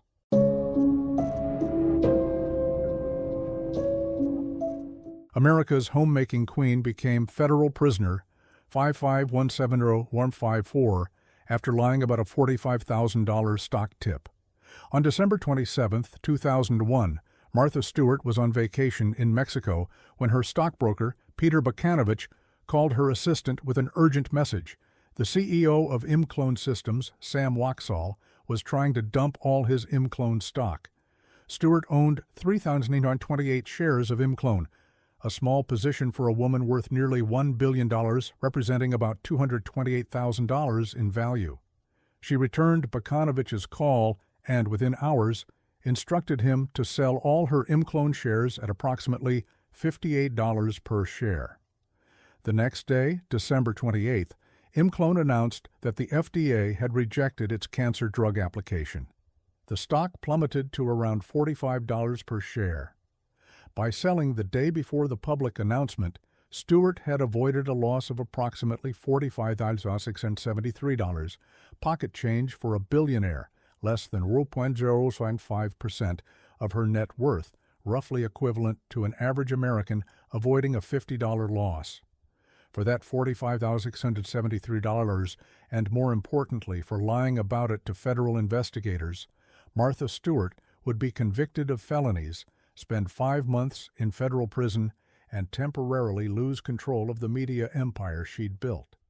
The queen of American homemaking, the woman who'd turned good things into a billion-dollar brand, became federal prisoner No. 55170-054 at Alderson Federal Prison Camp in West Virginia. But Martha Stewart's story is different from the other cases in this series. She didn't embezzle millions, didn't run Ponzi schemes, didn't defraud ordinary people of their life savings. Her crime was relatively minor, trading on a tip about a single stock sale, then lying to investigators about it. And remarkably, uniquely among the cases in this series, she came back. Not just came back, but thrived, rebuilding her empire bigger than before, turning her prison sentence into a strange badge of credibility, and proving that even a felony conviction couldn't destroy the Martha Stewart brand.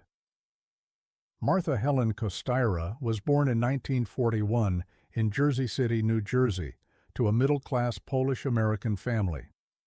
She worked as a model to pay for college at Barnard, married Andrew Stewart, a law student who'd later become a publisher, and began what seemed like a conventional suburban life.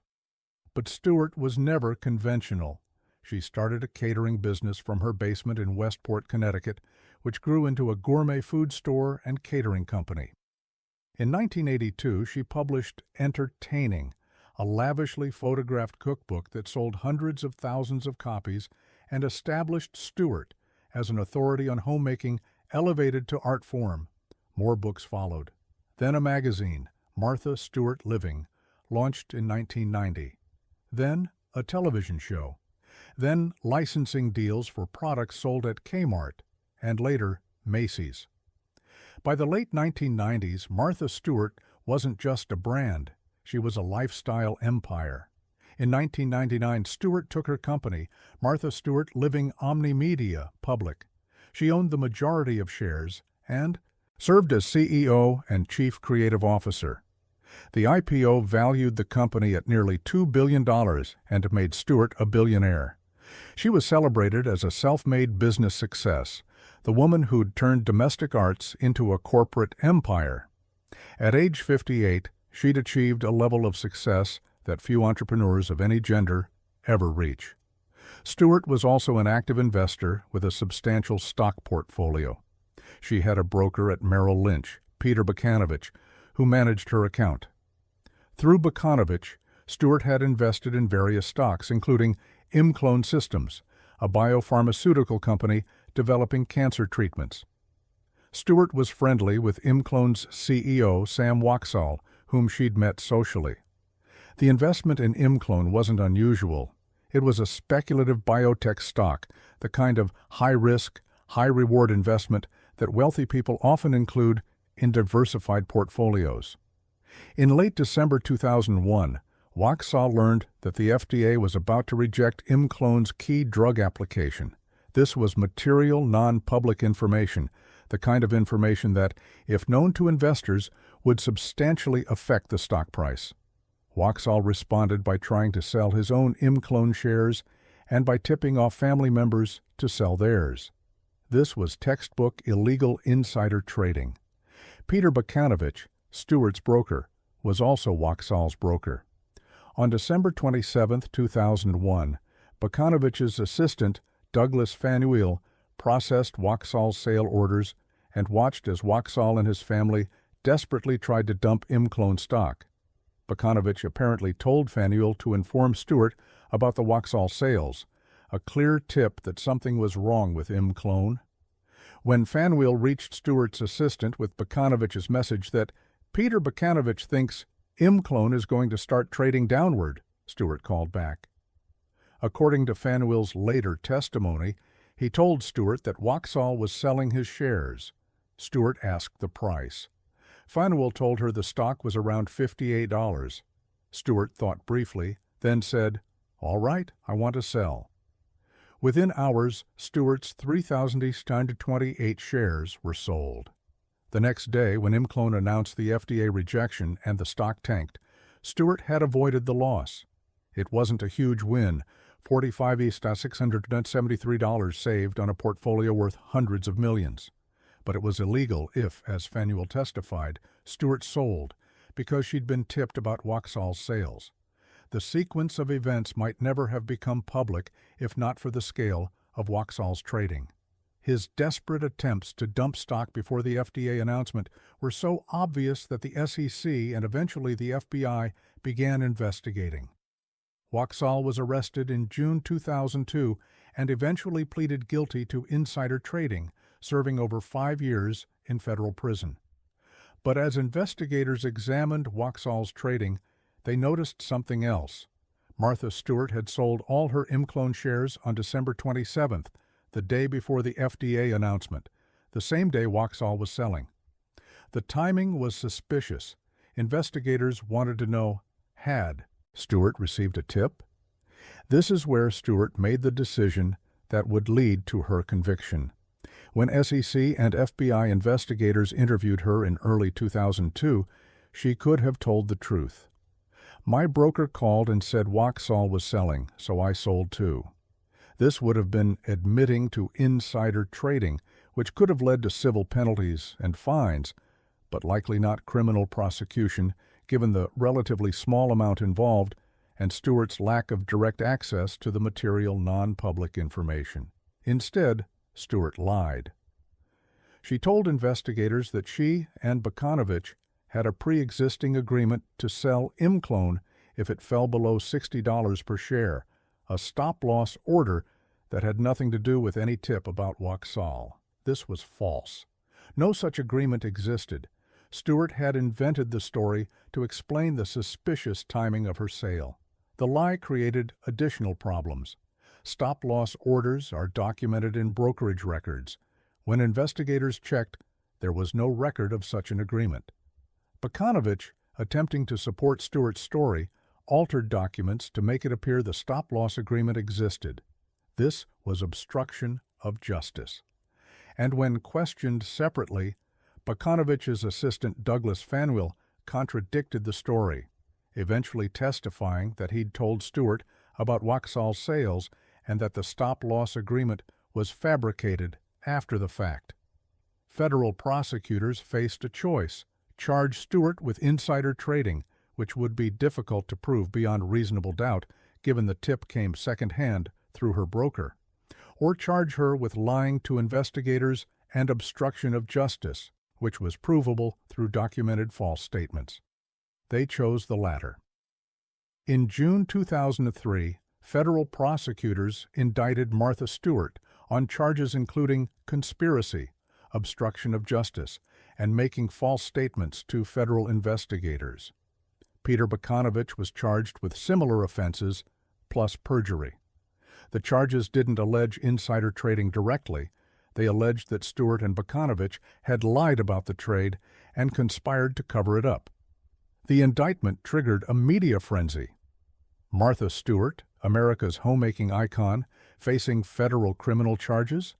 The woman who taught millions of Americans how to fold fitted sheets and arrange flowers was being prosecuted by the U.S. Attorney's Office? The contrast between Stewart's carefully cultivated domestic perfection and criminal prosecution was catnip for media coverage. Stewart maintained her innocence and continued working. But the impact on her business was severe. Martha Stewart Living Omnimedia's stock price crashed. Advertisers became nervous about associating with a CEO under criminal indictment. Stewart stepped down as CEO but remained as Chief Creative Officer. Her legal team mounted an aggressive defense, arguing that the government was persecuting Stewart because she was a successful, wealthy woman and that the charges were disproportionate to any actual wrongdoing. The trial began in January 2004 in Manhattan Federal Court. The prosecution's case was straightforward. Stewart had received a tip from her broker about Waxah's sales. She'd traded on that tip, and then she'd lied about it to investigators. They presented testimony from Douglas Fanuel, who described telling Stewart about Waxah's sales. They showed records proving no stop-loss agreement existed, and they documented Stewart's false statements to SEC and FBI investigators. The defense argued that Stewart had sold for legitimate reasons unrelated to any tip, that the stop-loss agreement had existed even if not formally documented, and that any inconsistencies in her statements were honest mistakes rather than intentional lies. They portrayed Stewart as a busy executive who didn't micromanage her stock portfolio and who'd simply made a legitimate sale that prosecutors were second-guessing. But the evidence of false statements was strong. Stewart had told investigators she didn't remember speaking to anyone about Imclone before selling, provably false. She'd claimed the stop-loss agreement existed, also false, and emails and phone records contradicted multiple aspects of her account. The prosecution didn't need to prove sophisticated insider trading. They just needed to prove she'd lied, and the evidence overwhelmingly showed she had. On March 5, 2004, the jury convicted Martha Stewart on all 4 counts: conspiracy to obstruct justice, obstruction of justice, and 2 counts of making false statements to federal investigators. Peter Bakanovich was also convicted on 4 of 5 counts. The verdict stunned many observers. Martha Stewart, the billionaire lifestyle guru, was now a convicted felon. The sentencing came in July 2004. Prosecutors asked for a substantial sentence to send a message that even wealthy, famous defendants would be held accountable for obstructing justice. The defense asked for leniency, noting that Stewart was 62 years old, had no prior criminal record, had done extensive philanthropic work, and that imprisonment would serve no rehabilitative purpose. U.S. District Judge Miriam Goldman Cederbaum sentenced Stewart to 5 months in federal prison, followed by 5 months of home confinement, plus 2 years of probation. It was a relatively light sentence for the charges, but for Martha Stewart, a billionaire accustomed to controlling every aspect of her environment, even 5 months in prison was devastating. Stewart could have appealed and remained free pending appeal, potentially delaying prison for years. Instead, she made a remarkable decision. She would report to prison immediately, serve her time, and move on with rebuilding her business and reputation. "I'll be back," she told supporters. "Whatever I have to do in the next few months, I hope the months go by quickly." On October 8, 2004, Martha Stewart reported to federal prison Camp Alderson in West Virginia, a minimum security facility for female inmates. She became inmate W5V517054. The woman who lived in a multi-million-dollar estate in Bedford, New York, now shared dormitory-style housing with other prisoners. The perfectionist who'd built an empire on domestic excellence was subject to institutional schedules, prison food, and complete loss of privacy. Media coverage was intense. Every detail of Stewart's prison experience was reported: what she ate, what work assignments she had. She reportedly worked in the kitchen and taught fellow inmates about entrepreneurship, how she spent her time. For 5 months, America's homemaking queen experienced life as a federal prisoner. Stewart was released on March 4, 2005, transferred to 5 months of home confinement at her Bedford estate. Even in home confinement, she was subject to restrictions: electronic monitoring, limited visitors, permission required to leave for work or approved activities. For a woman used to complete freedom and control, it was constraining. But Stewart complied with every requirement, serving her sentence without incident. What happened next is what makes Martha Stewart's story unique in this series. She came back. Not just survived, but thrived. Most executives convicted of felonies fade into obscurity, their brands destroyed, their businesses collapsed. Stewart rebuilt her empire stronger than before. She returned to television with a new version of her show. She published more books. She renegotiated her licensing deals. She repositioned herself not as the unattainable perfectionist, but as the resilient survivor who'd overcome adversity. The prison sentence, rather than destroying her brand, added a dimension of authenticity. She'd faced consequences, served her time, and come back. In interviews, Stewart was candid about the prison experience. It was horrifying, and no one should have to go through it. But she didn't dwell on victimhood. She moved forward, focused on rebuilding, and refused to let the conviction define her. When asked about the insider trading allegations, she maintained she'd done nothing wrong with the trade itself. Technically true, she was never convicted of insider trading, but acknowledged the conviction for false statements. By 2011, Stewart had reclaimed much of her business. Martha Stewart, living Omnimedia's value, had stabilized. Her television presence was restored. Her brand partnerships were renewed. In 2015, she sold her company to Sequential Brands for $353 million, not the billion-dollar valuation of the pre-conviction peak, but a successful exit that provided substantial returns. Today, at 83, Martha Stewart is worth an estimated $400 million. She's active on social media, where her posts blend lifestyle content with surprisingly edgy humor and self-awareness. She's appeared in commercials, including a famous Super Bowl ad with Snoop Dogg that played on her unexpected friendship with the rapper. She's embraced her status as someone who went to prison and came back, joking about it rather than hiding from it. The comeback raises questions about wealth, gender, and accountability.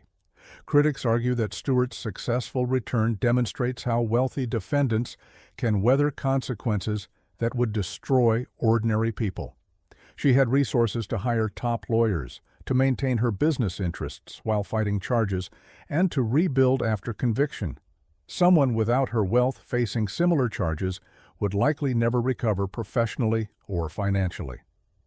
But Stewart's comeback also reflects something else: her genuine skill at building brands and connecting with audiences. The Martha Stewart brand wasn't just her perfection. It was her competence, her aesthetic sense, her ability to make domestic life aspirational. The conviction showed she was fallible, but it didn't erase the skills that had made her successful. In a strange way, the prison sentence humanized her, making her more relatable to audiences who'd always found her a bit intimidating. The case also highlights how vastly disproportionate the consequences can be between the crime and the cover-up. Stewart's actual trading violation was minor, $45,673, avoided on a tip about one stock sale.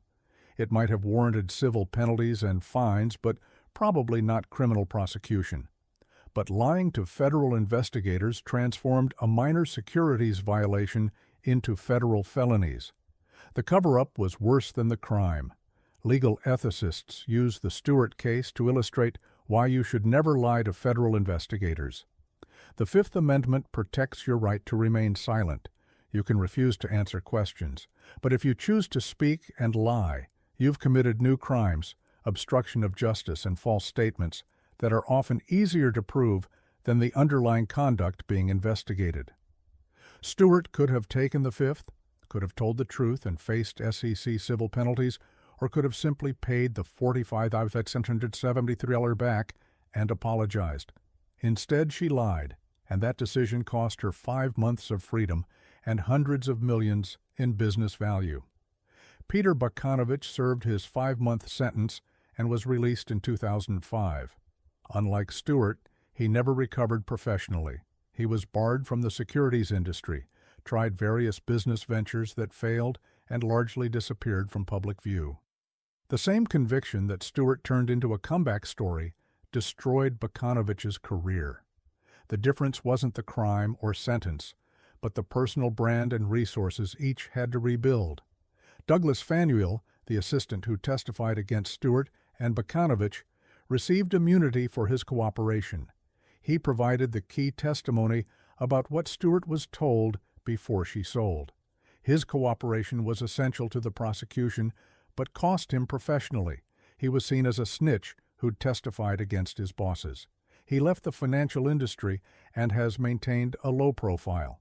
Sam Waxall, the ImClone CEO, whose insider trading triggered the entire investigation, served 63 months in federal prison for securities fraud. After his release in 2009, he founded a biotechnology company and attempted to rebuild his career in pharmaceutical development. His comeback has been far less successful than Stewart's.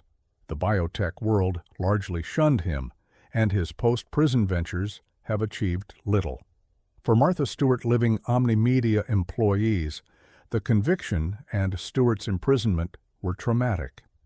Many lost jobs during the crisis when advertisers fled and the stock price crashed. The company that had employed hundreds at its peak was forced to downsize substantially. When Stewart returned and rebuilt, she did so with a leaner operation. The business came back, but not all the jobs did. The case's impact on insider trading enforcement was mixed. Some argued it sent a strong message that even celebrities face consequences for securities violations and obstruction. Others argued it was selective prosecution. Why Martha Stewart, but not the many other wealthy individuals who trade on tips? The SEC and Justice Department have always insisted enforcement decisions are based on evidence and prosecutorial priorities, not fame, but skepticism persists. What's clear is that Stewart's case demonstrated the risks of becoming a public figure whose prosecution generates headlines. Would federal prosecutors have pursued someone non-famous for lying about a $45,673 trade? Possibly not with the same vigor. The high-profile nature of Stewart's case made it attractive to prosecutors who wanted to demonstrate that wealth and fame don't provide immunity from accountability. Stewart's celebrity both contributed to her prosecution and ultimately enabled her comeback. The Martha Stewart story is ultimately one of resilience. She made a stupid decision to trade on a tip about one stock. She made a worse decision to lie about it. She was prosecuted, convicted, and imprisoned. And then she rebuilt, coming back stronger than many thought possible, turning her federal prison experience into a strange asset. Proof that she could survive anything, that setbacks were just temporary obstacles, that perfection wasn't required for success.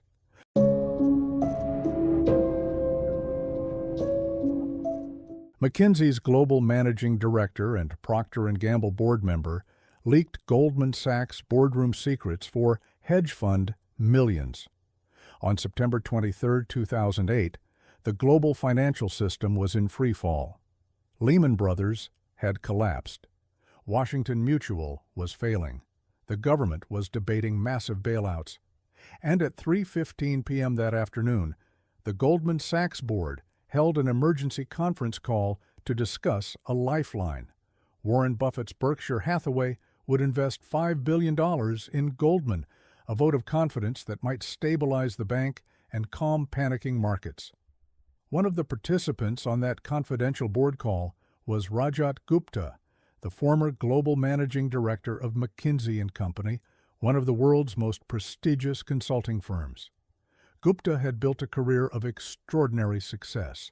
IIT graduate, McKinsey partner at age 34, the firm's first foreign-born managing director, board member at Goldman Sachs and Procter & Gamble, advisor to the United Nations and the Bill and Melinda Gates Foundation.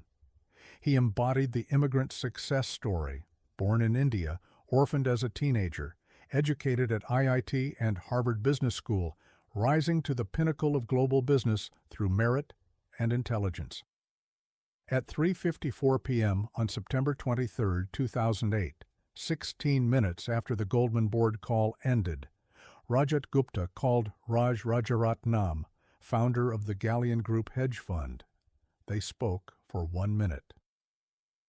At 3:56 p.m., before the Buffett investment was publicly announced, Rajaratnam began buying Goldman Sachs stock.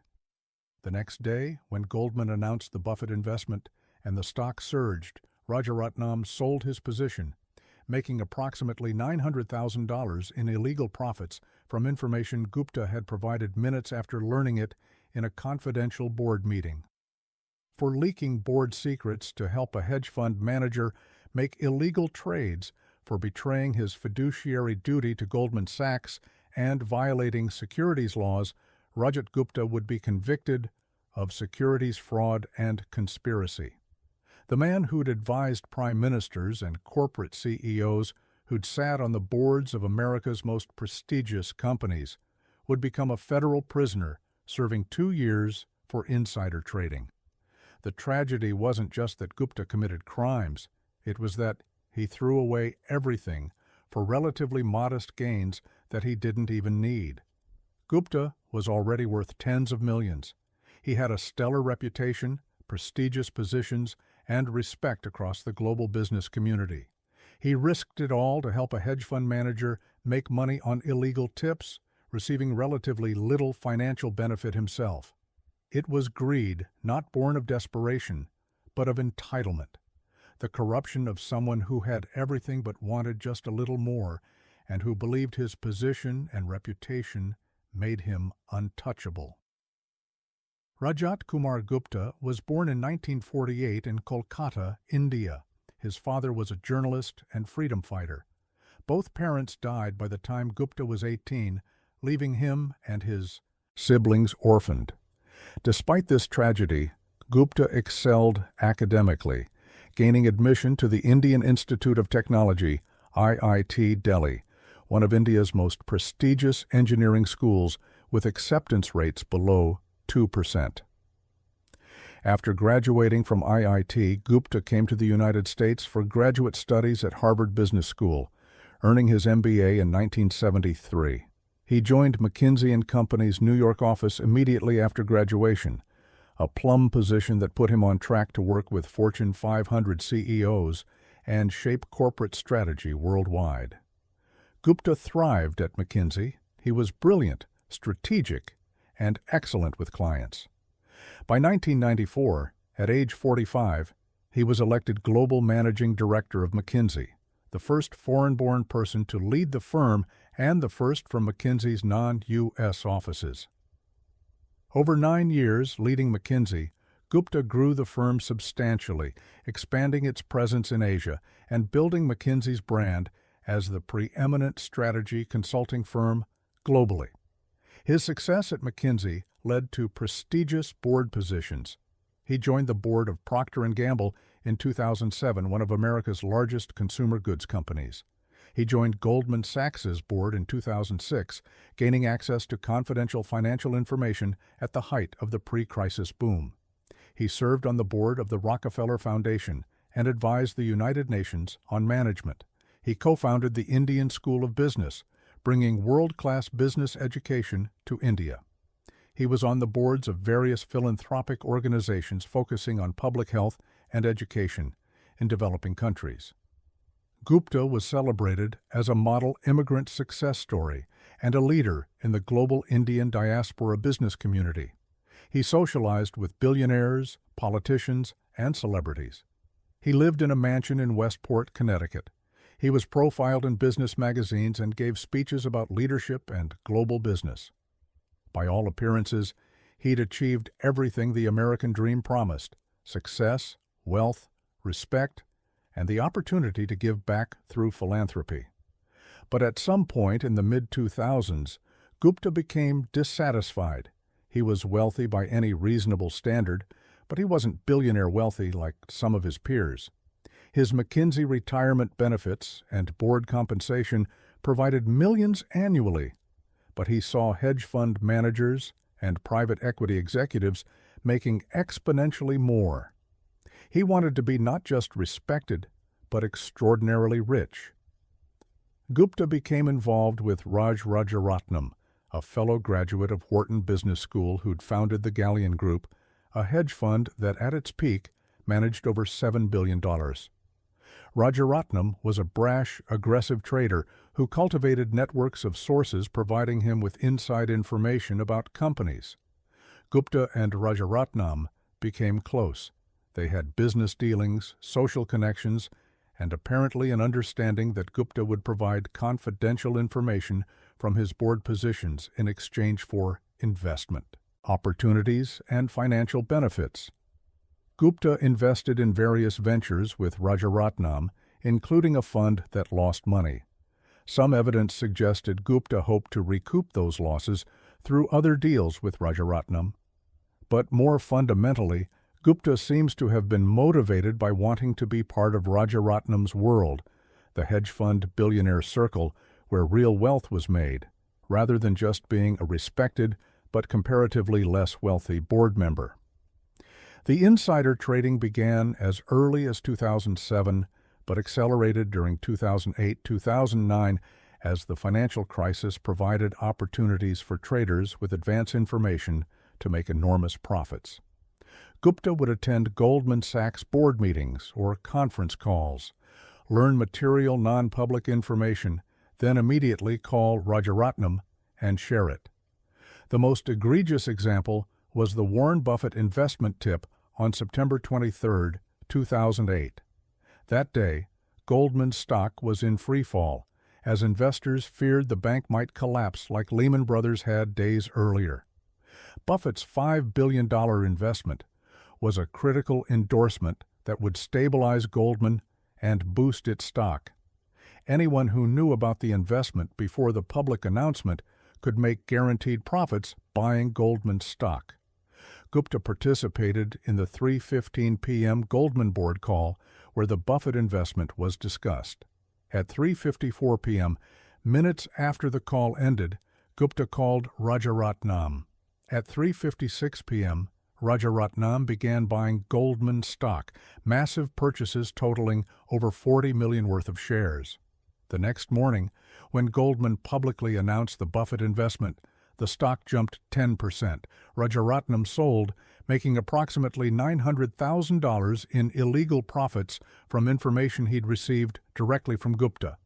Similarly, in January 2009, Gupta participated in a Goldman board call where the bank's disastrous fourth quarter 2008 losses were discussed, Goldman's first quarterly loss since going public. That information was confidential and would obviously harm Goldman's stock price when disclosed. Within minutes of the call ending, Gupta called Rajaratnam. Rajaratnam immediately shorted Goldman's stock, betting it would fall. When Goldman announced the losses publicly the next day and the stock dropped, Rajaratnam profited again. The pattern was consistent. Confidential Goldman board information, immediate call from Gupta to Rajaratnam, trades by Rajaratnam based on that information, profits when the information became public. Gupta wasn't subtly hinting at information. He was directly sharing confidential board discussions within minutes of learning them. The scheme might never have been discovered except for broader investigations into hedge fund insider trading.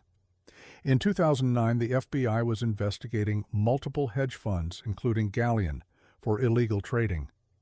As part of that investigation, the FBI obtained wiretaps of Rajaratnam's phone calls, a rare and controversial tactic in white-collar crime cases, but one that proved devastatingly effective. The wiretaps captured Rajaratnam discussing confidential information with sources, including references to tips from Gupta. Even more damning, phone records showed the pattern of Gupta calling Rajaratnam immediately after Goldman board calls, followed by Rajaratnam making trades based on information from those calls. The circumstantial evidence, the timing, the trades, the profits, was overwhelming even before considering the wiretapped conversations. In October 2009, FBI agents arrested Rajaratnam and charged him with operating a massive insider trading scheme. Rajaratnam was convicted in 2011 and sentenced to 11 years in federal prison, at the time the longest sentence ever imposed for insider trading. Multiple other Galleon traders and sources pleaded guilty and cooperated with prosecutors. Initially, Gupta wasn't charged, prosecutors were building their case carefully, gathering evidence specifically about his role. But in October 2011, the SEC filed civil charges against Gupta, alleging he'd tipped Rajaratnam about confidential Goldman information. In October 2011, federal prosecutors indicted Gupta on criminal charges of conspiracy and securities fraud. The charges shocked the business world. Rajat Gupta, former McKinsey managing director, Goldman Sachs board member, philanthropist, was being prosecuted for insider trading. The man who'd advised the United Nations and sat on prestigious boards. It seemed incomprehensible. Gupta's supporters rallied, arguing that he was being scapegoated, that he was too respected and accomplished to have committed crimes. But the evidence was damning. Prosecutors presented phone records showing Gupta calling Rajaratnam within minutes of learning confidential information at Goldman board meetings. They showed Rajaratnam's trades immediately following those calls. They played wiretapped recordings where Rajaratnam referenced information that could only have come from Goldman board discussions. And they documented the profits, approximately $17 million that Rajaratnam and Gallian made from trades based on information Gupta provided. Gupta's defense was that he'd never received direct financial compensation for the tips, that his calls to Rajaratnam were routine business discussions between friends, and that the timing was coincidental. His attorneys argued that Gupta wouldn't risk his reputation for the relatively modest sums involved. They portrayed him as a philanthropist and business leader who devoted his life to building institutions and helping others, not as a criminal engaged in securities fraud. The defense strategy faced a fundamental problem. Gupta didn't need to personally receive cash payments for his conduct to be criminal.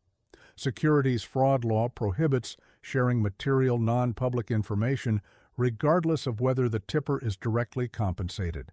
And the evidence showed Gupta did receive benefits, investment opportunities with Rajaratnam, business deals, and the potential to recoup losses from earlier investments. The relationship was corrupt even if payments weren't made through direct cash transfers. The trial began in May 2012 in Manhattan Federal Court. Prosecutors methodically presented the timeline: board calls, phone calls to Rajaratnam, immediate trades, profits when information became public. Former Gallian traders testified about Rajaratnam's insider trading network and about references to Gupta as a source. FBI agents explained the wiretap evidence and the phone records connecting Gupta to Rajaratnam. The prosecution's case was strongest on the September 23, 2008 Buffett investment tip. The timing was irrefutable. Goldman board call at 3:15 p.m. Gupta calls Rajaratnam at 3:54 p.m. Rajaratnam buys Goldman stock at 3:56 p.m. Stock surges the next day when Buffett Investment announced Rajaratnam sells for $900,000 profit. No innocent explanation could account for that sequence. Gupta didn't testify, avoiding cross-examination, but also denying jurors the opportunity to hear him explain the calls and trades. On June 15, 2012, the jury convicted Rajat Gupta on conspiracy to commit securities fraud and 3 counts of securities fraud related to specific tips. He was acquitted on 2 other counts where prosecutors couldn't prove beyond reasonable doubt that he'd provided inside information. The conviction was a stunning fall, from McKinsey managing director and Goldman Sachs board member to convicted felon in less than a year. Gupta's reputation, built over 4 decades, was destroyed. The respect he'd cultivated, the philanthropic work he'd done, the boards he'd served on, all of it was now tainted by criminal conviction. The sentencing came in October 2012. Prosecutors asked for 8 to 10 years, arguing that Gupta had betrayed extraordinary positions of trust and had enabled Rajaratnam's illegal trading for years. They emphasized that Gupta's crime was particularly serious because he'd held fiduciary positions. Board member is a position of highest trust, and Gupta had violated that trust for personal benefit. The defense asked for probation, arguing that Gupta had already suffered enormously through public disgrace, that he'd devoted his life to helping others through philanthropy, and that he was 63 years old with no prior criminal record. Dozens of letters from prominent supporters, including Bill Gates and Kofi Annan, attested to Gupta's character and contributions. The defense portrayed the crimes as aberrations in an otherwise exemplary life. U.S. District Judge Jed Rakoff sentenced Gupta to 2 years in federal prison, substantially less than prosecutors requested, but still a significant sentence for a 63-year-old man with no criminal history. Judge Rakoff noted Gupta's extraordinary life achievements, but emphasized that the court cannot ignore the fact that Mr. Gupta was motivated by a desire for material gain beyond his already considerable wealth. The tragedy here, Judge Rakoff said, is that your fall from grace has been so complete. You were a man who rose from modest origins to the very top of the business world, and yet you threw it all away for relatively modest financial gains. Gupta reported to federal prison in Massachusetts in June 2014, after exhausting appeals, to begin his 2-year sentence. The man who'd advised corporations and governments was now federal inmate for 86987-054. He served 19 months before being released to home confinement in January 2016, completing his sentence in June 2016. Since his release, Gupta has attempted to rebuild his reputation, though he can never recover what he lost. He's worked as a consultant, focusing on developing countries and social enterprises. He's continued philanthropic work in education and public health, but he's barred from serving on public company boards. His McKinsey legacy is forever tainted, and his name is associated with insider trading rather than business leadership.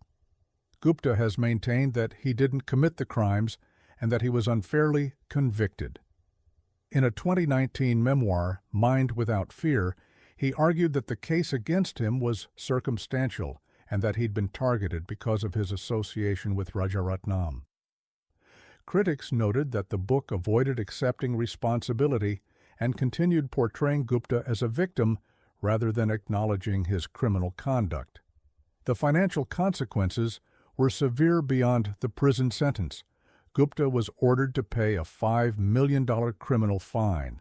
The SEC's parallel civil case resulted in a $13.9 million penalty and permanent ban from serving as an officer or director of a public company.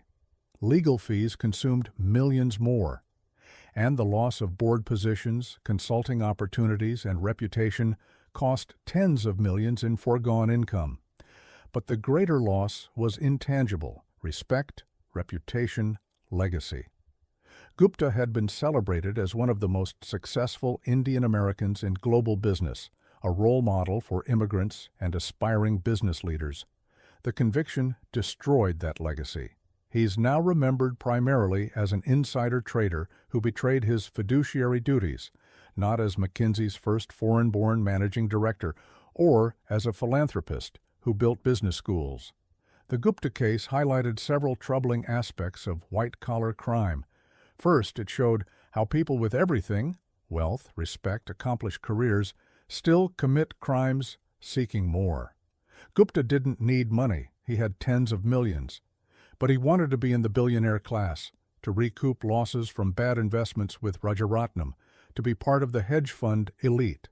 The dissatisfaction that drove his crimes came from comparing himself to people even wealthier, rather than appreciating what he'd already achieved. Second, the case demonstrated how respectability and accomplishment can mask criminal conduct. Gupta's board positions, McKinsey leadership, and philanthropic work created an aura of integrity that made many people initially refuse to believe he could be a criminal. But as prosecutors emphasized, no amount of charitable work or past achievement excuses securities fraud. The law applies to everyone, regardless of resume. Third, the case showed the power of wiretap evidence in white-collar prosecutions. The Rajaratnam investigation's use of wiretaps was controversial. Defense attorneys argued it was excessive surveillance for nonviolent crime. But the wiretaps provided direct evidence of insider trading that would have been nearly impossible to prove through circumstantial evidence alone. The case became precedent for using wiretaps in complex securities fraud investigations. For the Indian American business community, Gupta's conviction was particularly painful. He'd been celebrated as proof that immigrants could rise to the very top of American business. His success story had inspired countless Indian students and entrepreneurs. The revelation that he'd committed insider trading felt like a betrayal, not just of Goldman Sachs, but of everyone who'd looked up to him. The case also raised questions about board governance and insider trading risks. Gupta's position as Goldman board member gave him access to extraordinarily sensitive information. The board trusted him to keep that information confidential. His betrayal of that trust highlighted the risks companies face when board members have outside relationships with hedge funds, private equity firms, or other entities that might benefit from inside information. Rajat Gupta is now 76 years old, living quietly, working on consulting projects and philanthropy, trying to rebuild some semblance of the reputation he destroyed. He'll never serve on a major corporate board again. He'll never advise prime ministers or sit in rooms where global business decisions are made. His legacy will always be insider trading and federal prison, not McKinsey leadership or philanthropic contributions.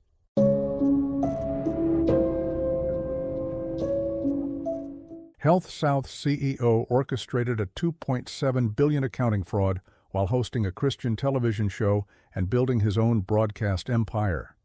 Every Sunday morning, Birmingham, Alabama residents could tune in to watch Richard Scrushy, the charismatic CEO of HealthSouth Corporation, hosting his Christian television program. Scrushy, impeccably dressed and radiating confidence, would discuss faith, values, and the importance of integrity. He'd sing gospel songs. He'd interview religious leaders. He'd present himself as a man of God who'd built a billion-dollar healthcare company through hard work, divine guidance, and Christian principles. Meanwhile, back at HealthSouth's headquarters, Scrushy was directing what federal prosecutors would call one of the largest corporate frauds in American history, a $2.7 billion accounting fraud that systematically inflated earnings for years to meet Wall Street expectations and keep HealthSouth's stock price elevated. When subordinates questioned the fake numbers, Scrushy allegedly threatened and intimidated them. When auditors asked questions, HealthSouth provided falsified documents. And when the fraud finally unraveled, Scrushy would deploy every weapon in his arsenal, including his Christian television platform and carefully cultivated image as Birmingham's beloved local hero, to fight federal charges. In one of the most stunning courtroom outcomes of the corporate fraud era, Richard Scrushy would be acquitted in 2005 of securities fraud charges despite overwhelming evidence and testimony from 5 former chief financial officers who'd all pleaded guilty and testified that Scrushy had directed the fraud. The acquittal appeared to be a case of jury nullification, a predominantly African-American jury in Birmingham apparently refusing to convict the white CEO who'd positioned himself as a victim of federal overreach and who'd carefully cultivated relationships in Birmingham's black community. But Scrushy's victory was temporary. Within a year, he'd be convicted in a separate case of bribing Alabama's governor and sentenced to nearly 7 years in federal prison. The televangelist CEO who'd beaten seemingly impossible odds on securities fraud charges would ultimately serve time for political corruption, his reputation destroyed, and his HealthSouth empire long gone. Richard Marin Scrushy was born in 1952 in Selma, Alabama, and grew up in modest circumstances. He studied respiratory therapy, worked as a respiratory therapist, and eventually moved into healthcare management. In 1984, at age 31, he founded AmCare, Inc., later renamed HealthSouth Corporation, to provide outpatient rehabilitation services, physical therapy, occupational therapy, and related health care for patients recovering from injuries or surgery. The timing was perfect. Changes in Medicare reimbursement policies in the 1980s made outpatient rehabilitation more profitable. Health South grew aggressively through acquisitions and new facility construction, building a nationwide network of rehabilitation hospitals and clinics. Scrushy was a relentless promoter, cultivating relationships with doctors who'd refer patients to Health South, with investors who'd fund expansion, and with Wall Street analysts who'd recommend the stock. By the mid-1990s, Health South was America's largest provider of outpatient rehabilitation services, operating over 1,000 facilities nationwide. The company employed approximately 50,000 people. Scrushy became extraordinarily wealthy. His compensation in the late 1990s exceeded $100 million annually, and his net worth approached $500 million. He lived lavishly, a Learjet, multiple mansions, a yacht, luxury cars, and eventually his own television network. But Health South's growth was built on accounting fraud. Beginning in the mid-1990s, when Health South's actual earnings began falling short of Wall Street expectations, Scrushy allegedly directed his finance team to fabricate numbers. The method was simple, but massive in scale. Health South would record fake revenues, understate expenses, and inflate assets to report whatever earnings were necessary to meet analysts' forecasts. According to testimony from 5 former Health South CFOs, all of whom pleaded guilty to fraud and testified against Scrushy, the process worked like this. After each quarter's books were closed, if actual earnings fell short of Wall Street expectations, Scrushy would direct the finance team to fix it. The CFO and other senior executives would calculate the gap between actual and expected earnings, then create fake accounting entries to close the gap. False revenues were recorded, expenses were understated, assets were inflated on the balance sheet. The fraud accelerated over time. What started as relatively small adjustments to meet expectations became billions in fabricated earnings. By 2002, Health South had overstated earnings by approximately $2.7 billion over a period of years, one of the largest accounting frauds in American corporate history, comparable in magnitude to WorldCom and exceeded only by Enron among the early 2000s fraud wave. The fraud required participation from multiple Health South executives. All 5 CFOs who served during the fraud period were involved, along with numerous other senior finance executives. But according to their testimony, they were following orders from Scrushy, who allegedly directed the specific numbers to be reported, and who created a culture where refusing to participate in fraud meant losing your job. Scrushy allegedly ran Health South through intimidation. Executives described a climate of fear where questioning Scrushy's directives was dangerous. He'd humiliate subordinates in front of colleagues, fire people for minor failures, and reward loyalty above all else. This toxic culture made fraud easier. Executives feared refusing Scrushy's orders more than they feared the consequences of accounting fraud. The fraud served multiple purposes. For Scrushy, it kept Health South's stock price high, which made his own stock holdings worth hundreds of millions. It maintained Wall Street's confidence in Health South, enabling continued access to capital for acquisitions, and it preserved Scrushy's reputation as a brilliant healthcare entrepreneur who'd built a growth juggernaut. But by 2002, the fraud was becoming unsustainable.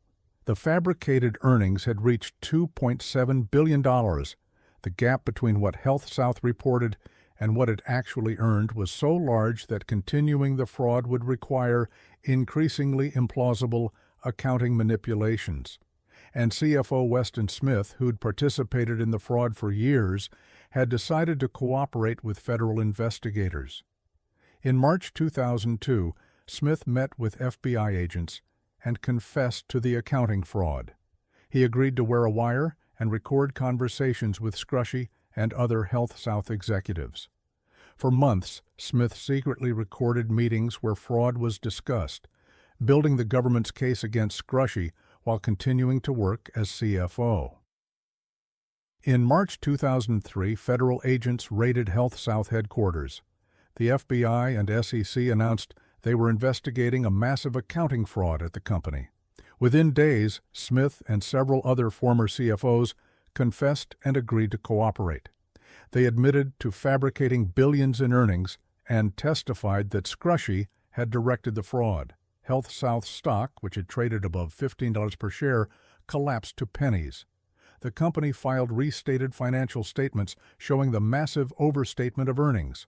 Scrushy was fired as CEO, and investigators began building a criminal case that seemed overwhelming. Multiple CFOs willing to testify that Scrushy had directed fraud, wiretapped recordings, and forensic accounting evidence documenting the fabricated numbers. In November 2003, federal prosecutors indicted Richard Scrushy on 85 counts including securities fraud, money laundering, and conspiracy. The indictment alleged he'd directed a scheme to defraud investors by systematically falsifying HealthSouth's financial statements. If convicted on all counts, Scrushy faced potentially centuries in prison. Most observers expected the trial to be a formality. How could Scrushy possibly defend against 5 former CFOs who'd all pleaded guilty and would testify he'd directed them to commit fraud? But Scrushy had advantages that weren't immediately apparent. He was being tried in Birmingham, where he was a local hero and major philanthropist. He had unlimited resources to hire top defense attorneys, and he had a carefully cultivated public image that he'd deploy ruthlessly. Between his indictment in 2003 and his trial beginning in January 2005, Scrushy executed a remarkable public relations campaign. He launched his Christian television program, positioning himself as a man of faith under attack from government persecution. He gave generously to African American churches in Birmingham, building relationships in the black community. He hired prominent African American ministers as advisors and appeared at their churches. He framed his prosecution as federal overreach targeting a successful Southern businessman. The strategy was cynical, but effective. Scrushy was betting that a Birmingham jury, likely to include substantial African American representation, might be sympathetic to a narrative of government persecution, especially if he could position himself as connected to and supportive of the black community. He donated to historically black colleges, hired African American lawyers for his defense team, and constantly appeared with black religious leaders. The trial began in January 2005 and lasted nearly 6 months. Prosecutors presented testimony from 5 former HealthSouth CFOs, Weston Smith, William Owens, Michael Martin, Malcolm Tad McVeigh, and Aaron Beam. One by one, they testified that Scrushy had directed them to falsify financial statements, that he'd known the reported earnings were fake, and that he'd created pressure to meet Wall Street expectations regardless of actual performance. The government presented wiretapped recordings of meetings where fraud was discussed. They showed forensic accounting evidence documenting the fabricated entries. They demonstrated that Scrushy had personally benefited, selling HealthSouth stock for hundreds of millions, while reporting false earnings that inflated the stock price. The case appeared overwhelming. But Scrushy's defense team, led by renowned criminal defense attorney Donald Watkins, mounted an aggressive counterattack. They argued that Scrushy had been betrayed by subordinates who'd committed fraud without his knowledge. They portrayed the CFOs as criminals who'd fabricated testimony to reduce their own sentences. And they argued that the federal government was persecuting Scrushy because he was a successful entrepreneur who wouldn't roll over and plead guilty. Perhaps most importantly, the defense subtly played on racial dynamics and anti-government sentiment. In a jurisdiction where distrust of federal authority ran deep, particularly in the African American community that had experienced FBI surveillance and persecution during the Civil Rights era, the defense's narrative of government overreach resonated. Scrushy's cultivation of black community support and his television ministry gave him credibility that typical white corporate CEOs wouldn't have had. The defense also attacked the credibility of cooperating witnesses. Each of the 5 former CFOs had pleaded guilty to fraud and agreed to testify against Scrushy in exchange for reduced sentences. The defense portrayed them as liars willing to say anything to avoid prison, as criminals trying to blame their boss for their own crimes. On June 28, 2005, after deliberating for 21 days, an extraordinarily long deliberation suggesting sharp disagreements, the jury acquitted Richard Scrushy on all 36 counts he faced. Some original counts had been dismissed or combined. The verdict stunned legal observers, prosecutors, and most people who'd followed the trial. How could a jury acquit when 5 CFOs had testified under oath that Scrushy directed the fraud? The answer appeared to be jury nullification. The jury either didn't believe Scrushy was guilty, implausible given the evidence, or chose to acquit, despite believing he was guilty, perhaps because they felt the prosecution was unjust or because they identified with Scrushy as a local figure under federal attack. Post-trial interviews with jurors suggested some were skeptical of the cooperating witnesses' testimony, while others may have been influenced by Scrushy's religious presentation and community support. The acquittal was a stunning defeat for federal prosecutors and a seemingly impossible victory for Scrushy. He'd beaten charges that appeared unbeatable. He'd walked free despite overwhelming evidence. And he'd demonstrated that with sufficient resources, a savvy public relations campaign, and favorable jury composition, even the most guilty-appearing defendants can sometimes win. But Scrushy's freedom was short-lived. While awaiting his securities fraud trial, he'd been involved in another alleged crime, bribing Alabama Governor Don Siegelman. Scrushy had allegedly given $500,000 to a political lottery campaign in exchange for Siegelman appointing him to a state hospital regulatory board, a position that gave Scrushy regulatory influence over Health South's competitors. In June 2006, less than a year after his acquittal on securities fraud, Scrushy was convicted in federal court on bribery, conspiracy, and mail fraud charges related to the Siegelman case. This time, the jury believed the government's evidence. On June 28, 2007, he was sentenced to 6 years and 10 months in federal prison. Scrushy reported to federal prison in Texas in 2007 to begin his sentence. The televangelist CEO who'd beaten securities fraud charges was now federal inmate 1422401. He served 5 years before being released to a halfway house in July 2012, completing his sentence in early 2013. Since his release, Scrushy has attempted various business comebacks, including ventures in healthcare technology and other industries. None have achieved significant success. His reputation is permanently destroyed. He's a convicted felon who served time for bribing a governor. And while he was acquitted of securities fraud, most people believe he committed that crime too, and simply got lucky with jury composition. Health South itself survived the scandal, but was permanently changed. The company restated years of financial statements, wrote off billions in fabricated assets, and restructured under new management. It eventually recovered and continues operating as a rehabilitation hospital company. But the Scrushy era is a stain the company has worked hard to move beyond. The 5 former CFOs who testified against Scrushy all served prison sentences for their roles in the fraud, though their cooperation earned them reduced sentences compared to what they'd have received otherwise.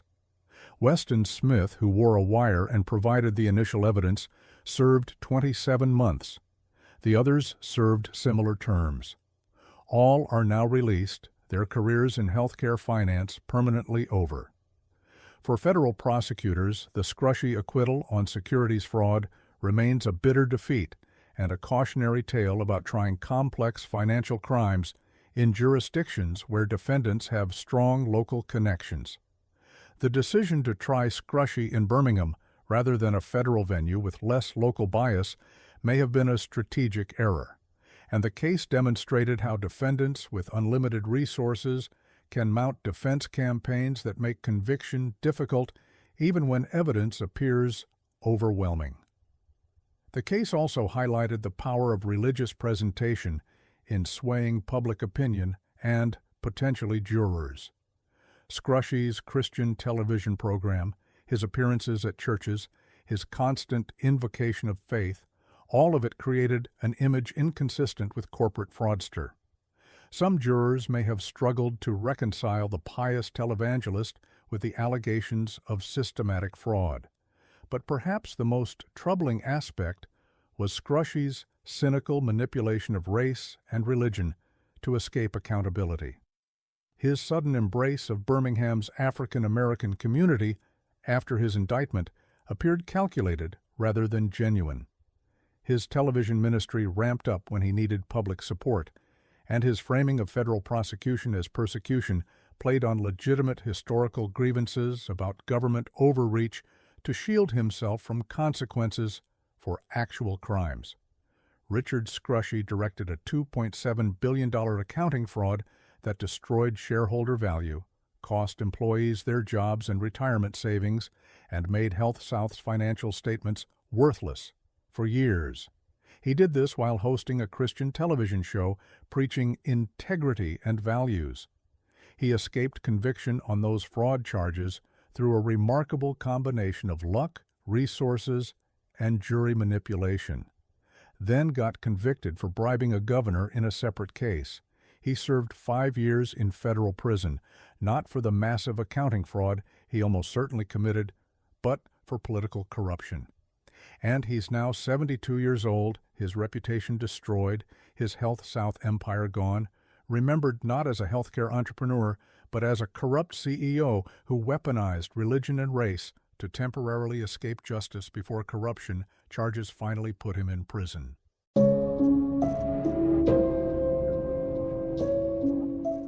Quest's CEO sold $52 million in stock while knowing the company he hyped to investors was secretly failing.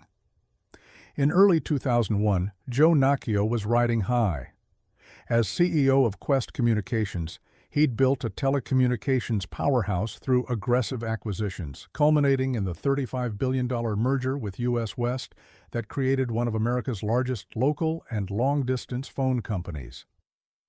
Quest's stock had soared during the telecom boom, and Nacchio, brash, confident, and combative, was celebrated as a visionary who'd transformed a fiber optic network operator into an integrated communications giant.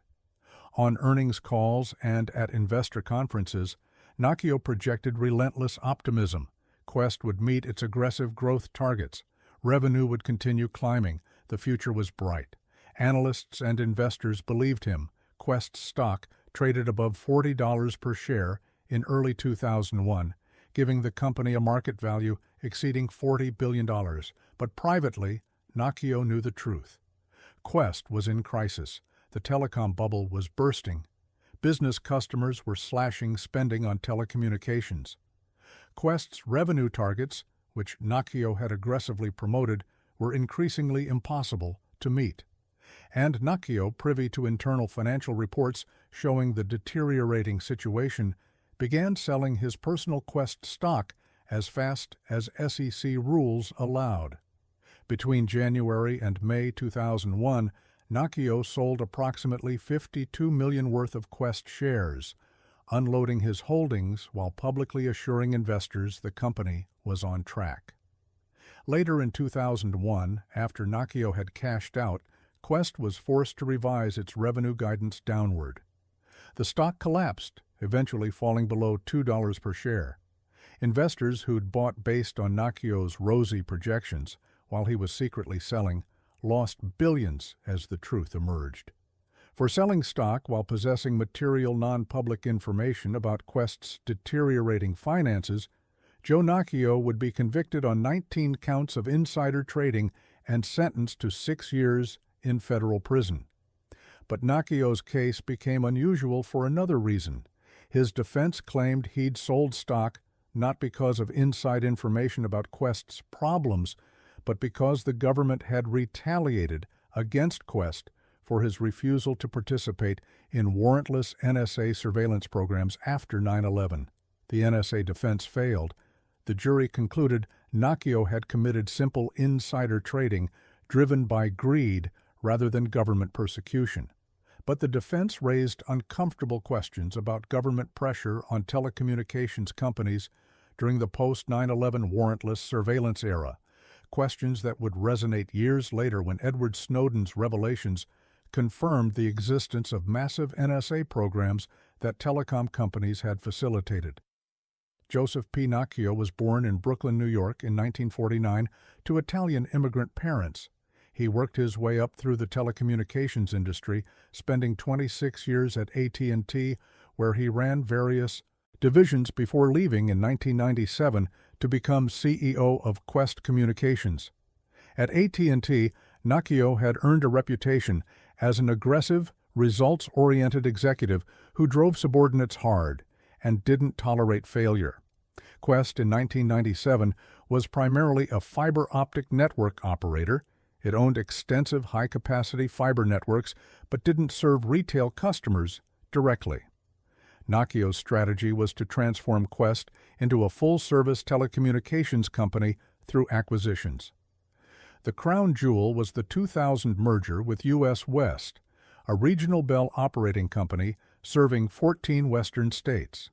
The $35 billion deal instantly gave Quest millions of residential and business customers and a local phone network to complement its fiber backbone. The merger closed in June 2000, near the peak of the telecom bubble.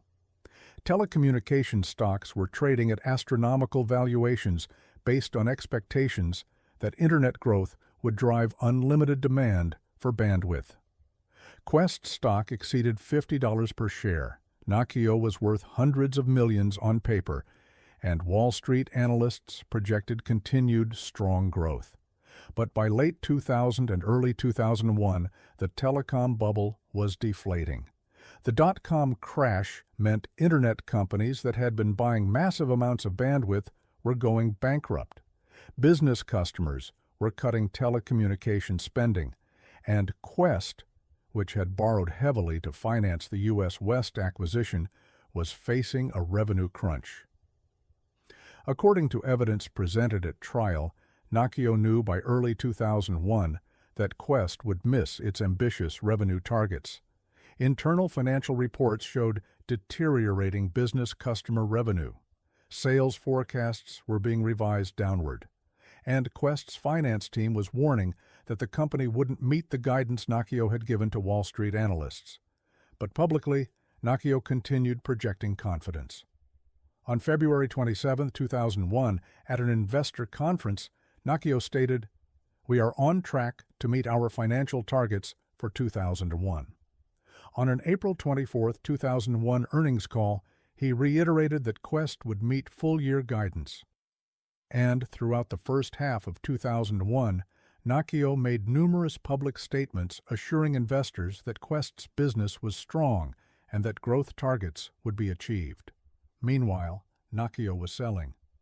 Between January and May 2001, he sold approximately 1.5 million Quest shares for proceeds of approximately $52 million. The sales were technically legal. Nokia filed required SEC disclosure forms and sold through prearranged trading plans, but prosecutors would later argue that Nokia had established those trading plans and executed the sales based on material non-public information, his knowledge that Quest would miss its revenue targets. In June 2001, after Nokia had completed his stock sales, Quest began warning investors that revenue would fall short of guidance. The stock started declining. By the end of 2001, Quest had revised revenue guidance downward multiple times, and in 2002, it became clear that Quest had engaged in accounting fraud, using various techniques to inflate revenue and meet targets during the period when Nokia had been selling stock. The accounting fraud was prosecuted separately, with several Quest executives pleading guilty or being convicted. But Nacchio wasn't charged with directing the accounting fraud. Prosecutors apparently concluded they couldn't prove beyond reasonable doubt that he'd ordered subordinates to manipulate the books. Instead, he was charged with insider trading, selling his personal stock based on non-public knowledge that Quest would miss its revenue targets, while publicly telling investors the opposite. The SEC and federal prosecutors began investigating in 2002. In December 2005, prosecutors indicted Nacchio on 42 counts of insider trading related to his stock sales between January and May 2001. The indictment alleged that Nacchio had possessed material non-public information about Quest's deteriorating financial condition and had sold stock while publicly making false optimistic statements to prop up the price. Nacchio denied the charges and mounted an aggressive defense.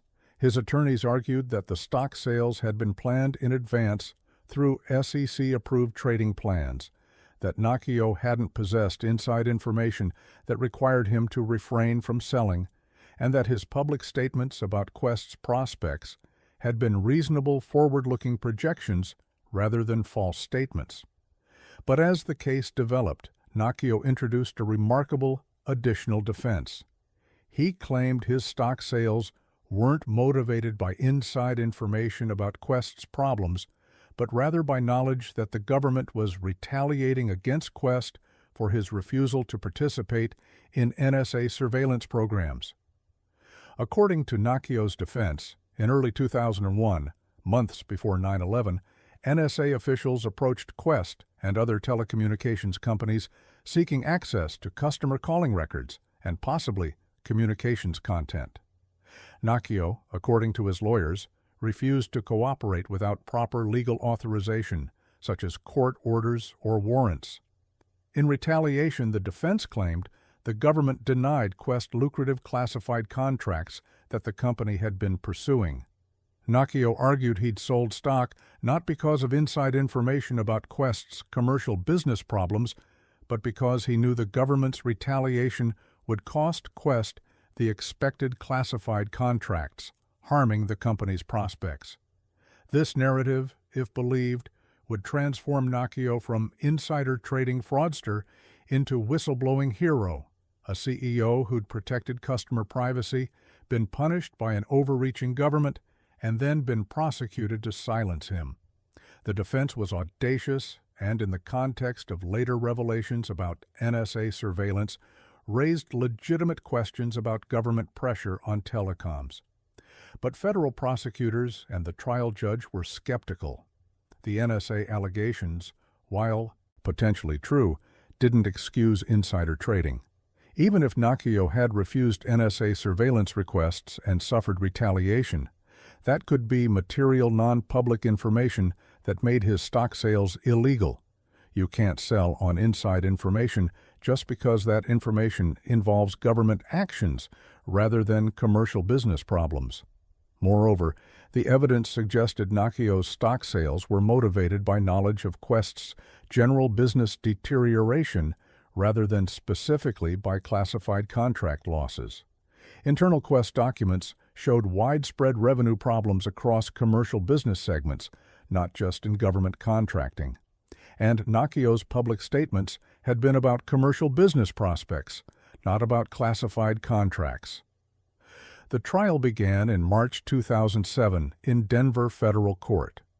Prosecutors presented evidence that Nacchio had received internal reports showing Quest would miss revenue targets, had continued making optimistic public statements despite this knowledge, and had sold $52 million in stock during that period.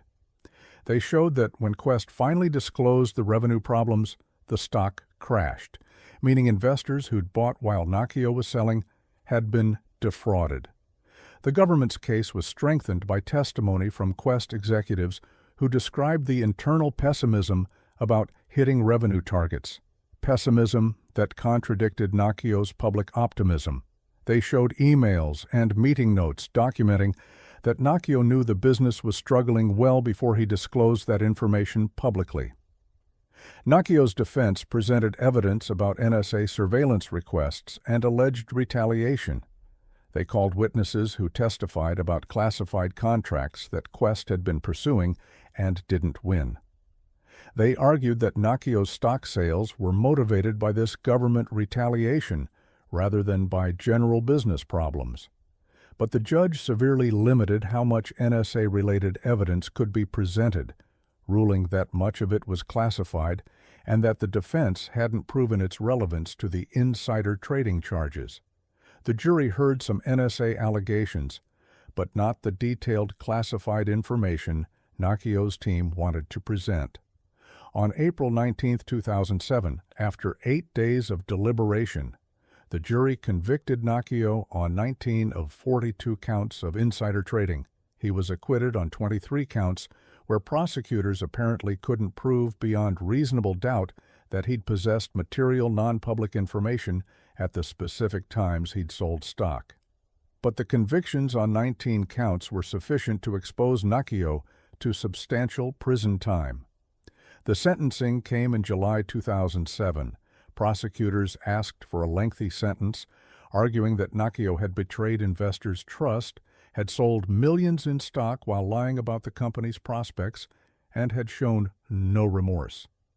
The defense asked for leniency, noting that Nakio hadn't been charged with directing Quest's accounting fraud, other executives had pleaded guilty to that, and that his case involved novel legal questions about what constituted material non-public information.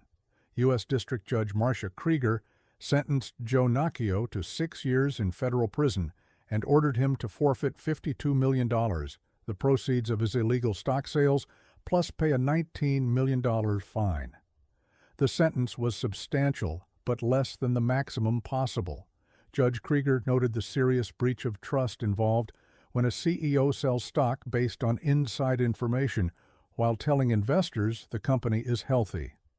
Nakio appealed, arguing that the trial court had improperly excluded NSA-related evidence and that his convictions should be reversed.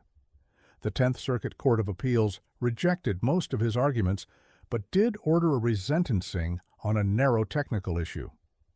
At resentencing, his sentence was reduced slightly, but remained over 5 years. Nakio reported to federal prison in Pennsylvania in 2009 to begin serving his sentence. The brash telecom CEO who'd once run a $40 billion company was now federal inmate Nugget 270411013. He served approximately 5.5 years before being released in 2013 to a halfway house, completing his sentence in 2014. Since his release, Nakio has attempted business comebacks, including ventures in telecommunications consulting. He's maintained his innocence and continued arguing that his prosecution was retaliation for refusing NSA surveillance requests. But his reputation is permanently damaged. He's a convicted felon who served time for insider trading, regardless of his NSA defense theories. For Quest, the Nakio era was catastrophic. The company that had been worth over $40 billion at its peak became worth pennies per share after the truth emerged. Quest survived by restructuring and refocusing on its core business, eventually being acquired by CenturyLink in 2011 for approximately $10.6 billion, less than a third of its peak value, and representing massive losses for long-term shareholders. The investors who bought Quest stock during Nakio's selling spree in early 2001, trusting his public statements while he was secretly unloading his holdings, lost billions when the stock collapsed. Unlike Enron or WorldCom, where companies went bankrupt, Quest survived, so shareholders weren't completely wiped out. But the losses were still enormous, and the breach of trust was just as serious. A CEO selling while telling investors to buy is one of the core betrayals of fiduciary duty. Nakio's NSA defense, while ultimately unsuccessful in court, raised questions that remain relevant. In the years after his conviction, Edward Snowden's 2013 revelations confirmed that NSA had been running massive warrantless surveillance programs in cooperation with telecommunications companies. Documents showed that AT&T, Verizon, and other carriers had provided the NSA with extensive access to customer communications. Was Nakio telling the truth about being asked to participate in these programs and refusing? Possibly. The timing and details he described were consistent with what was later revealed about NSA surveillance.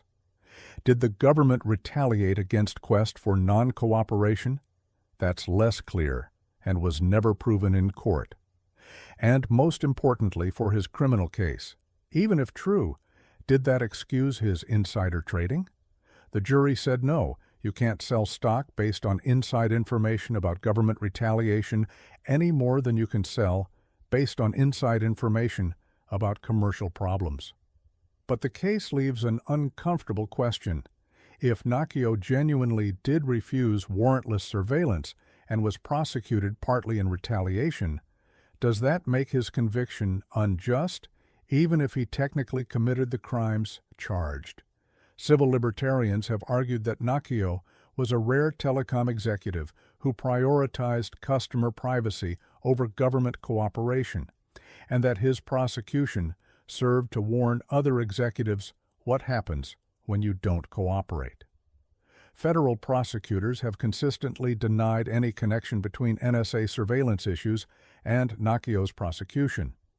They maintain he was prosecuted for insider trading because he committed insider trading, selling $52 million in stock while knowing Quest would miss revenue targets and while publicly telling investors the opposite.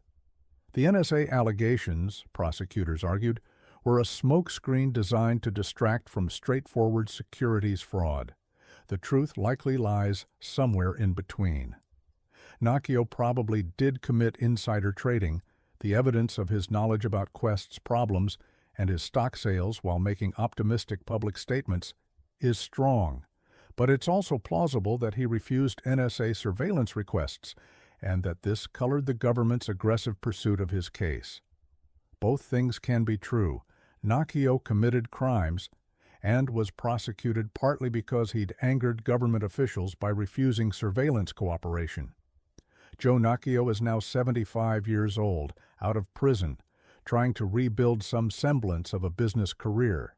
He'll never run a major corporation again. His felony convictions bar him from serving as an officer or director of public companies.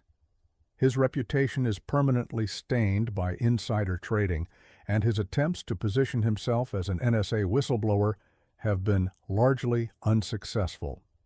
The $52 million he made from his illegal stock sales was forfeited, and he paid additional fines. Combined with legal fees that likely ran into millions, the financial cost of his crimes was enormous, and that doesn't account for the 5 years of freedom lost to federal prison or the permanent damage to reputation and career. The lesson from Joe Nakio's case is multi-layered. On one level, it's a straightforward story about insider trading.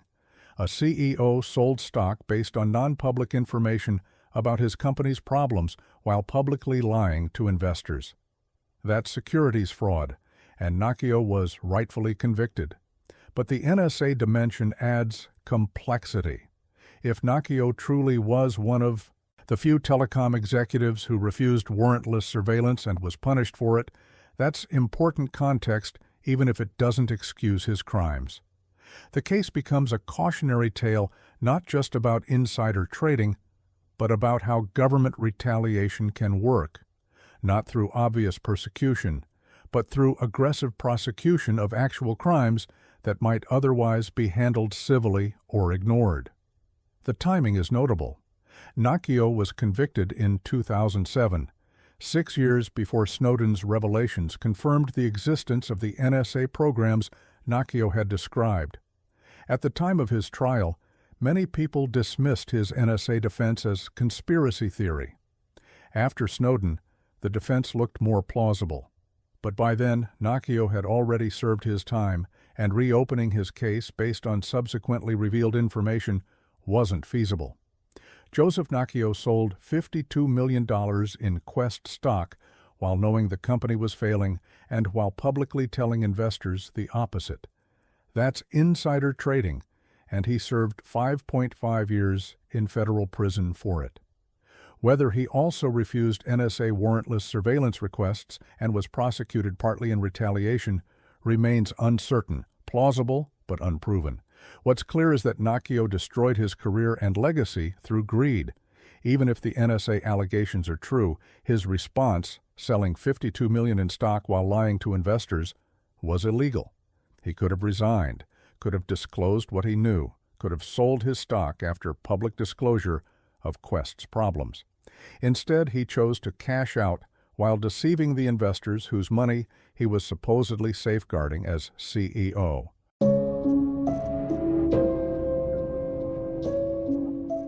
The Rite Aid CEO's son helped hide $1.6 billion in losses at his father's pharmacy empire, nearly destroying a Fortune 500 company.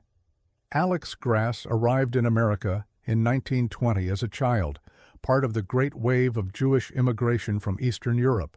His parents settled in Harrisburg, Pennsylvania, where Alex eventually took over his father's small drugstore.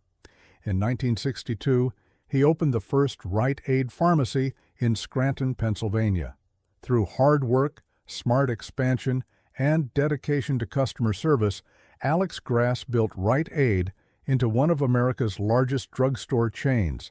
By the 1990s, a Fortune 500 company with over 3,600 stores across the country, employing tens of thousands. It was an American dream success story, the immigrant son who built a retail empire from a single drugstore, creating wealth and jobs across America. Alex Grass became a prominent philanthropist in Pennsylvania, a respected business leader, and proof that hard work and entrepreneurship could generate enormous success. In 1995, Alex handed control of Rite Aid to his son, Martin Grass, who became CEO at age 41. Martin had grown up in privilege, the son of a self-made millionaire, educated at elite schools, groomed to inherit his father's empire. Where Alex had built the business through frugality and discipline, Martin would preside over aggressive expansion financed by debt, and ultimately massive accounting fraud that would hide $1.6 billion in losses and nearly destroy the company his father had spent 3 decades building. By 2003, Martin Grass would plead guilty to conspiracy to defraud Rite Aid's investors and creditors, admitting he'd systematically falsified financial statements to hide the company's deteriorating condition. He would serve 6 years in federal prison while watching his father's legacy crumble. Rite Aid stock falling from $50 per share to under $2, shareholders losing 90% of their investment, and the Grass family name becoming synonymous with accounting fraud rather than immigrant entrepreneurship. The story of Martin Grass is about more than corporate fraud. It's about how second-generation wealth can corrupt, how nepotism can put the wrong people in charge, and how a son's greed and weakness can destroy a father's life's work. Martin Grass was born into a life of privilege that his father had never known. Where Alex had worked in his family's small drugstore, Martin went to prep schools and the University of Pennsylvania. Where Alex had clawed his way up through retail, Martin was handed executive positions at Rite Aid. And where Alex had built the company through careful management and disciplined growth, Martin pursued aggressive expansion that would strain Rite Aid's finances and ultimately lead to fraud. When Martin became CEO in 1995, Rite Aid was healthy but facing intense competition from larger rivals like Walgreens and CVS. The drugstore industry was consolidating. Chains needed scale to negotiate with pharmaceutical suppliers and health insurers. Martin's strategy was rapid expansion through acquisitions, buying smaller regional chains to increase Rite Aid's footprint. The acquisition strategy was sound in concept, but executed recklessly. Between 1996 and 1999, Rite Aid spent billions acquiring chains like Thrifty Payless, K&B, Harco, and others.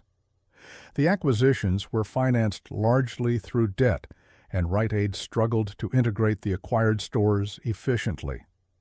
Many of the acquired pharmacies were in poor locations or required substantial investment to bring up to Rite Aid standards. The expansion was supposed to generate synergies and economies of scale, but instead it generated chaos and mounting losses. By 1997, Rite Aid's financial performance was deteriorating. The acquisitions weren't generating expected profits, integration costs were higher than projected, and Rite Aid's core business was struggling as competition intensified. But Martin and his team couldn't admit this to Wall Street. Rite Aid's stock price depended on maintaining the narrative of successful growth through acquisitions. If investors knew the truth, the stock would crash, and Rite Aid's ability to finance further expansion would disappear. So Martin Grass and Rite Aid's chief financial officer, Frank Bergonzi, along with other executives, made a fateful decision. They would hide the losses through accounting fraud. The fraud took multiple forms but shared a common goal: make Rite Aid's profits appear higher than they actually were. One method was cookie jar accounting, setting aside excess reserves during good quarters, then releasing those reserves during bad quarters to artificially inflate reported earnings. This is illegal because it smooths earnings artificially, hiding actual performance volatility from investors. Rite Aid would overstate reserves for things like vendor rebates or insurance recoveries, then release those excess reserves later to boost reported earnings when actual business performance fell short. Another method was understating Rite Aid's cost of goods sold, essentially recording lower costs for the merchandise Rite Aid purchased, which artificially inflated profit margins. The fraud involved manipulating the amounts Rite Aid claimed to receive in vendor rebates and promotional allowances. Pharmaceutical and product suppliers often provide rebates to retailers for various reasons, but Rite Aid systematically overstated these rebates, recording rebate income that didn't actually exist to reduce reported costs and inflate profits. The company also manipulated depreciation schedules, delaying recognition of expenses related to store closures and asset write-downs. When acquired stores needed to be closed or substantial investments written off, Rite Aid would delay recording these expenses, pushing them into future quarters to make current results look better. Between 1997 and 1999, these accounting manipulations allowed Rite Aid to report over $1.6 billion in inflated income, profits that didn't exist, recorded through fake reserves releases, fabricated vendor rebates, and delayed expense recognition. The fraud required participation from multiple senior executives, including the CFO, controller, and various accounting department staff. But it was directed from the top by Martin Grass and Frank Bergonzi, who set the financial targets that subordinates were expected to hit regardless of actual business performance. The fraud served Martin's purposes. It kept Rite Aid's stock price elevated, maintained access to credit markets for financing acquisitions, preserved his compensation, which was tied to financial performance, and hid from his father and the board the reality that his aggressive expansion strategy was failing. Martin continued living lavishly, taking millions in compensation, bonuses, and stock sales, while the company he was supposed to lead descended into fraud. The culture at Rite Aid under Martin was reportedly toxic. Executives who questioned aggressive accounting treatments were marginalized or fired. The finance department understood that hitting the numbers Martin wanted was more important than following accounting rules, and there was intense pressure to maintain the growth narrative. Rite Aid was supposedly a retail success story, and anyone suggesting otherwise was unwelcome. By 1999, the fraud was becoming unsustainable. The gap between reported and actual performance had grown so large that continuing the manipulations would require increasingly implausible accounting. External auditors were asking uncomfortable questions, and short sellers and financial analysts were beginning to suspect that Rite Aid's reported numbers didn't match reality. In June 1999, Rite Aid announced it would restate prior year's financial statements due to accounting errors. The announcement was catastrophic. It signaled to investors that Rite Aid's previously reported earnings couldn't be trusted. The stock, which had traded above $50 per share at its peak, began collapsing. Investigations by the SEC and the U.S. Attorney's Office in Pennsylvania were launched. The restated financials, eventually released in 2000, showed that Rite Aid had overstated pre-tax income by approximately $1.6 billion over the 1997-1999 period. The company that had reported profits was actually generating losses. The growth strategy that Martin had touted was actually destroying value, and the CFO who'd been implementing the accounting fraud was working with prosecutors describing how Martin Grass had directed the scheme. Martin Grass resigned as CEO in 1999 as the scandal unfolded. Frank Bergonzi, the CFO, was fired and eventually pleaded guilty to fraud charges, agreeing to cooperate with prosecutors. Other senior executives also faced charges, and investigators began examining Martin's role in directing the fraud. Alex Grass, Martin's father and Rite Aid's founder, was devastated. The company he'd built over 37 years, the legacy he'd planned to pass to his son, was collapsing into bankruptcy and scandal. Alex had stepped back from day-to-day management when Martin became CEO, trusting his son to preserve and grow what he'd built. Instead, Martin had driven the company toward insolvency through reckless acquisitions and accounting fraud. The emotional toll on Alex was immense. He'd spent his life building Rite Aid, creating jobs, serving communities. Now his son had tarnished that legacy. The Grass name in Pennsylvania was associated with fraud rather than entrepreneurial success, and Alex had to watch as federal prosecutors built a criminal case against his own son. In February 2002, federal prosecutors indicted Martin Grass on multiple counts of conspiracy to defraud, securities fraud, and obstruction of justice. The charges alleged that Martin had directed a scheme to systematically falsify Rite Aid's financial statements, that he'd known the reported earnings were fake, and that he'd personally benefited through inflated compensation and stock sales based on the fraudulent numbers.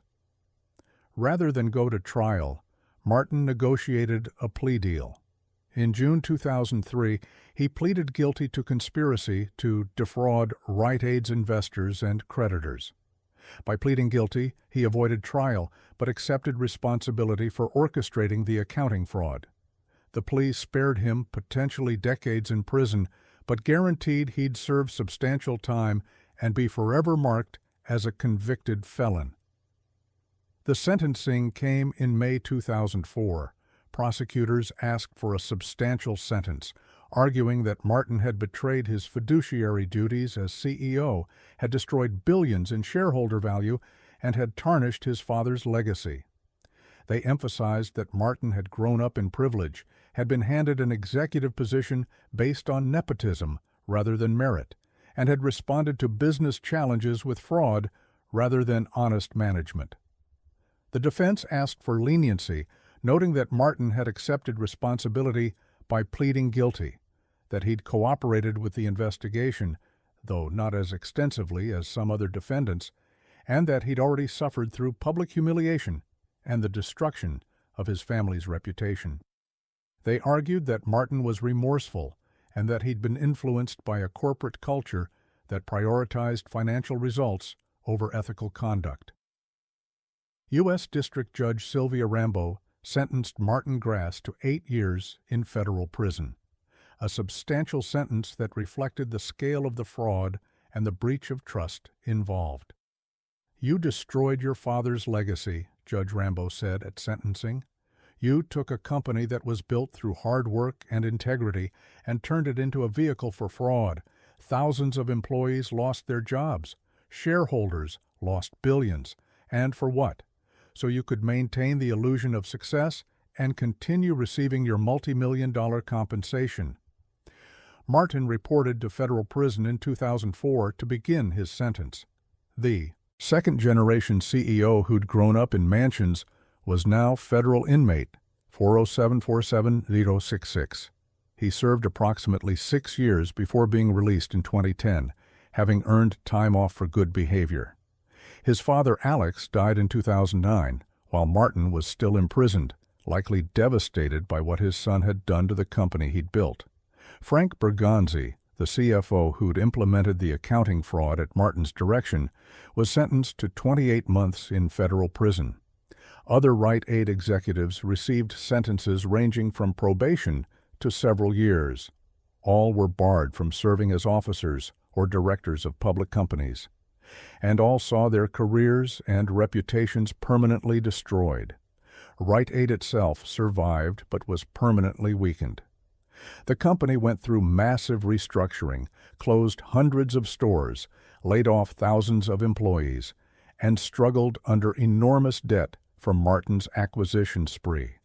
Shareholders who'd invested based on the fraudulent financial statements lost approximately 90% of their investment as the stock collapsed from over $50 to under $2 per share.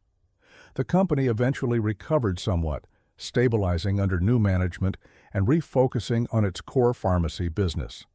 But Rite Aid never regained its position as a major competitor to Walgreens and CVS.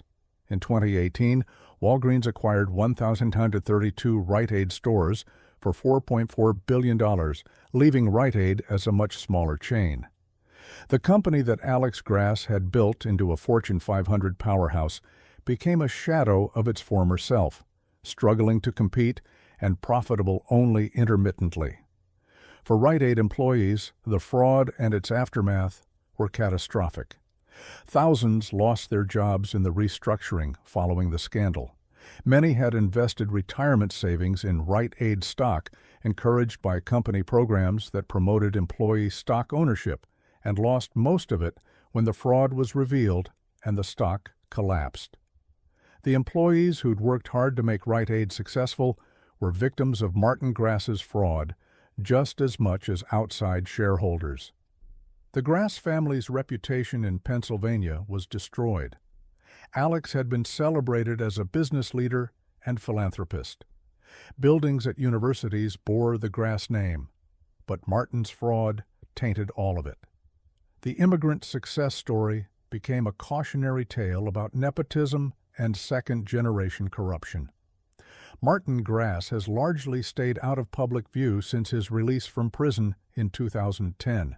He's now in his early 70s, his business career over, his reputation permanently stained. He's barred from serving as an officer or director of any public company. The wealth he'd accumulated through his position at Rite Aid was substantially depleted by legal fees, fines, and restitution. And the legacy he inherited from his father, the opportunity to lead a Fortune 500 company, was destroyed by his own criminal conduct. The case raises difficult questions about family businesses and nepotism. Martin Grass became CEO not because he was the most qualified candidate, but because he was Alex Grass's son. His appointment reflected the common practice in family businesses of passing control to the next generation, regardless of ability. But Martin lacked his father's business acumen, work ethic, and integrity. He'd grown up wealthy and entitled, never facing the struggles that had shaped his father's character. When Martin's aggressive acquisition strategy began failing, he didn't have his father's discipline to admit failure, cut losses, and adjust strategy. Instead, he chose fraud to hide the problems, prioritizing his ego and compensation over the company's long-term health. The entitlement that came from inherited wealth and position bred the attitude that rules didn't apply to him, that maintaining the appearance of success justified any means. The fraud also demonstrated how pressure to meet Wall Street expectations can lead executives to commit crimes. Rite Aid's stock price was based on expectations of consistent growth.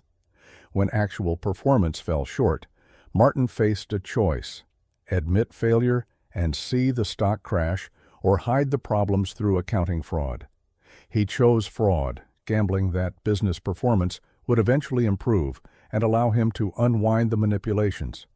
But once you start falsifying financial statements, it becomes increasingly difficult to stop.